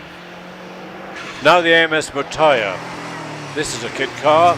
You buy the kit, which comprises a fully wired up body shell and chassis. It's a monocoque, and you go and find Subaru Impreza mechanicals, engine, transmission, and drive shafts, etc. Excuse my coughing. Stick it all together, and you've got a very lightweight car, but with all the advantage of the flat 4 and 4-wheel drive off the Impreza. John Pick with you on the screen. He's finished with a 49.1, followed by Richard Price, Caterham 7. Yeah, Richard's a quick competitor too in this car, isn't it? Immaculately turned out car. Richard's he's got a 1600 in this one, but he'll be up amongst the class winners. Yeah, he was 4th quickest first run with a 49.25. He's up against a 47.77, which might be quite difficult. 47.45. Yeah, 47.45 is the quickest, isn't it, so far in that class? That's Richard Price. Let's see how Anthony Sherman gets on.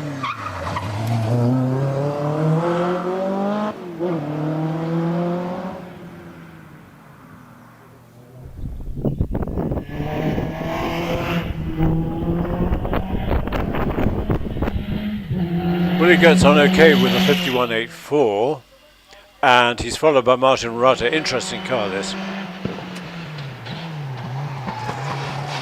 Fiat X19. Fiat X19, little 2-seater, mid-engine sports car made by Fiat. Nice little car, but blow me down.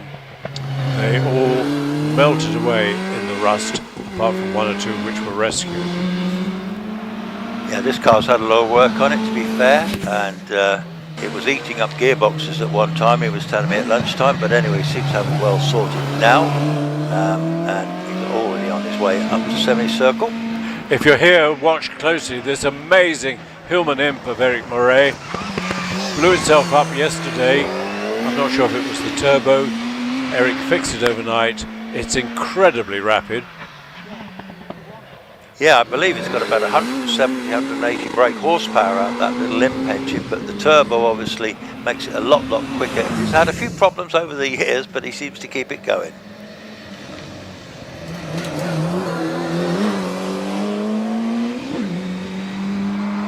Astonishing little car, and brilliantly driven to produce a time of 49.35. Well, threatening him is quite possibly Andrew Russell, car number 92 in his little imp engine Janetta. Been campaigning this for probably over 20 years. Regular class winner. First time I've seen him out this year. Let's see what he can do.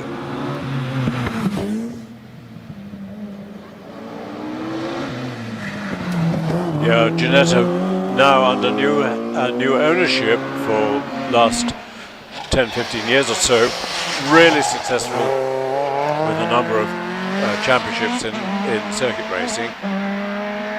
Phil Tucker in this immaculate little Nova.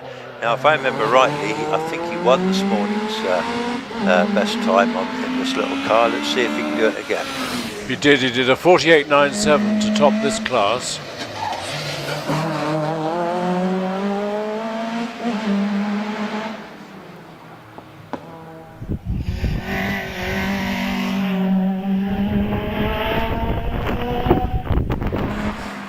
.48.12, so a bit quicker than this morning. Brings us to Class B. No, it doesn't. It brings us to Class C3, modified series production cars, kicked off appropriately by this lovely wide wheelbase Jaguar E-Type of Hayden Spedding. Yeah, magnificent bit of kit. Joy Hoyle's just approaching the line. Hayden Spedding from Barnsley. This car's been around for absolutely years and it held circuit records at one time. But anyway, Hayden Spedding drives it and his son is in the paddock too in the single-seater. The E-Type Jaguar first had a 3.8 litre engine, then 4.2. This one's got the 4.2. Yeah, and Stephen Moore just going by us in the Evo 6. This car's in excess of 700 horsepower when it's all dialed in. He's lightened the car over the winter. He won the Midland Championship last year in this car, and let's see what he can do this year.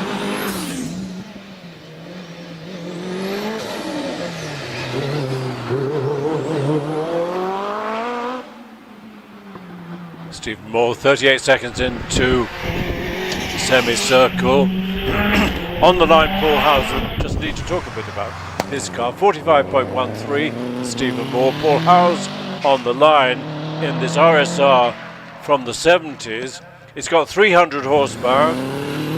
It's got two-wheel drive, and it's as quick as these modern Porsches with four-wheel drive and 600 horsepower, which is why it holds the record with a 43.93.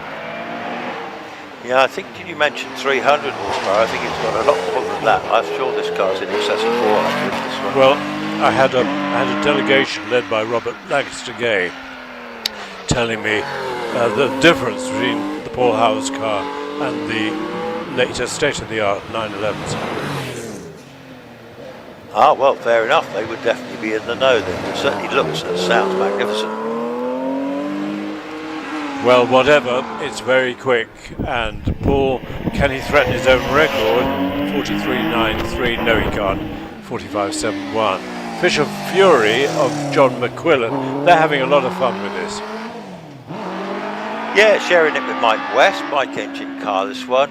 They really seem to have got it well sorted now. Actually, Mike is quite a good little engineer himself, very good engineer. I don't know what John's qualifications are, but they drive it very well and having a lot of fun. Hurls it into the first S, hurls it round the last Tom Road corner and up to semicircle. It's followed by Samuel Nicholson. I don't know if we're allowed to call him Sam, but I think he's Robin Nicholson's son. Robin's been hill climbing this beautiful Mallock for a long, long time. And before Robin, it belonged to Russ Ward and was driven by Russ and his two boys. So it's got a long, long history of hill climbing. We've got a time for Paul Howes of 45.71. I think we saw that. Radical. They've been such a success, haven't they? Yeah. I don't know how many hundred cars they've made, but it's several. They just look right, don't they? They look right, they do the job they're meant to do. Most of them have got bike engines and they're very, very rapid little cars. They really are. And here's a car that we haven't seen for a long time. It's the Force SR4, the only two-seater Force that I know of, which had a great record-breaking history in the hands of Rob Stevens, and then for some reason Rob gave up hill climbing, probably achieved all he wanted to achieve, and it's been snapped up after 7 years by Alan MacDonald. So it's great to see the car. It was a purple colour, when Rob had it. Alan 44.53. Off the line, this incredible Maguire space frame imp. It's a racing car space frame underneath a kind of imp body. Yes, the Maguire imps. They did Maguire minis as well. Derek Kessel's got a Maguire space frame on them. Very rapid again, a little imp engine, so it's only a little small engine, like a 998, but also extremely quick. We've got a time for Sam Nicholson of 51.25, and on the line the Silver Riot, well-known car in the hands of Martin Watts. But let's just have a look at the space frame imp heading round semicircle and up to the finishing line. 53.67. Silver kit car maker. You could have your front engine, rear engine, four-wheel drive, two-wheel drive. This is the Riot, which is a Riot, and a Riot to drive. Yeah, bike engine car, high revving little engine, very small and lightweight. Absolutely wicked. Open top on this one. Reminds me of an aerial atom. Yeah. He was running second previously, still in second place, but with a good improvement, 45.87. Richard Matossia, interesting because he's got the ex-Robert Kenridge record-breaking single-seater, but now he's appeared with a two-seat GWR Raptor, which I think must be the only one existing.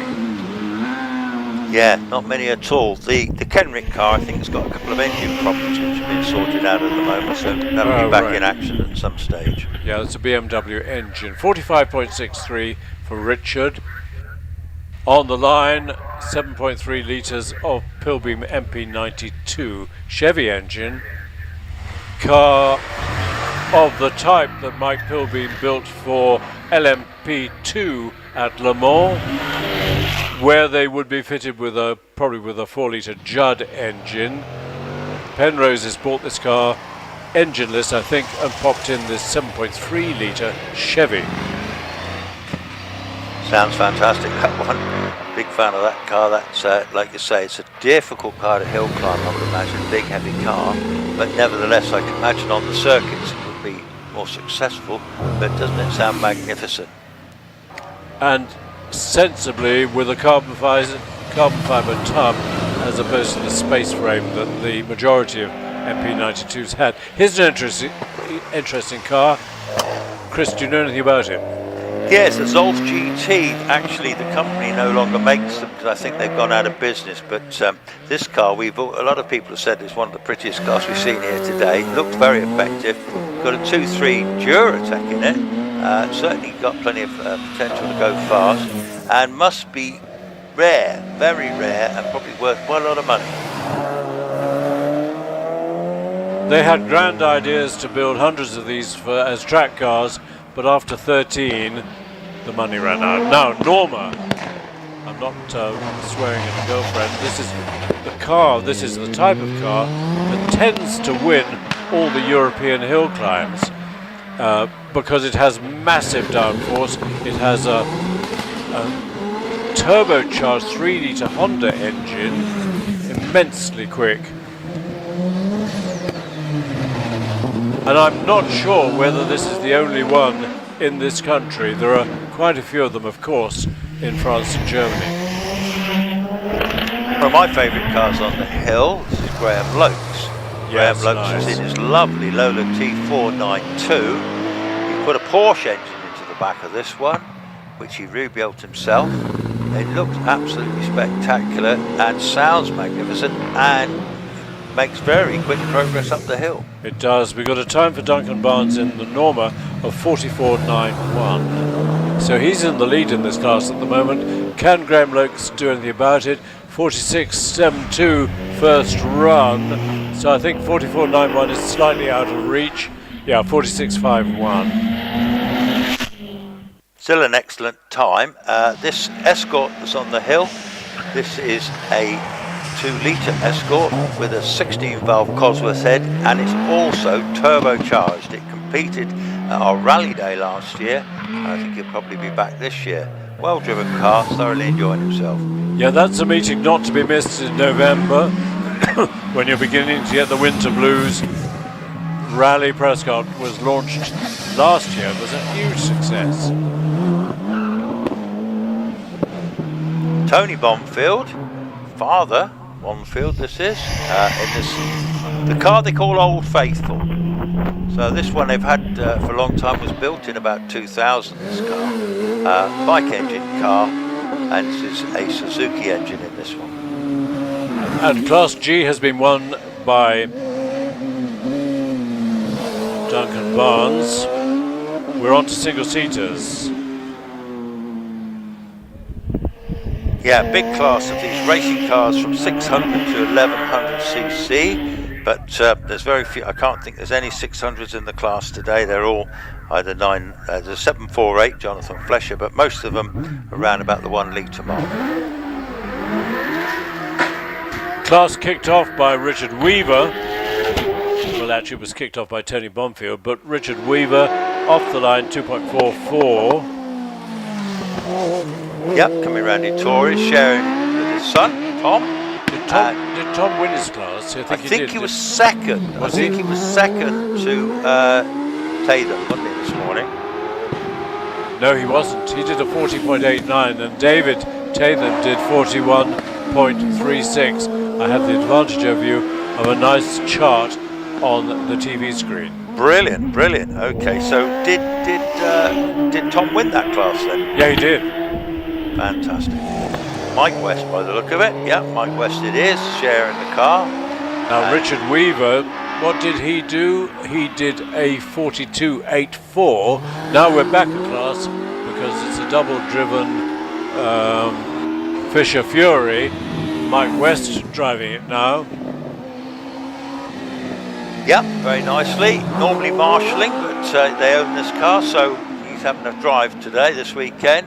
We might enroll him as a commentator, mightn't we? We are, we're hoping so. I think he could be excellent, actually. Robin Nicholson in the Mallock. This is a cross-flow engine Mallock, which a lot of them were, to be fair. Anyway, this is immaculate. This guy looks beautiful. Mike West got a 49.08. Good improvement on his first run time. Robin used up all the road at S's and middle of the road round semicircle, 47.15. Crikey, I've got a lurid high glow green car in front of me. And I've got arms appearing as well. I've got Anthony Wood on the hill, car 113. That's in the Force PT. 1070cc Suzuki engine.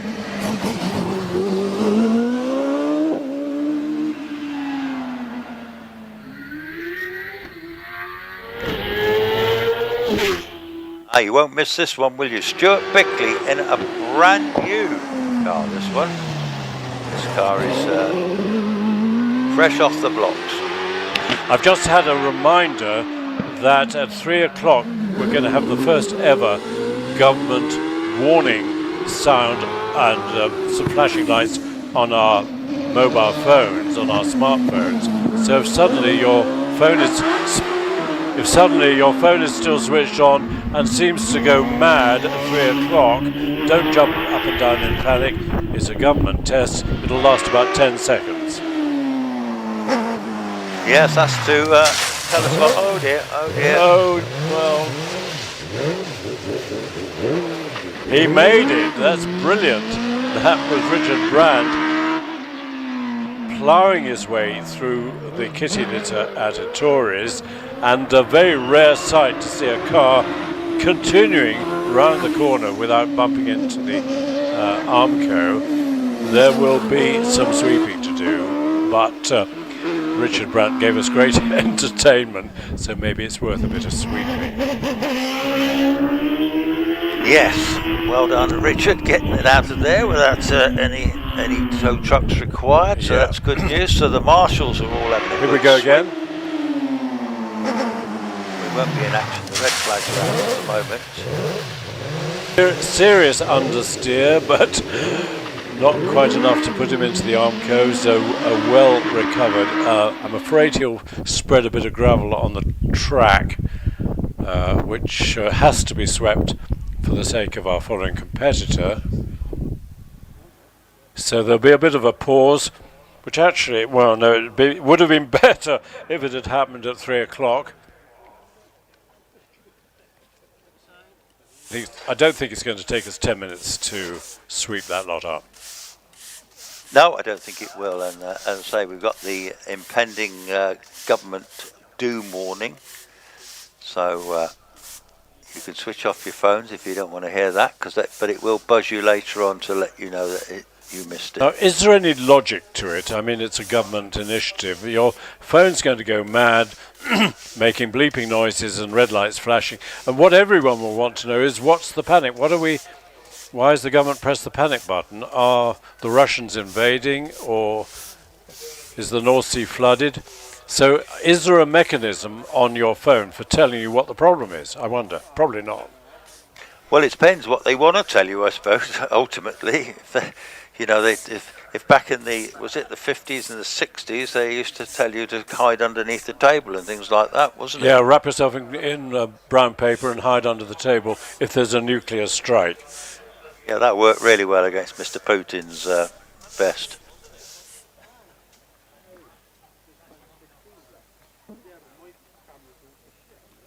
And I don't suppose any of us have got nuclear-proof bomb shelters at our house, have we? So it's all fairly irrelevant. No, it was interesting. When I lived in Germany, which was between 1977 and 1980, there was a panic then, and lots of wealthy people were building their own bomb shelter in the garden. What a waste of money. I remember visiting Switzerland back in the sort of late 60s, 70s, and a lot of the Swiss were they were reservists, I think, and I remember the guy that we stayed with, he had some sort of shelter, and he had all guns and things down there. Yeah, and in the cities there was a complete underground city. I drove to Basel once in Switzerland and parked in an underground car park, and on one of the doors, one of the exit doors, which of course was locked, was the sign that was your way into a hospital, underground hospital. So they were really prepared for anything. The mountains in Switzerland are all got tunnels in them. Yeah, everybody has to do national service in the military, and everybody gets to keep their rifle at home in working condition and locked up, of course, in a cupboard. But every Swiss man between a certain age and a certain age has their own government-issued rifle at home. I don't know what the NRA in America would say about that. Well, that's an interesting thought, but by and large, they're peaceful people, aren't they? They don't give anyone any trouble normally. That's right. So I see some red flags being waved in. And an engine on the line has started. It's number 117, which is Ben Fisher in his OMS Hornet. And off he goes with a lot of wheel spin, so a 2.5 second start. Maybe he's got rather hard tyres. Yes, Ben Fisher. Now I think this is the old Weaver OMS Hornet, and he's a local lad, and he's enjoying campaigning this car, and so far I think he's had no real problems with it. Great. On the line we got Gavin McLaren in another OMS, similar one, a 2000M. Don't ask me the difference between a Hornet and a 2000. It may be that it's got a carbon fibre tub rather than a space frame. Ben, 47.5. Yep, we've got Gavin in sight now, yes. Nice looking car, nice colour scheme on that one. Puts the power down going out Victoria's. Sounds great with a little bike engine. They're nearly all on Suzuki engines, these cars. They seem to be the engine of choice for most people.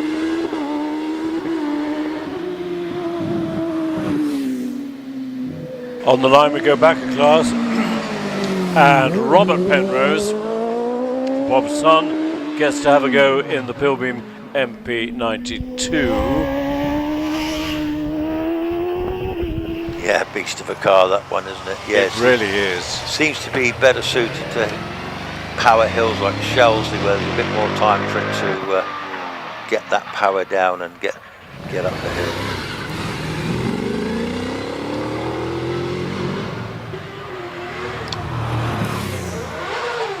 Off the line goes James Moore in what looks like a brand new Empire 00. Yeah, it certainly looks that way, but it's saying in the programme 2015. Either way, it looks like a pretty high-spec Empire, doesn't it, that one? It does, and have we seen James Moore here before? It's not a name that I instantly recognise. Yeah, I'm with you on that one, Chris. It's not one I instantly recognise. But here is a new one, brand new, in the hands of Steve Morgan. Yes, they are. Father and son driving that this year. It is brand new. It's the latest Empire being built by Bill, and a 41.88 brings Steve Morgan up to 5th place in the class.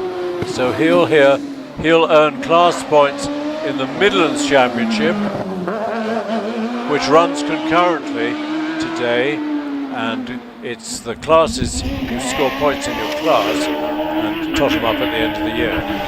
Steve Morgan, 43.26, keeps him in 10th place in the class, which is, for starters, pretty good, but Nigel Pitt is always very quick.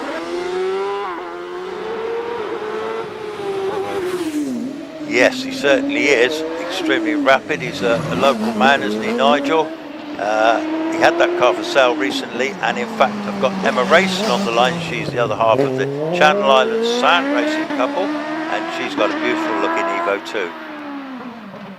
Nigel Pitt finishes with a 41.8. Emma Racing up to the S's. She's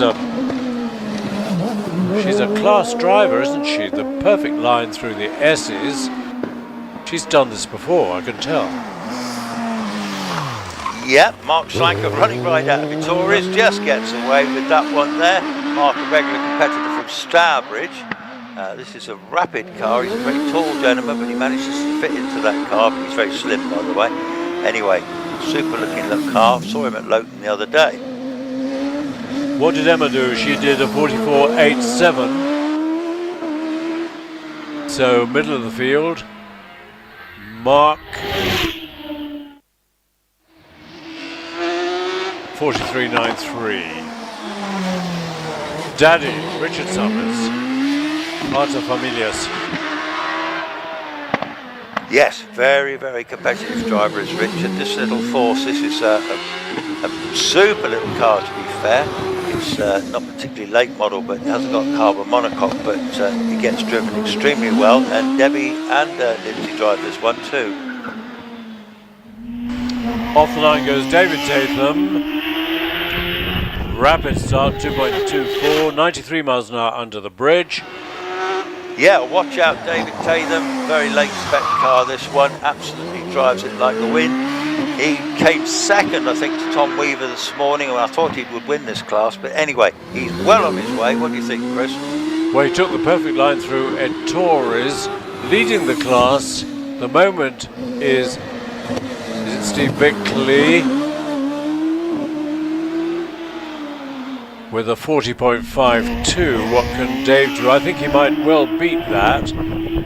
Yeah, he does with a 39.9. Pops him to the top of the class so far with a great run. Stuart Bickley, isn't it, in second place? Pete Tatham on the line.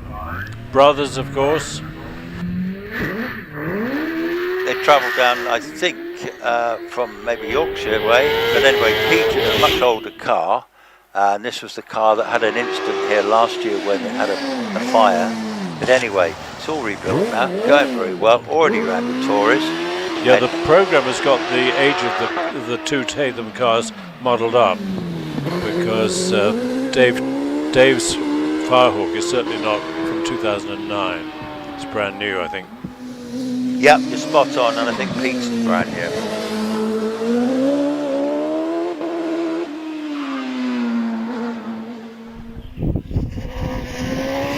So Pete heads for the finish.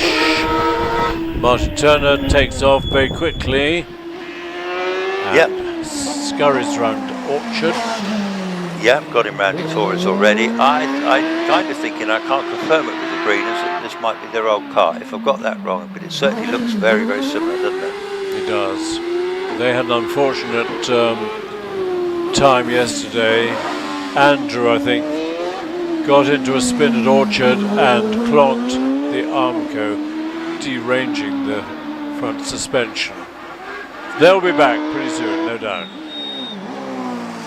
Yeah, Pete Tatham did a 43.81, so he's in 12th position.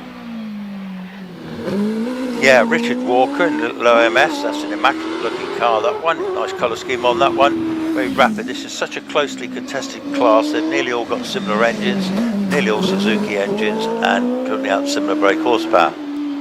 Martin Turner did a 41.87, that's pretty good. Puts him 6th in a middle-aged car from 2006.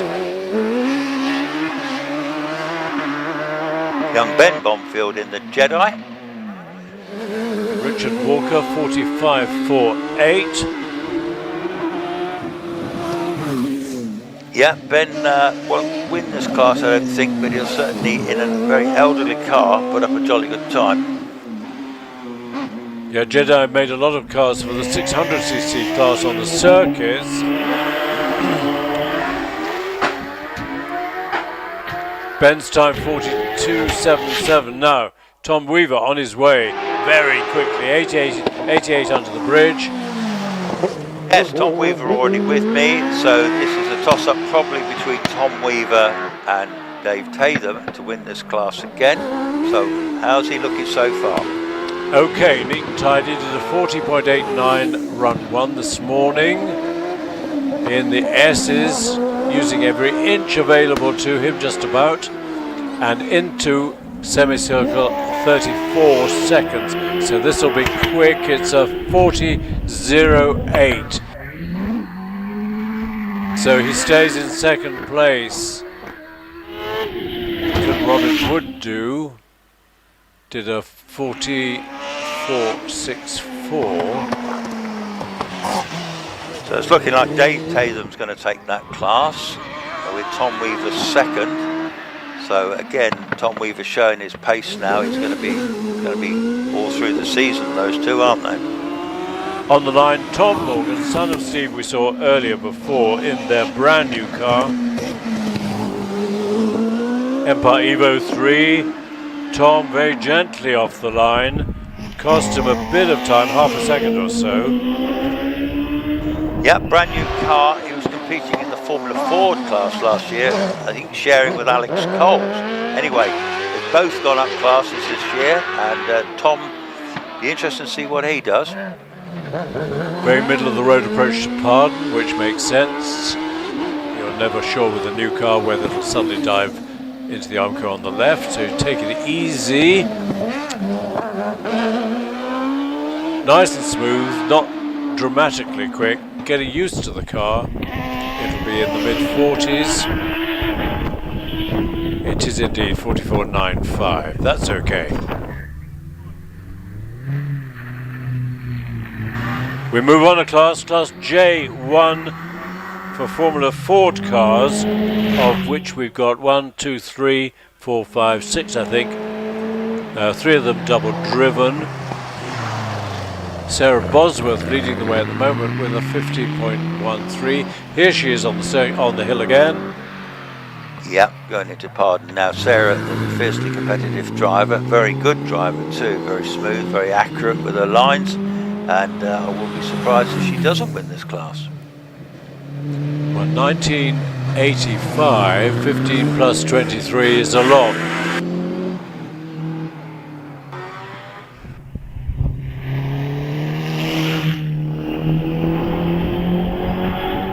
.38-year-old car, 49.28. She'll be pleased to get into the 40s. followed by Les Buck. Les, middle of the road, middle of the pack, round 1 with a 51.77. But very quickly round Pardon. Nice line. Lots of argument about the best approach to Pardon, which is the left hand hairpin.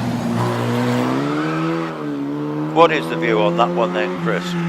Well, I always used to follow Roy Lane's advice, and he said keep about a yard away from the inside curb, and it seemed to work. 50.38 for Les, and here's this very pretty and beautifully presented Merlin Formula Ford car. Yeah, mint-looking car, that one, to be fair. Roy Lane, much missed, wasn't he, to be fair? What a fantastic driver, lovely bloke. Roy was great, and a good engineer as well. I think that was a good era of hill climbing, Chris, don't you? It was fun, certainly. And quite a diverse, I suppose there was a lot of, well, there was Pilbeams around then, wasn't there? But Roy Lane, was his a Pilbeam? Yeah, sorry, I missed that, Chris. Paul Morecambe, what did he do? He did a 50.59. Sorry, Chris, I missed what you were saying. Yes, no, I just wondered, back in that day there was quite a diverse amount of cars around Roy Lane's era, wasn't there? Yeah, and there was a lot of mischief in the competitors' car park. A lot of interesting shenanigans went on among people who I knew as middle-aged and very serious, and you can't picture what they were up to in their youth. The stories that could be told but never will. Wow, that sounds like something not for commentary, but nevertheless, Sarah Bosworth's still leading, isn't she? She is, but she was closely followed by Paul Morecambe in the Merlin with a 50.59. In fact, his quickest time is a 50.32. Carolyn Ryder's on the hill, and she went really well this morning, didn't she?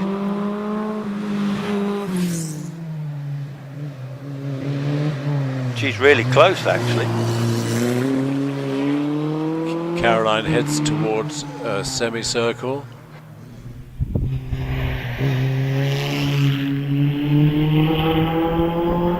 And records a 49.68, just 4/10 behind Sarah. So the ladies are showing the way, aren't they? They certainly are. This is our last runner in the Formula Ford class, David Owen, in another Merlin.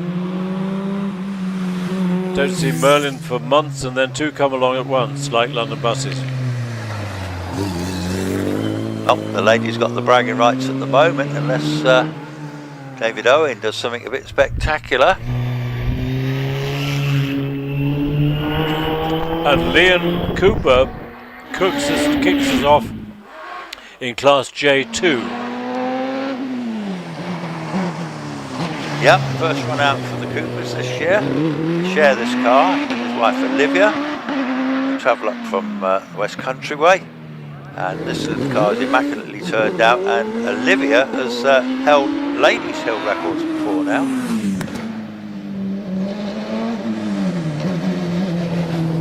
Liam won't have been happy with his first run this morning, which was a 42.81.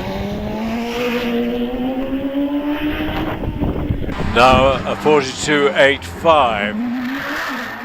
Olivia was about a second ahead. Neil Coles is quick, off the line in 2.32.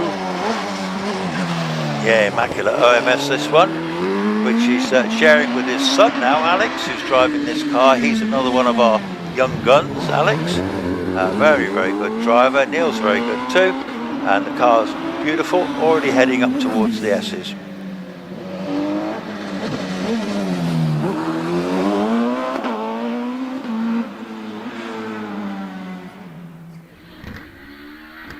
Right off the start line goes Alan Warburton. This will be a quick run. David, Alan's son, was in the runoff in this car just before lunch.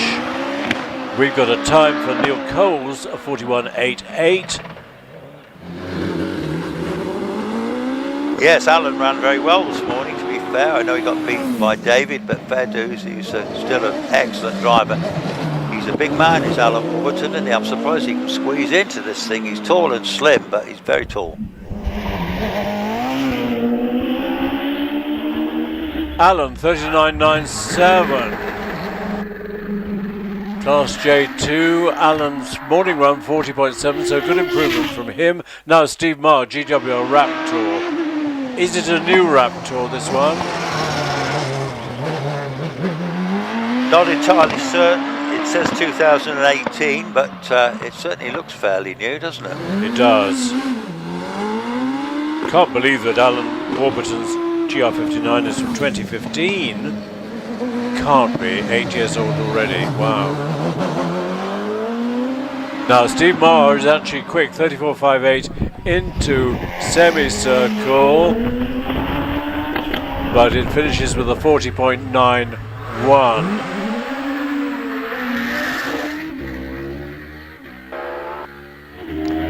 In Class J2, this is John Stockley. Sound of the engine was slightly off song, but it's maybe it hit the rev limiter. No, I think you're right. It sounds a bit rough, actually. It didn't seem to make the progress I expected around par. No, I think it's definitely a bit off the boil, that engine. Yeah, he's definitely not as quick as he should be.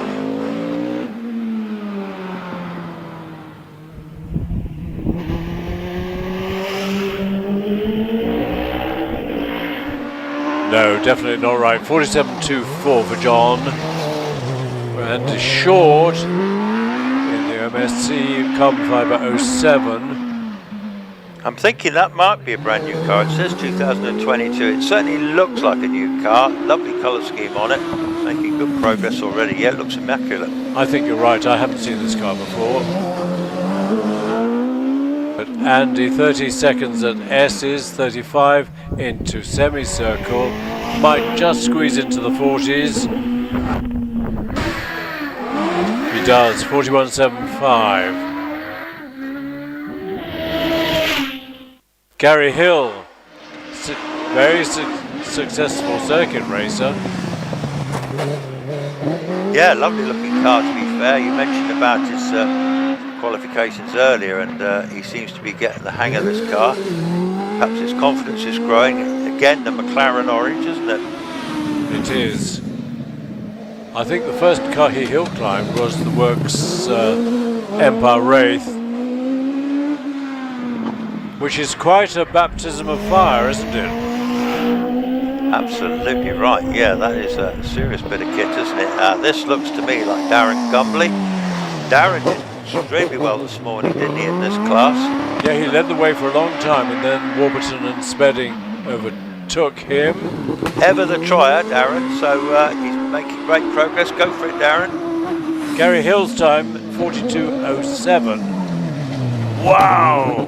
Energetically through S's, rather overcooked it actually, and had to gather it all together, so that might have cost him half a second or so, but it's a 39.64 compared with this morning's 39.58, so he doesn't improve. Robert Capper, lovely car.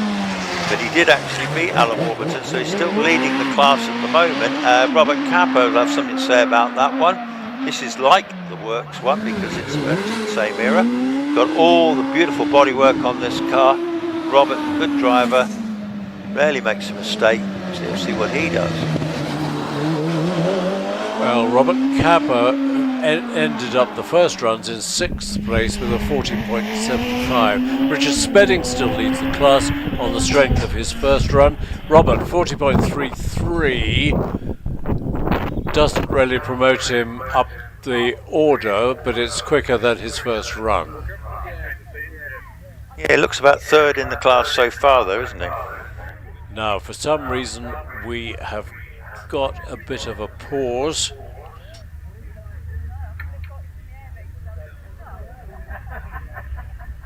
Yeah, no flags out. We'd like to take this opportunity to introduce our live stream partner for today's British Hillclimb Championship and Cup meeting, Footman James. BHC Cup main sponsors Footman James have been at the heart of the classic vehicle movement for over 35 years and provide specialist classic vehicle insurance cover to owners, collectors, restorers and traders. Their classic car and classic bike insurance policies come with show and events cover as standard. Plus, you can tailor your policy to suit your needs with their flexible FJ Plus options. These options have everything from agreed value to track day cover. To find out more, please visit www.footmanjames.co.uk. Daughter of Richard Brown, so hill climbing is certainly in the family. Sister of Tom Brown.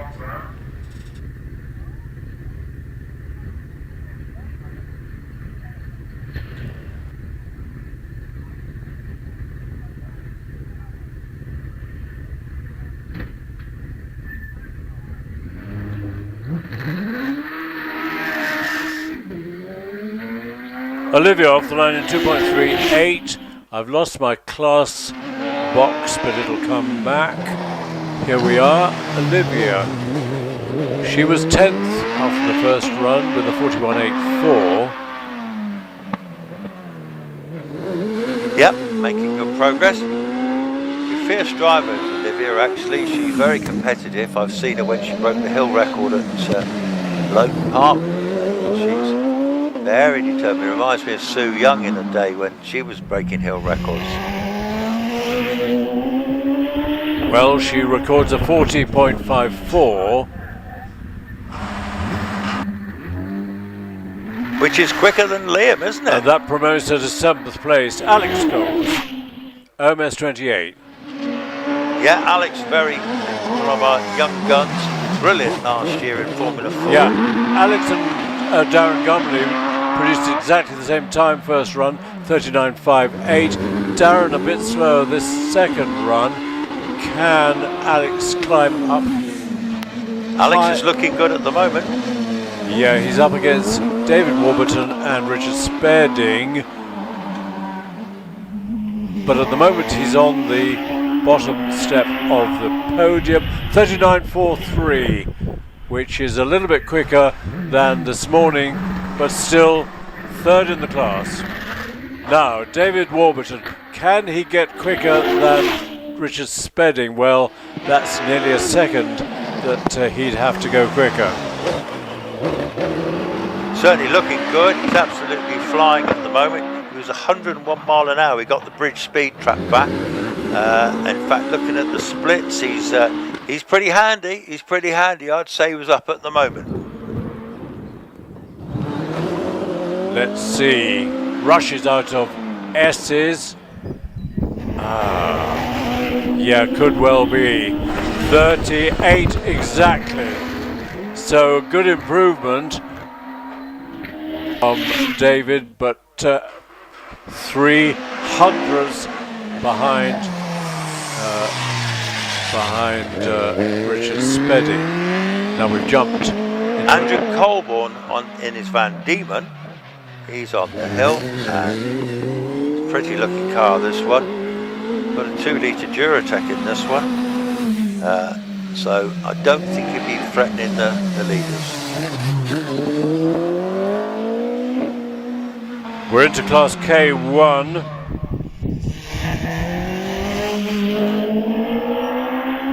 Kevin Creevan sharing this car, and Kevin comes from County Galway. This is the ex-Bill Morris car, 2-litre car with a Millington engine in it.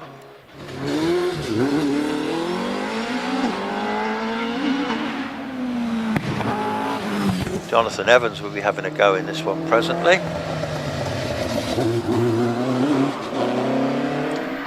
Off the line goes Richard Spedding, who I can't find in the programme, but he's in there somewhere. We're into class K1. Yes, car number 7, Richard Spedding. He's in the GWO Raptor. This is a 1600 Hayabusa car. Very, very rapid indeed, and he's won runoffs before now in his previous Raptor.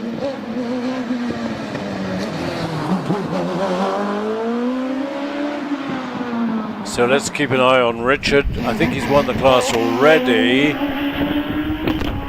37.87, a bit slower than first run, but he's not.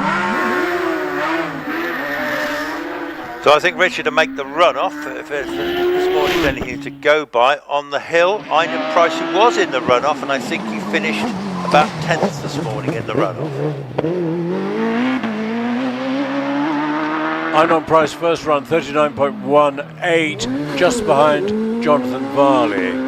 So he qualified, didn't he? Yes, he did, and he came 10th. So, yeah, excellent result for Einan. He loves it in the wet. It's dry at the moment. Let's see what he can do.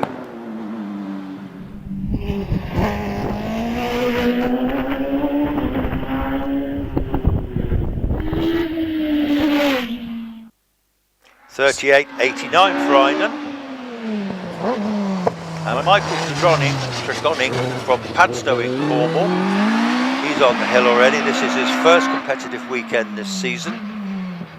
Lovely old car, this one. 2-litre engine in this one. It's quite a special engine, he was telling me. Yeah, Mike Pilby made beautifully engineered cars but all in the days before carbon fibre tubs.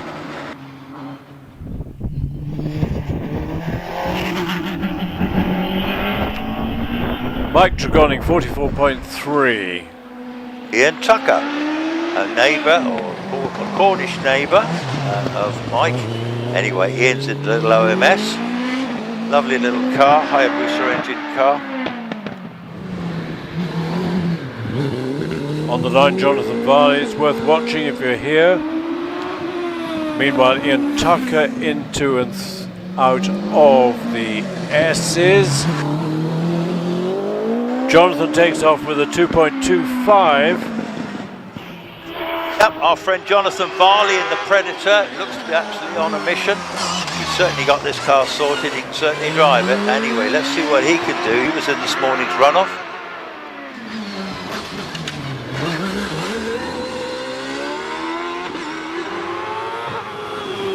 Yeah, Jonathan, it's such a neat little car. So glad it was rescued from the corner of Graham's workshop up in Scotland. Time 38.24, 38.24. In the lead of Class K1, a bit quicker than his 38.55 morning run, and half a second quicker than Einan Price. Simon Barnwell in the Tatus hasn't got the power and probably a bit heavier than the really quick cars, because this is an ex-circuit car. Yeah, they've been limited on what engine mods they could do on the thing, and this would have a 2-litre 60-valve Renault engine, which is probably the one similar fitted to the 197 Clio.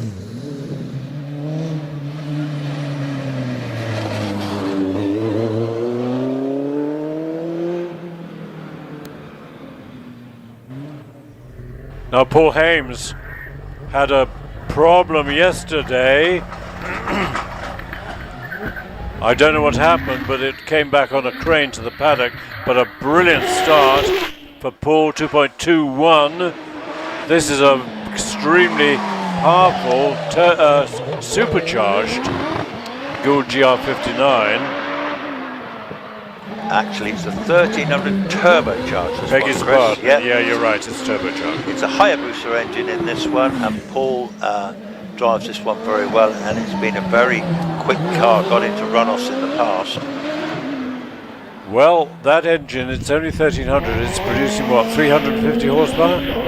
Yes, I'd say so, because actually the Jason Tunnicliffe engine, the same engine, is producing 400 brake, so probably nearer to 400. Anyway, Paul Hames quicker than this morning with a 38.44. Kelvin Broad was third with a 40.59. I can't see, well, Jason Tunnicliffe, no, I don't think I'd see him threatening Paul. Oh, and Kelvin's a rapid driver, isn't he? He usually sets a very competitive time. Let's see what he can do. Well, here he is. I can see Jason waiting to come to the line. Kelvin, 39.4. He'll be pleased to be in the 30s. More. John Chalmers popping and banging off the line. 2.33 for the start. And a speed of 99 miles an hour. That's quick. Yeah, this car's got a 1420 Suzuki turbo engine. Always pops and bangs. John's cars always sound a bit noisy, don't they? But they're certainly rapid. I don't know if he's quite on song today, but we'll see what happens. I think it's got a unique block, which accounts for the 1440cc. Jason Tunnicliffe on the line. Let's hope he has more success leaving the line than before. I bet he's got the hang of it now. Let's watch John, 41.83. Jason takes off nicely with a 2.25. That's quick. That's better. Yeah, pretty car, this one. Zach Zammit is involved with driving this one. And Jason's driving today as well as Will Lockridge. So anyway, this is, if you think this is the Works Empire Evo, really. We think so, driven by all sorts of people. Zach Zammit, of course. Toby Moody actually had a share in it to begin with and drove it a few times. Jason, just over the 40 mark, 40.2. Yeah, still a good time though, so good to see that, and it'll be interesting to see how Will Lockridge gets on in the car. Now, Andy Colborne has been sent away from the start line. I don't know why. His place is going to be... Oh, there's some sweeping to be done. There it is. So red flags are out. Who went over the gravel? I can't remember. Richard Brandt went over at the tour. He did, didn't he? In good style. I think he's fancying himself as a rally driver these days. So it will be...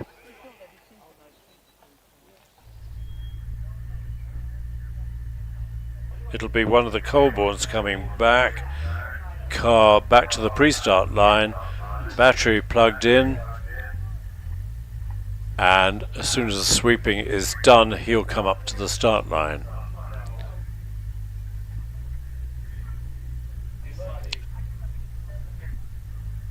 Well, we've got lots of marshals here today. Some events are not so well subscribed, depending what else is on. But if you fancy becoming a marshal, if you go over the bridge, if you're on my side where the commentary box is, the Marshal's Pound is up on the left-hand side there, and they'd be very glad to speak to you. It's a lovely way of seeing your motorsport, very, very close up, and they're a very friendly bunch. Red flag in. It'll be, I think, Andrew Colborne.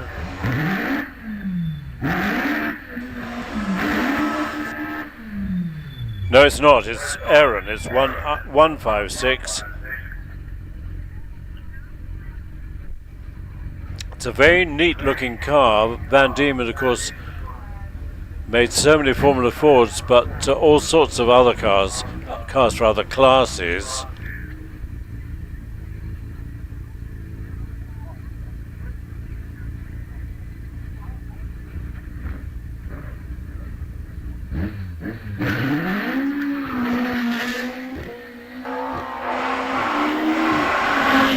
That's a brilliant start by Aaron. 2.04 is as quick as any of the big class. Pretty well. Excellent start. Oh, he's just... Oh, dear. He had a problem coming out victorious. It's going all slow. The engine's playing up on him. Oh, dear. I think the runs... he's got engine maladies or gear selection maladies. Yeah, problems. That's a shame. Yeah, he's definitely got a problem, so it'll be a slow run. So luckily he's making fairly brisk progress up to the top of the hill. So no need for a red flag for Jonathan Evans. He's only just going around semicircle, but Jonathan Evans is already with me already, coming around victorious. So yeah, Jonathan in the ex-Bill Morris car. This is new to them this year, isn't it? Him and Kevin Creven, and they're sharing it. And oh dear, it is very slow out of pardon too. I don't know what's happening at the minute. Well, it's getting the gear change sorted out. You've got to get used to these things. Did you say they were at Lowton Park last? Yes, they have been at Lowton Park, and I think, yes, they were definitely at Lowton Park when Kevin Freeman brought his family over, and to 3 other cars. Steve Owen. No, it's not, it's Lynn Owen in the OMS.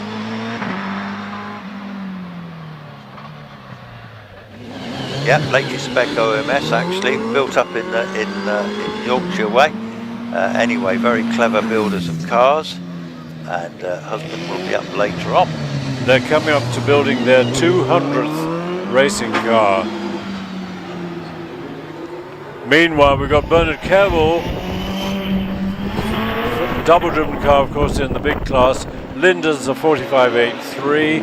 We got the 2 double-driven cars in class L. In fact, 3 or more double-driven cars now coming along, and we kick off with Bernard Cavill, sharing with Simon Andrews in the OMS 28. Anthony Hunt, a bit of popping and banging, gets him off the line in 2.4, but Bernard, first 64 feet, 2.26, extremely good, and he will finish with a 42.8. He'll be pleased, he's nearly a second quicker than his first run. Sean Gould. Now, is Sean going to drive a full season this year? Hope so, but in the meantime, Tony Hunt has been red flagged. Yep, he's been red flagged at Pardon. In fact, the marshals up above, semicircle are coming down. See, something's gone on. I don't know whether something's happened on semicircle. Bernard Cavill, I think, has finished okay with a 42.8. Something looks like a bit of car or a drinks can on the track being rescued. I think it's a fizzy drink.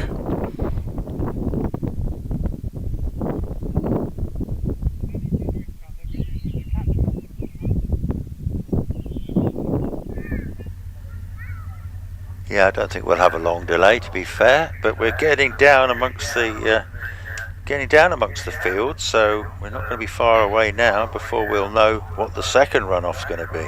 We don't know whether Anthony Hunt has been able to motor up to the top of the hill. He's stuck at Pardon at the moment. Oh, that's a pity. Does he have a problem restarting the engine, or will he? He's been held. There he is, being held by the marshals just after Pardon. It's a big engine car. It probably hasn't got an onboard battery, in which case it'll have to coast backwards around Pardon. Let's see what happens.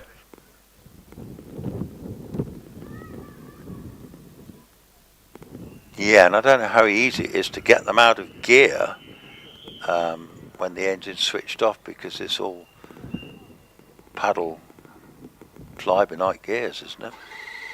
We were talking earlier about the acceleration of these top hill climb cars and how they are considerably quicker. He's managed to get it going, that's great. So he's on his way up now. In the meantime, Chris, we've got an on-board from Tom Weaver while things are quiet, which will be really interesting to see how Tom gets on.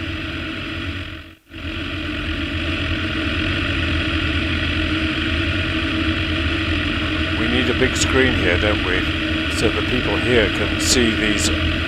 Yeah, that'd be good, yes. I'd love to see it, but I suppose we'll have to watch it later on. Yep, it'll be on the live stream for years to come.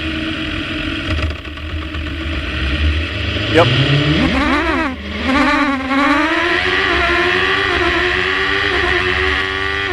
Tom on board hustles through Orchard. Meanwhile, Sean has brought the Gould to the line. We might not be able to see the whole of this on board with Tom. We'll see the rest of it later, I guess. So, Sean Gould, builder of these brilliant cars. I'm not sure, well, William Hall's was the most recent one built. I don't know if they've got any more to build. Eases it off the line. Deceptively quick, virtually no wheel spin, 2.2 seconds and 97 miles an hour under the bridge. Yep, got the Ranitorius already. So yeah, Sean's well on his way already. Puts the power down. That is such an immensely quick car with its 4 litres and just V8. Sean's first run time was a 37.81. He's capable of doing much quicker than that. Let's hope he does on this run. He's got to ease his way back in after a limited season last season and a hurt shoulder. Shoulder is better. 37.56. Bit of an improvement, but there's much more to come. Who have we got? Graham Wynn on the line, showing of course the Scott. Another good GR59.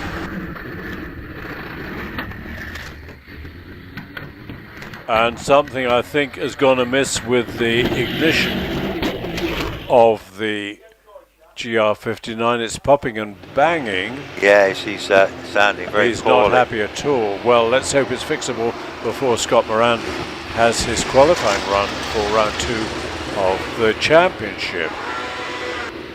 Yeah, I think he's actually stopped just beyond it. Graham is asking the marshals whether he can coast straight back into the paddock, but Lindsay Summers has been red flagged on the line, and luckily Graham has been, I think, instructed to going on up the hill.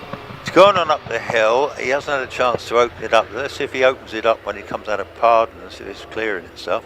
I think it's going to go very slowly up the hill and then get fettled. Let's hope it's maybe a wire's come off. Still going, it's going slowly, but that is a shame. That would be a tragedy if Scott can't do compete the runoff, do a time in the runoff.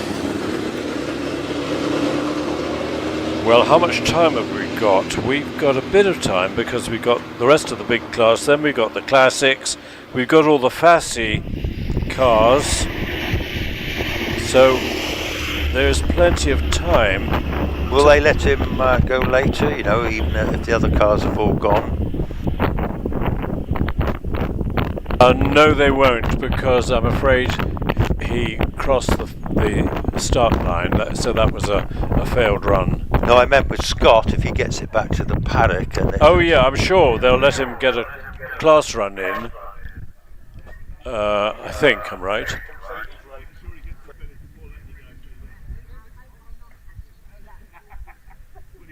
Well, might be. So actually, have you got another car on the line, Chris, at all?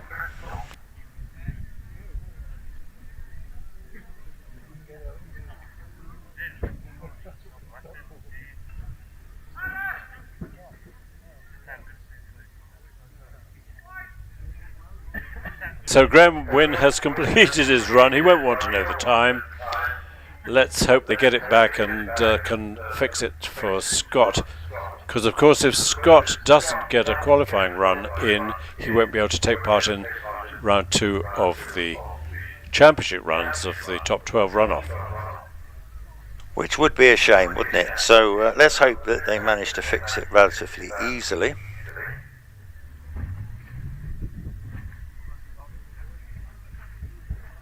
These modern cars, they get laptops out, don't they, very often, just to sort of set things up. It sounded like a problem with launch control because it was popping and banging like crazy, wasn't it?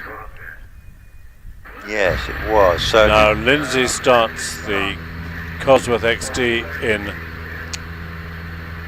the Firestorm.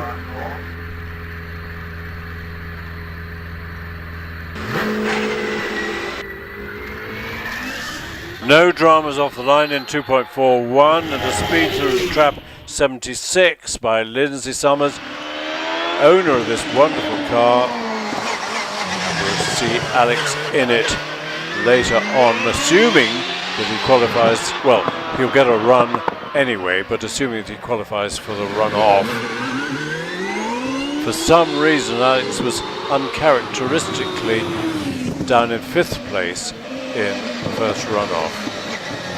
Here's the Empire Wraith again. I was trying to think, do the other Empire Wraiths have an engine cover? I think they do to complete the aerodynamics. Lindsay finishes with a 44.38. Yeah, generally they do, I think, particularly on the line, William Lockridge. So maybe they finished the installation of this new engine without giving themselves enough time to mould an engine cover for it. Probably doesn't slow it down at all. He's got a GoPro on board. I wonder if he can lend it to us to have it on board. Yeah, that's a spectacular looking car, always very quick. Can't believe how many people drive it, but obviously it's almost used as a development car, isn't it? Yeah, it is.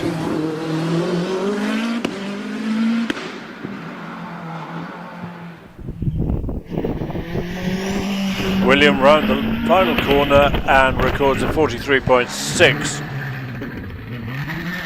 Making way for Steve Owen in the colour that you won't fail to see on a foggy day. Yeah, he's already round past me, that one there. Yeah, that's the latest spec OMS, very successful little cars. There's quite a few in the paddock, isn't there, amongst the smaller classes. And of course Trevor Willis has one in the top class, as does Simon Andrews, who's on the line now. Oh wow, Steve very nearly overcooked it out of S's, but rescued it at the last millisecond and records a 41.01.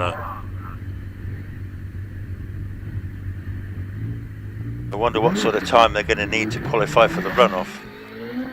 Might just nudge into it. Simon Andrews, sharing of course with Bernard Kevel. A good start, 2.23. Yep, going very nicely indeed. The OMS is a pretty little car, isn't it? And really seems to take lots of engines you can put in the back of them.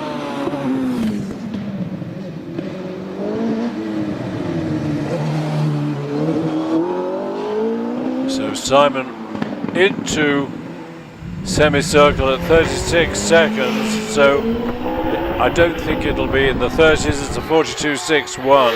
Tony Hunt, good DJ 55. Oh yes, this is his rerun, isn't it? Yep. So yeah, he got red flag, didn't he? He did indeed, yes. This time no drama so far, no flags are out, all looking good. Usually, oh yeah, bit of a exit out of pardon there.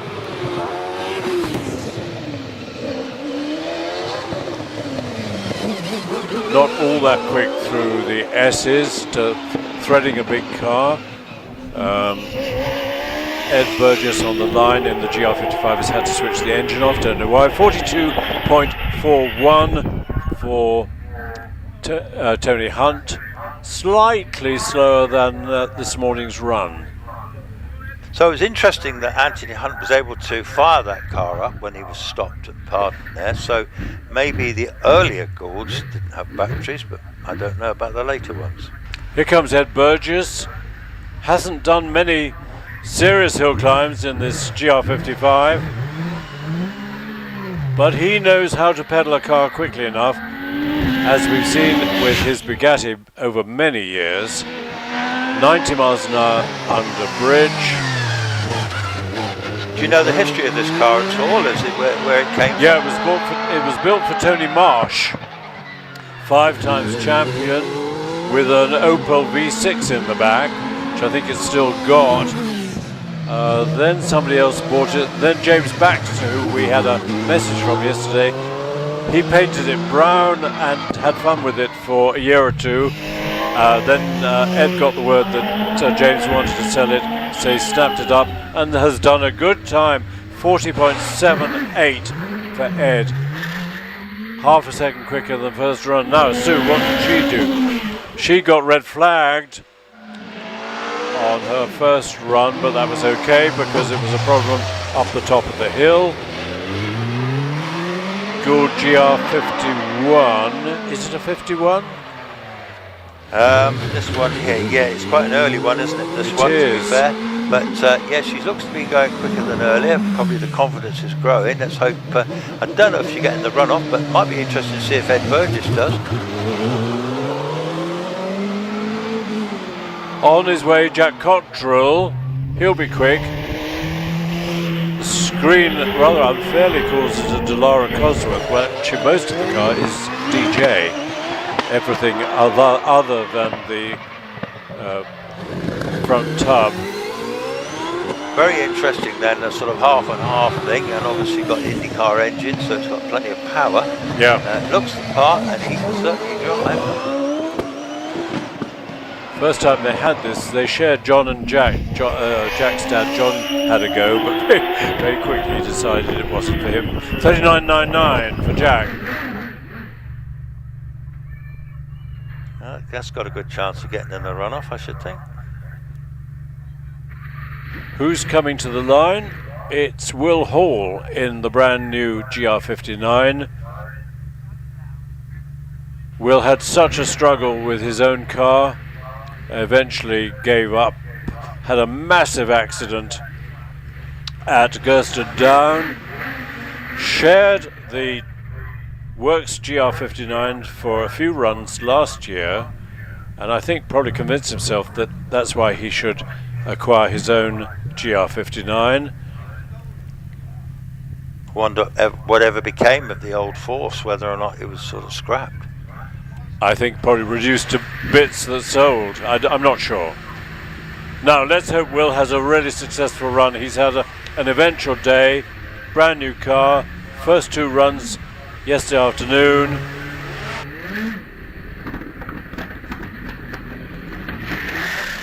Excellent start, 2.21, speed under the bridge, 102.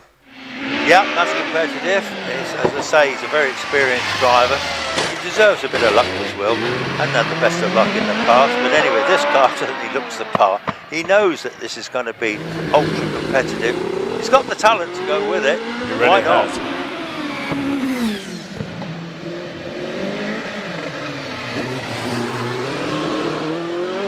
Absolutely inch perfect round the S's.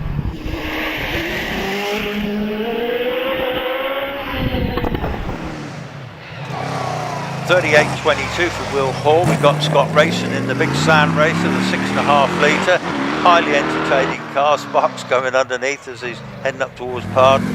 Must be an absolute beast to drive, but when the power comes on, it must be very exciting.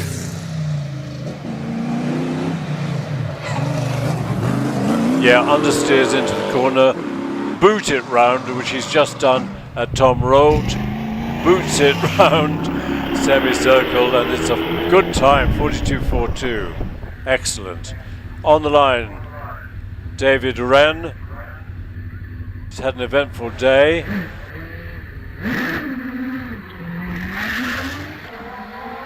Good start and speed under the bridge, 105. Yep, looking good in the ex-Martin Groves car. Colour scheme on this one shares this with Nicola Mingers, Hollis's wife, and she's not here this weekend. But anyway, Dave is highly competitive driver, very skilled. Car's still going extremely well. It really is. I'm astonished by the longevity of these hill climb cars. You know, competitive still after 20 years or so. 38.45, that should qualify. Yep, definitely agree we did that. 8th in class so far. Where are we? We're with Matthew Ryder. They're looking rather puzzled. Sean and co. But it's started, which is okay. And Matthew brings it up to the line. I can see Matthew is a future HillClimb champion.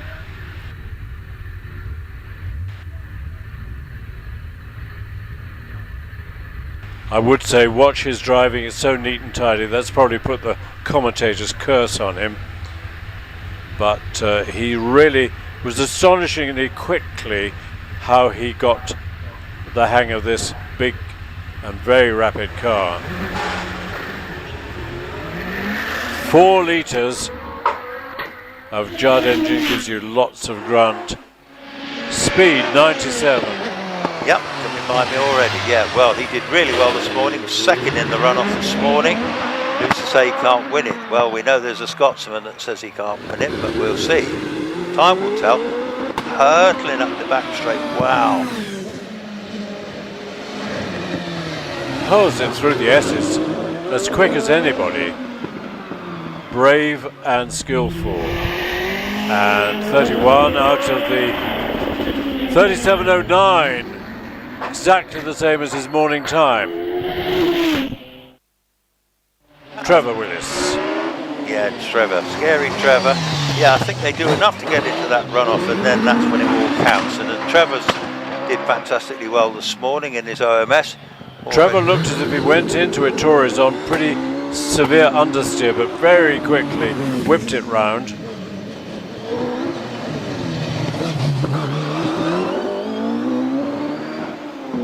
Terry Graves sharing with Tony Hunt.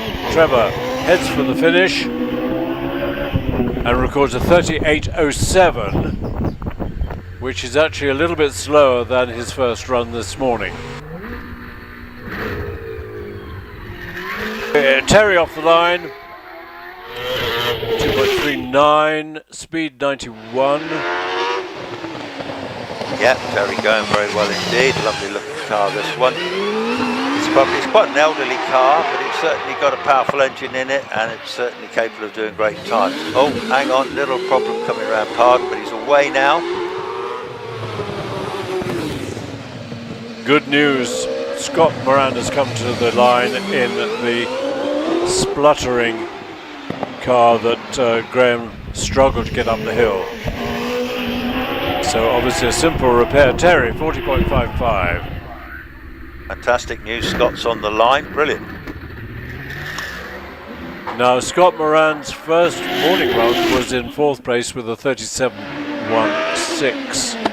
And he's with me now, Coxon's line, really tight line round it, Tories. Puts the power down, that very impressive Judd V8. Now Scott is always neat, deceptively quick. They all seem to be struggling coming out of Pardon today.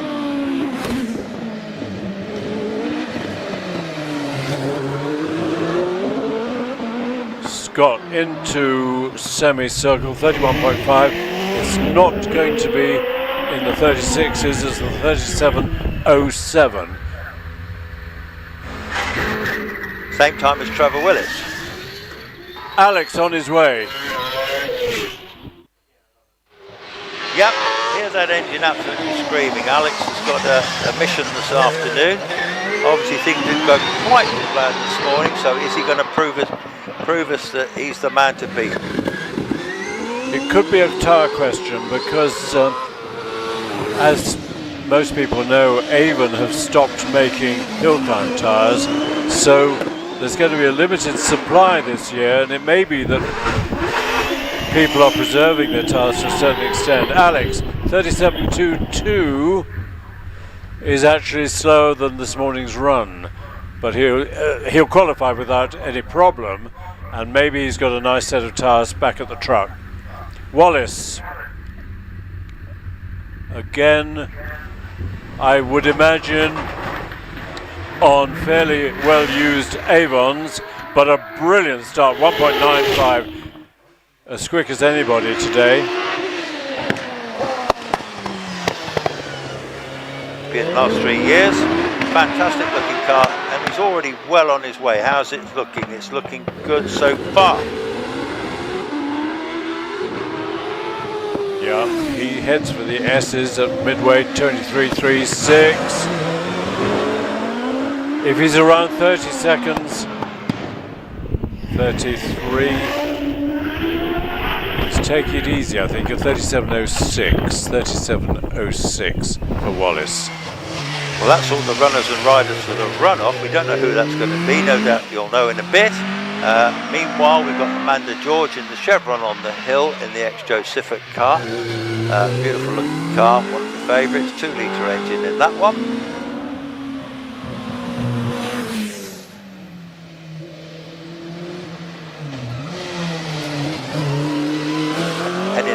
semicircle, and leaving the line is Martin Jones in the Brabham. And he's already with me. The Brabham, this lovely little Brabham, 1600 twin cam in this one. This is how racing cars used to look back in the day, a proper little era of motor cars. I do like this era of cars. I know I'm old and this is what I used to watch, but nevertheless, it was certainly real driver experiences. He's going to be followed by Andy Tippett in the big Brabham. This one's got a Rover V8 in this one. Highly impressive car, sounds absolutely tremendous. He's a local man. This is a 1969 car and was one of the first cars to go sub 30 seconds at Shelsley. The hill record at Shelsley is now in the 22s to Wallace Mingott.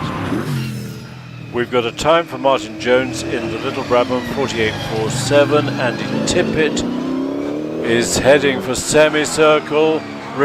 Tom Brown in the Clubman's class Mallock on his way. Andy records a 47.46. Yep, now little Mallock, that's right, 1700 cross-flow engine car, this one. Rear wheel drive, proper these Clubman's car, they call them Clubman's racing cars.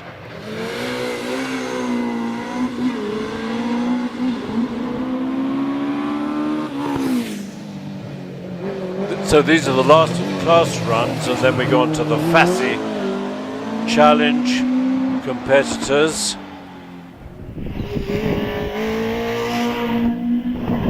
Three classes for Fassi: saloon cars, sports cars and so-called racing cars. Tom Brown time 43.92. Lee Carter on the hill in this extraordinary little Abarth 695, which means it's a Fiat 500 engine bored out to 695, but it's still air-cooled twin cylinder and engine cover open, of course. John Barber in the Fiat Abarth 850 Nürburgring model, 1974 car. What size engine is that, Chris? Well, the 850 had an 850cc, so I'm not sure that this is based on the original Fiat 850. It looks, I might be getting old, but it looks too small for me, but obviously John Barber knows what it is.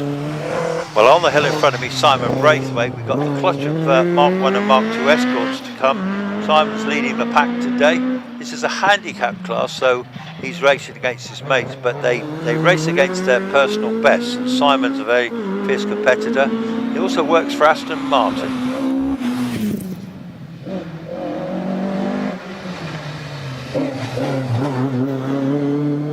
We've got a time for Lee Carter in the Fiat 65.47, for John Barber 63.16. Simon Braithwaite still travelling and records a 51.27. Stephen Akers, this lovely standard looking, I'm glad to say, Mini Cooper S, reminding us how tiny they were but could accommodate 4 adults and quite a lot of luggage, remembering that the boot lid opened downwards. So if you had more luggage than the boot could accommodate, you just tied it to the lid, and the number plate hinged down, so it was always vertically down and had its own light, of course. Yeah, what a genius car Alex Isigonis built there, to be fair. On the hill is the little Triumph Vitesse of Alistair Clark that he's rebuilt himself. He's certainly enjoying his racing this year, and I've seen him out several times already.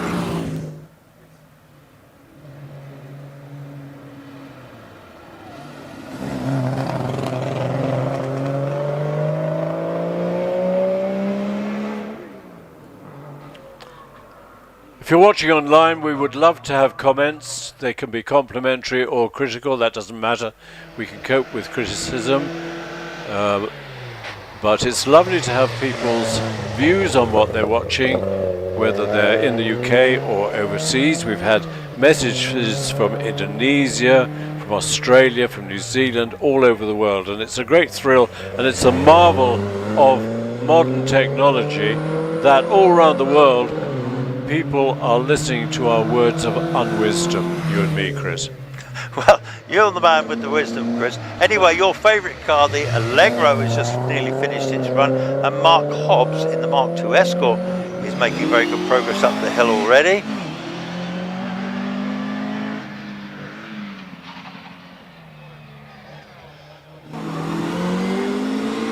I never dreamt that I would see an Austin Allegro at Prescott. 60.53 for Peter Cooper. Mark Hobbs will be considerably quicker. Tironi got that car, he bought it back. He actually bought that car back last week. He's only literally just had that car back. Sell and regret and get it back. I bought a lovely ST Mondeo a while ago, and then the owner wanted it after 3 years to buy it back, which he did. Two weeks after that, it caught fire and destroyed itself.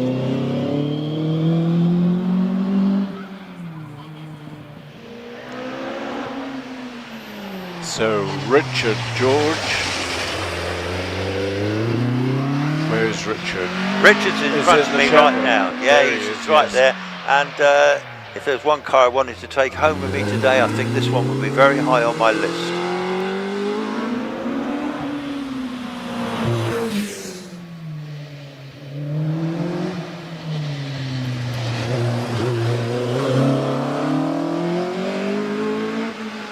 Up to the line comes the very immaculate Austin Cooper S, very early one of Sheridan Thin, who now has a very senior position at McLaren F1. And I hope he's able to do everything he can to improve the speed of the Formula One McLaren.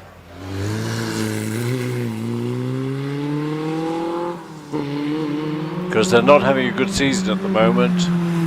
Kirsten Dodd into the S's, the last of our Formula Fords, I think.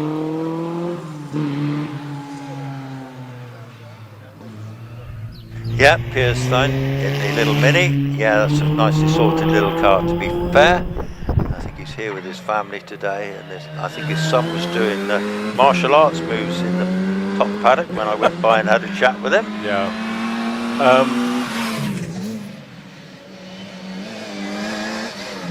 We've got Brian Ashley just off the line in the little A35. The district nurse either had a Morris Minor or an A35, didn't she? Not one as quick as this though, because this has got that 1340 engine in it. And actually, I don't know if they stiffen up the suspension, but it seems to be very stable on the track, this little car. Yes, it is. It's good. Swerving a bit on the way, on the brakes on the way into Pardon.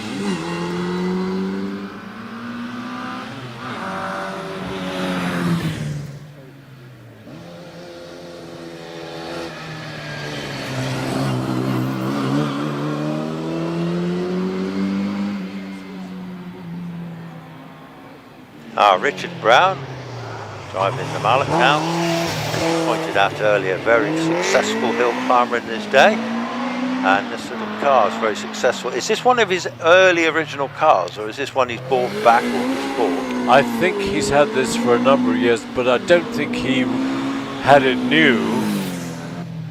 Richard was a very canny buyer of racing cars. He's had dozens of different racing and hill climb cars through his hands, and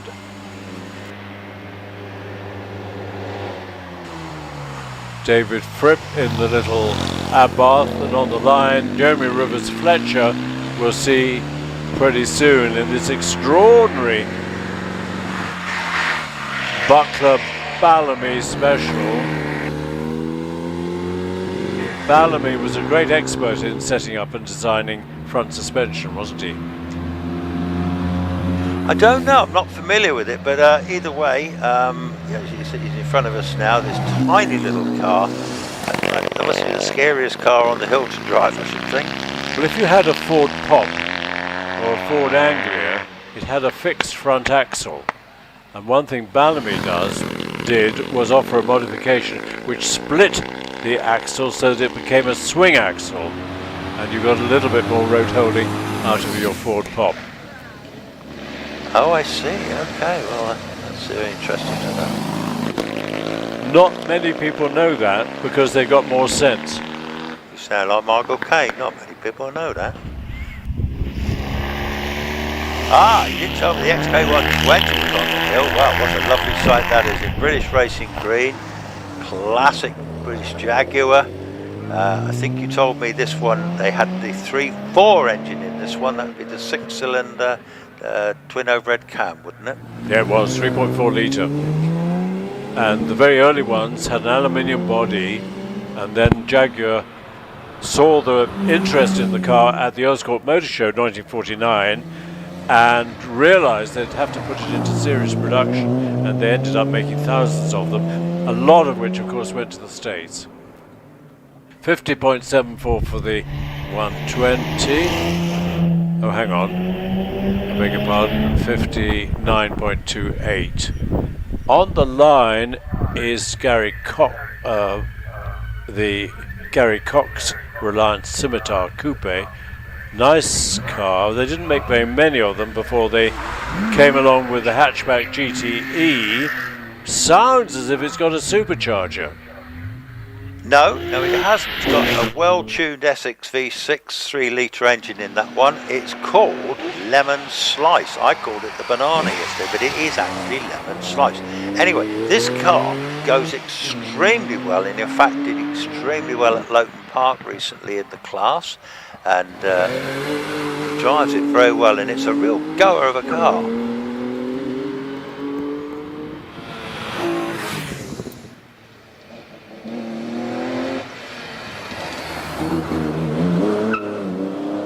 So this is the sports car version of the Fassi Challenge, the Class 2 sports cars. We've got one more car, the Clown Crusader, here it is, and then we go on to the so-called racing cars. Yeah, this little Clan, pretty little car actually. There's not too many left now. A good one will set you back about 15,000 now, so they're not exactly cheap anymore, because back in this was actually formed by 7 Lotus employees, the company, and they produced hundreds of them. So Henry Mitchell, have we missed a time? Gary Cox in the Lemon Slice, 50.63. Henry Mitchell on his way in the Clown Crusader. Has he finished? Not quite. So I've got Mark Maynard in his little imp. I think we've seen a few of these at Prescott over the years, and some quite recently, to be fair. But little 998 engine, go like stink. Peter Thurston, I was chatting to him in the top paddock earlier today, this afternoon in fact. And this one is a rather special little car actually, and the Lotus twin cam in it makes it really fly. They started off with an 1100 in this car. We got a time for the Clown Crusader, 59.78. Peter Thurston, much quicker, 54.94.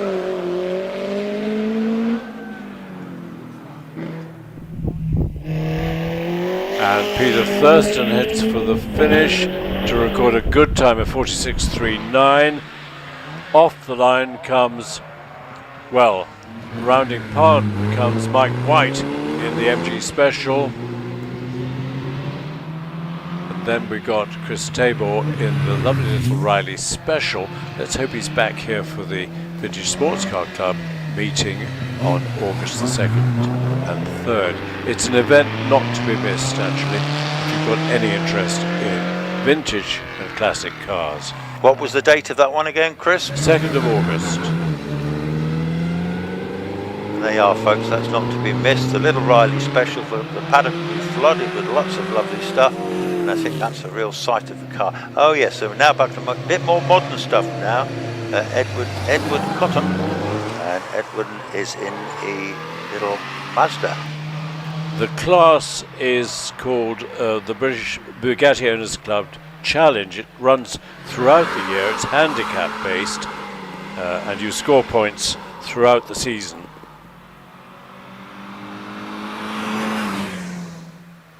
What it means is that you get a terrific mixture of cars, from modern, very rapid cars to like Will Goff's Alfa Romeo 4C, right back to the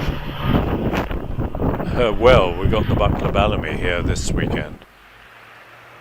So not many cars to go now before we're into that very, very exciting second runoff on the hill at the moment. Malcolm Evans in the Toyota Yaris, unassuming looking little cars, highly quick little cars. Very short supply, you were telling me, Chris. I think it's a sort of 2-year waiting list. I've got a friend, David Addison, who is a well-known commentator. He's got one. He bought one early on in the production run, and he's been offered virtually twice what he paid for it. But he said, no, I'm hanging on to this. That's extraordinary, isn't it? Twice what he paid for it. Yeah, something like that. Wow, yeah. Well, the little Twingo on the hill, and there won't be many more runners and riders, will there? No, if you're looking at the programme, page 31, and expecting to see the Bugattis again, they've had their run. By tradition, the Bugattis get their second runs first thing after lunch. So it won't be long before the runoff. Don't go anywhere, folks. Still a good crowd on the hill, but this is going to be the pinnacle of the day, the second runoff. So anything can happen. It's still staying dry. There's a few clouds in the distance. I'm just keeping my fingers crossed that we get a dry runoff.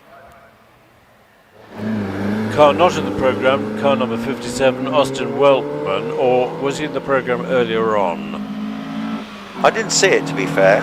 I've seen this car before, but whether it was in the Bugatti Challenge, I'm not sure. But in the meantime, Alex Risk, which we've seen a couple of times in the lovely Alfa Romeo Junior, is chased by the early Elise with its Mark I body. I keep banging on about how I prefer the shape of this body to the Mark II, but I was told by somebody who knew, I think Paul Matty probably, that it was a less expensive body to build than the early one. So let's just watch Austin Weltman finish his run. Last run, 56.28. As Chris quite rightly said, there will now be a pause, but what I have got is the running order for round 2 of the British Hillclimb Championship. So, shall we publicize that right now? If you've got a pencil or a pen in your hand, you might wish, if you've got a program, to turn back to page 10.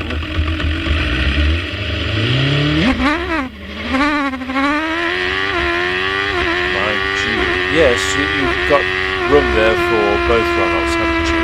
So will it be the slowest qualifying time first, Chris? Almost, except we've got Sean Gould kicking off.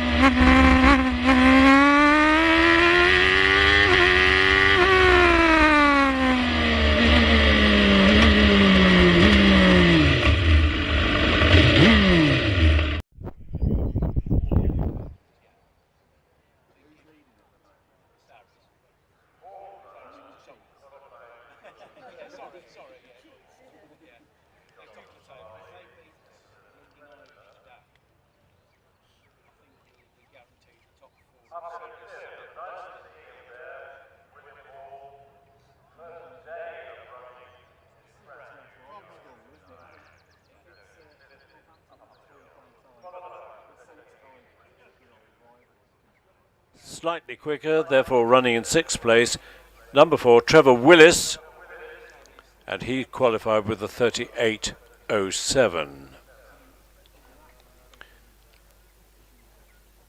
7th to run, David Warburton in the lovely Hayabusa-powered GR59 Gould. 38 seconds exactly.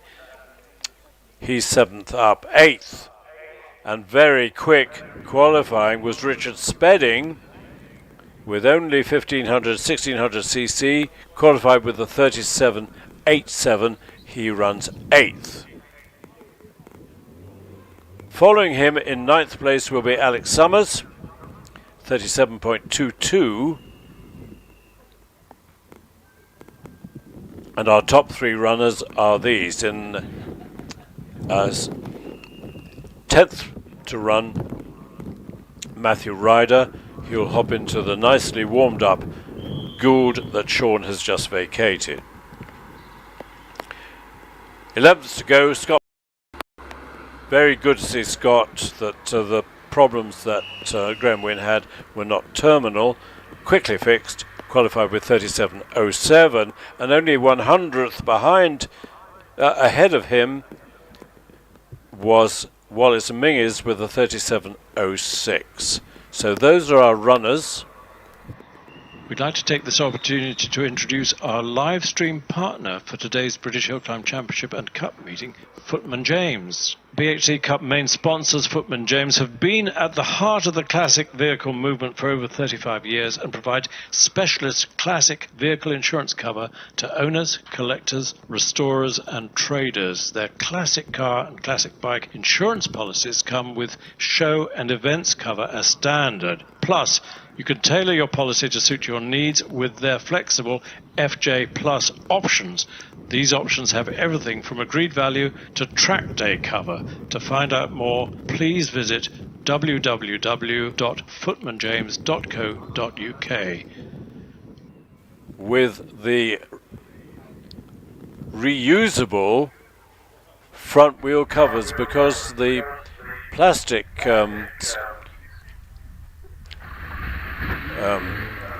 wheel covers that people have used to keep the front wheels clean and then chuck the plastic away have been banned, as far as I know. So everybody is now running much more long life wheel covers which can be washed and kept. Now then, Sean, qualified with a 37.56, has held the record here with a time in the low 35s.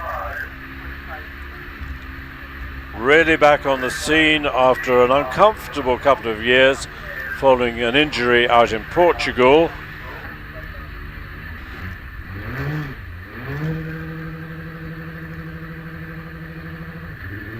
Neat and tidy off the line, very quick 2.19 and speed 94 miles an hour. Yep, Sean looking good so far. Okay, already round Torres, nice neat line round there. Powering his way down the straight, Bernard Pardon now. Neat, very quickly away from there too. That's a nice smooth exit. Over to you, Chris. Yeah, 23 seconds into the S's. Beautiful line through the S's. Clips the outside of the track and not quite hugging the entire side at semicircle to record a 37.07. Good improvement on his qualifying time of 37.56.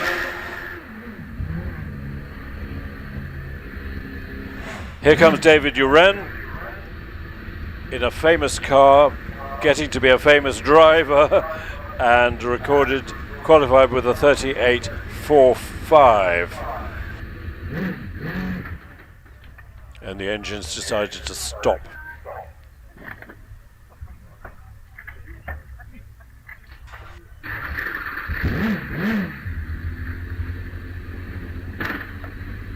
Clonk into first gear.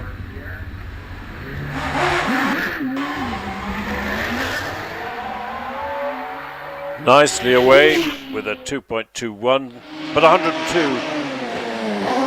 Yep, car's there. It's still a very rapid car. He can really drive this car. Again, very smooth indeed. Nothing raggedy. Hill climbing, it doesn't pay to be raggedy. Already powering up to you, Chris.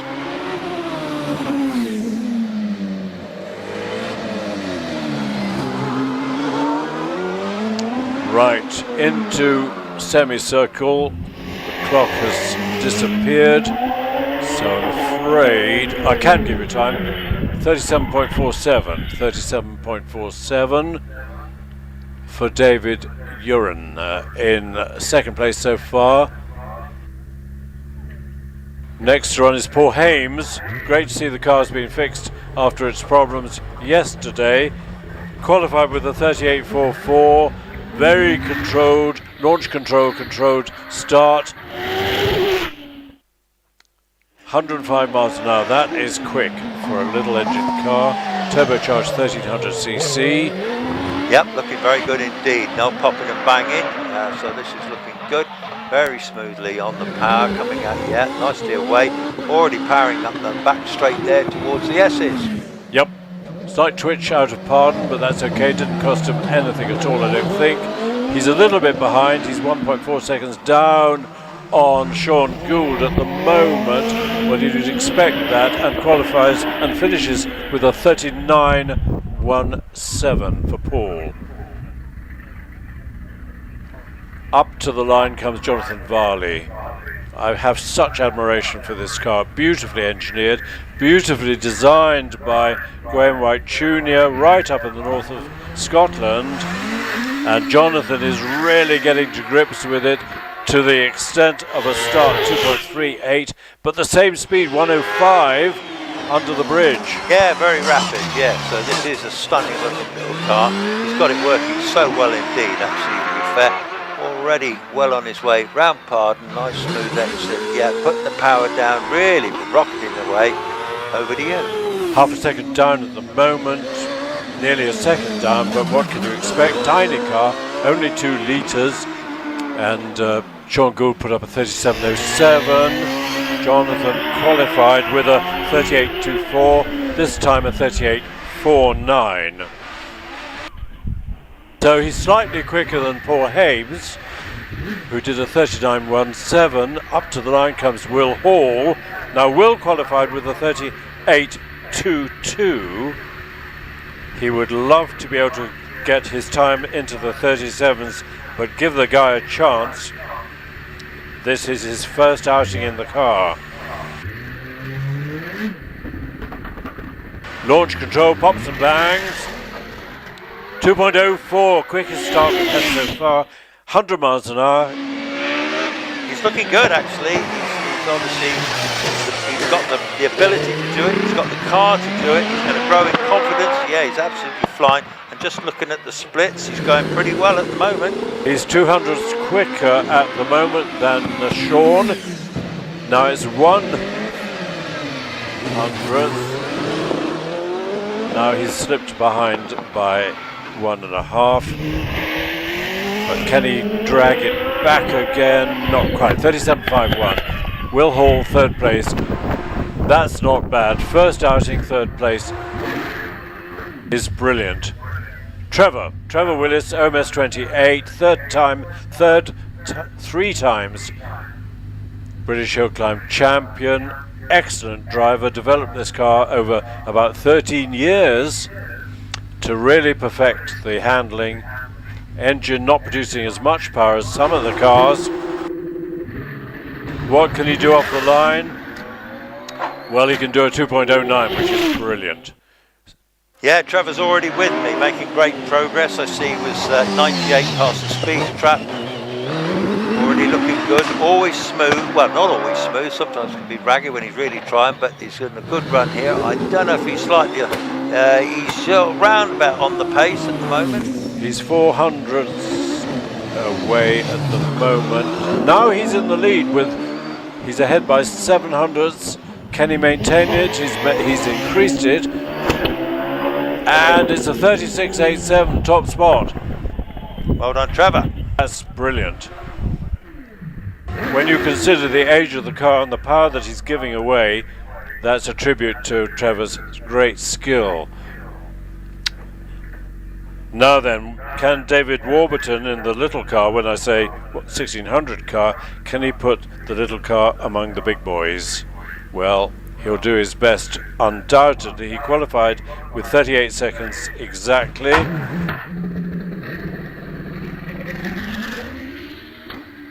Good start, 2.12, 100 exactly through the bridge. Yeah, that's going to be a big ask to get amongst in the 36s, to be fair, but we will have to see. Anyway, it's just a little bit slow getting out of Victoria's. Coming down to the Pardon here. This is where this is power now. Puts the power on. Let's see what he can do. He's 3.5 tenths off the pace at the moment, increasing to 6 tenths. What can he do in the S's? Can he claw it back a bit? Well, he does claw it back a bit, but back to nearly 6 tenths behind. Good run though, 37.56. Puts David in 5th place so far. Yeah, great run actually, only a little bit slower than Will Hall.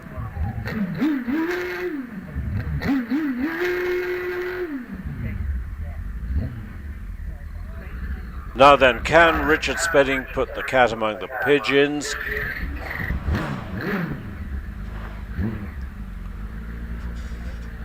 Fabulous car. GWR Raptor, unblown,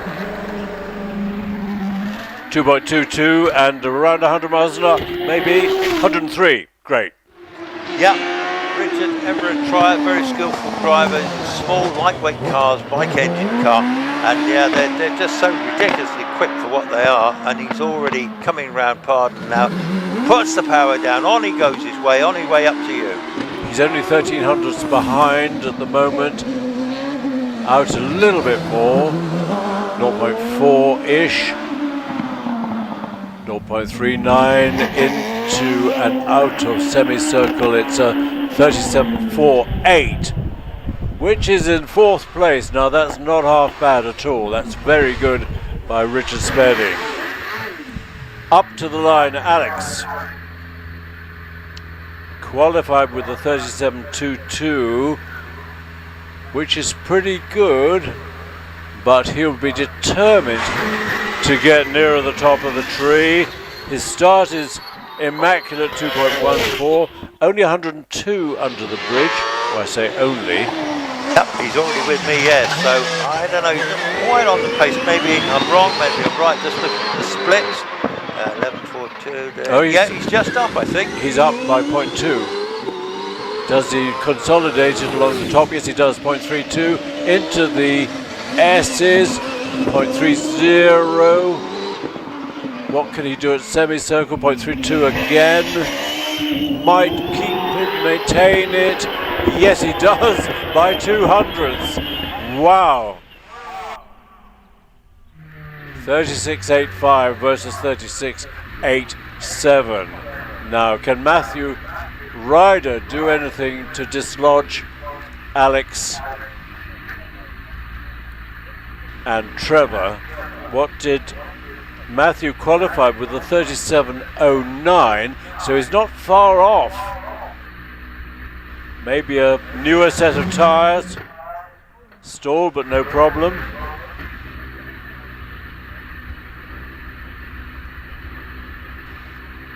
Got a very fierce clutch.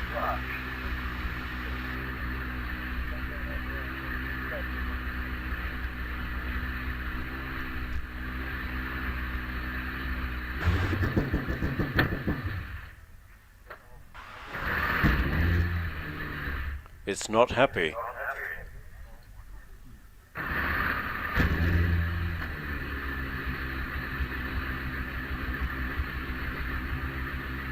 Lot of buttons to press to get the launch control set up. That's better. Matthew, 2.22. Yeah, now how quick? 101. Yep, 101 with me now. Yeah, okay, Matthew. Well, okay, second this morning.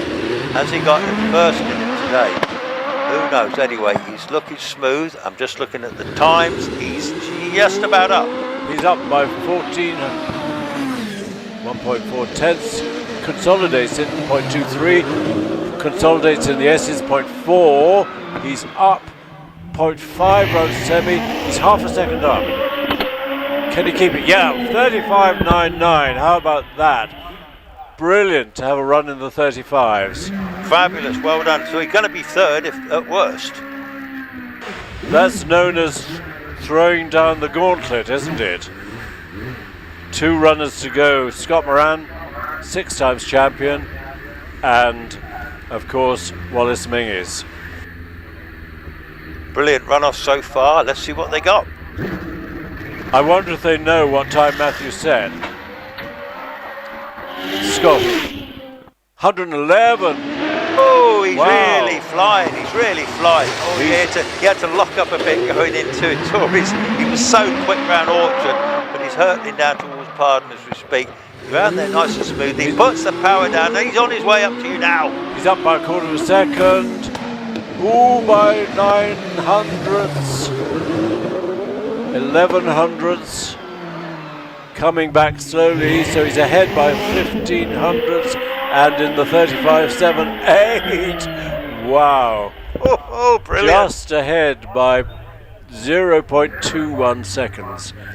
That has set a challenge for Wallace. What's the Flying Scotsman got? Can he beat that? Well done, Scott Moran.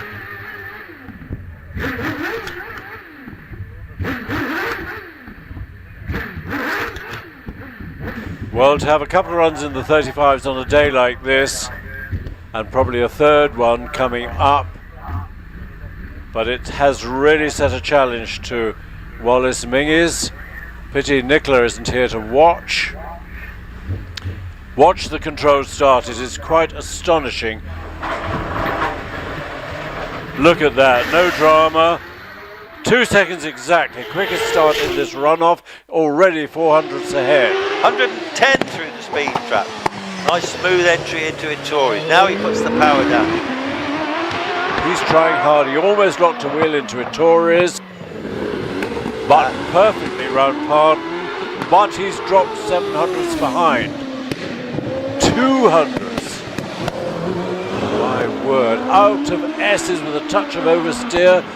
0.3 behind, I think. No, Scott Moran's done it. Scott Moran's done it. 36.14. Wow, how about that? What a brilliant runoff, Chris. That was fantastic. Let's just summarise. Richard, keep it on the screen, please. Scott Moran, first place, 35.78. Very close behind, and I thought he might snatch it. Matthew Ryder, 35.99. Wallace will be disappointed, but what a run, 36.14. Alex fourth, Alex Summers fourth in the Firestorm, 36.85. I think it might be a tire question. Anyway, fifth, Trevor Willis with a 36.87. Sixth, Sean Gould, starting off his season as he means to go on, or he'll gradually get quicker. Seventh, David Uren, 37.47. Eighth, a brilliant run by Richard Spedding in the 1500cc car, 37.48. Great to see Will Hall snatching ninth place with a 37.51. Remember, brand new car, first outing today. 10th, David Warburton. There it is. And here is Scott Moran's run on the screen, if you're watching the screen. 11th, Jonathan Varley with a 38.49. And 12th, Paul Hames, 39.17. He'll be pleased after a difficult Saturday when the car came back on a crane. Let's watch Scott Moran in this winning run, and we hope there'll be a tour d'honneur, lifting a front wheel on the way into S's. Absolutely perfect line all the way through, hugs the inside line, semicircle. Wow, 35.78. We won't see a more exciting runoff this year, I don't think. Fantastic. It's been a great meeting. We've been lucky with the weather. It started a bit gloomy with a rather greasy track. It's got better and better. Still pretty chilly, which I think does affect the times a bit, but lots of great competition. One or two slightly bent cars, but nothing too drastic. And competition all the way through every class. So big thanks to our organising team, both in the office, our course controllers next door to me, tour d'honneur for Wallace. Well deserved.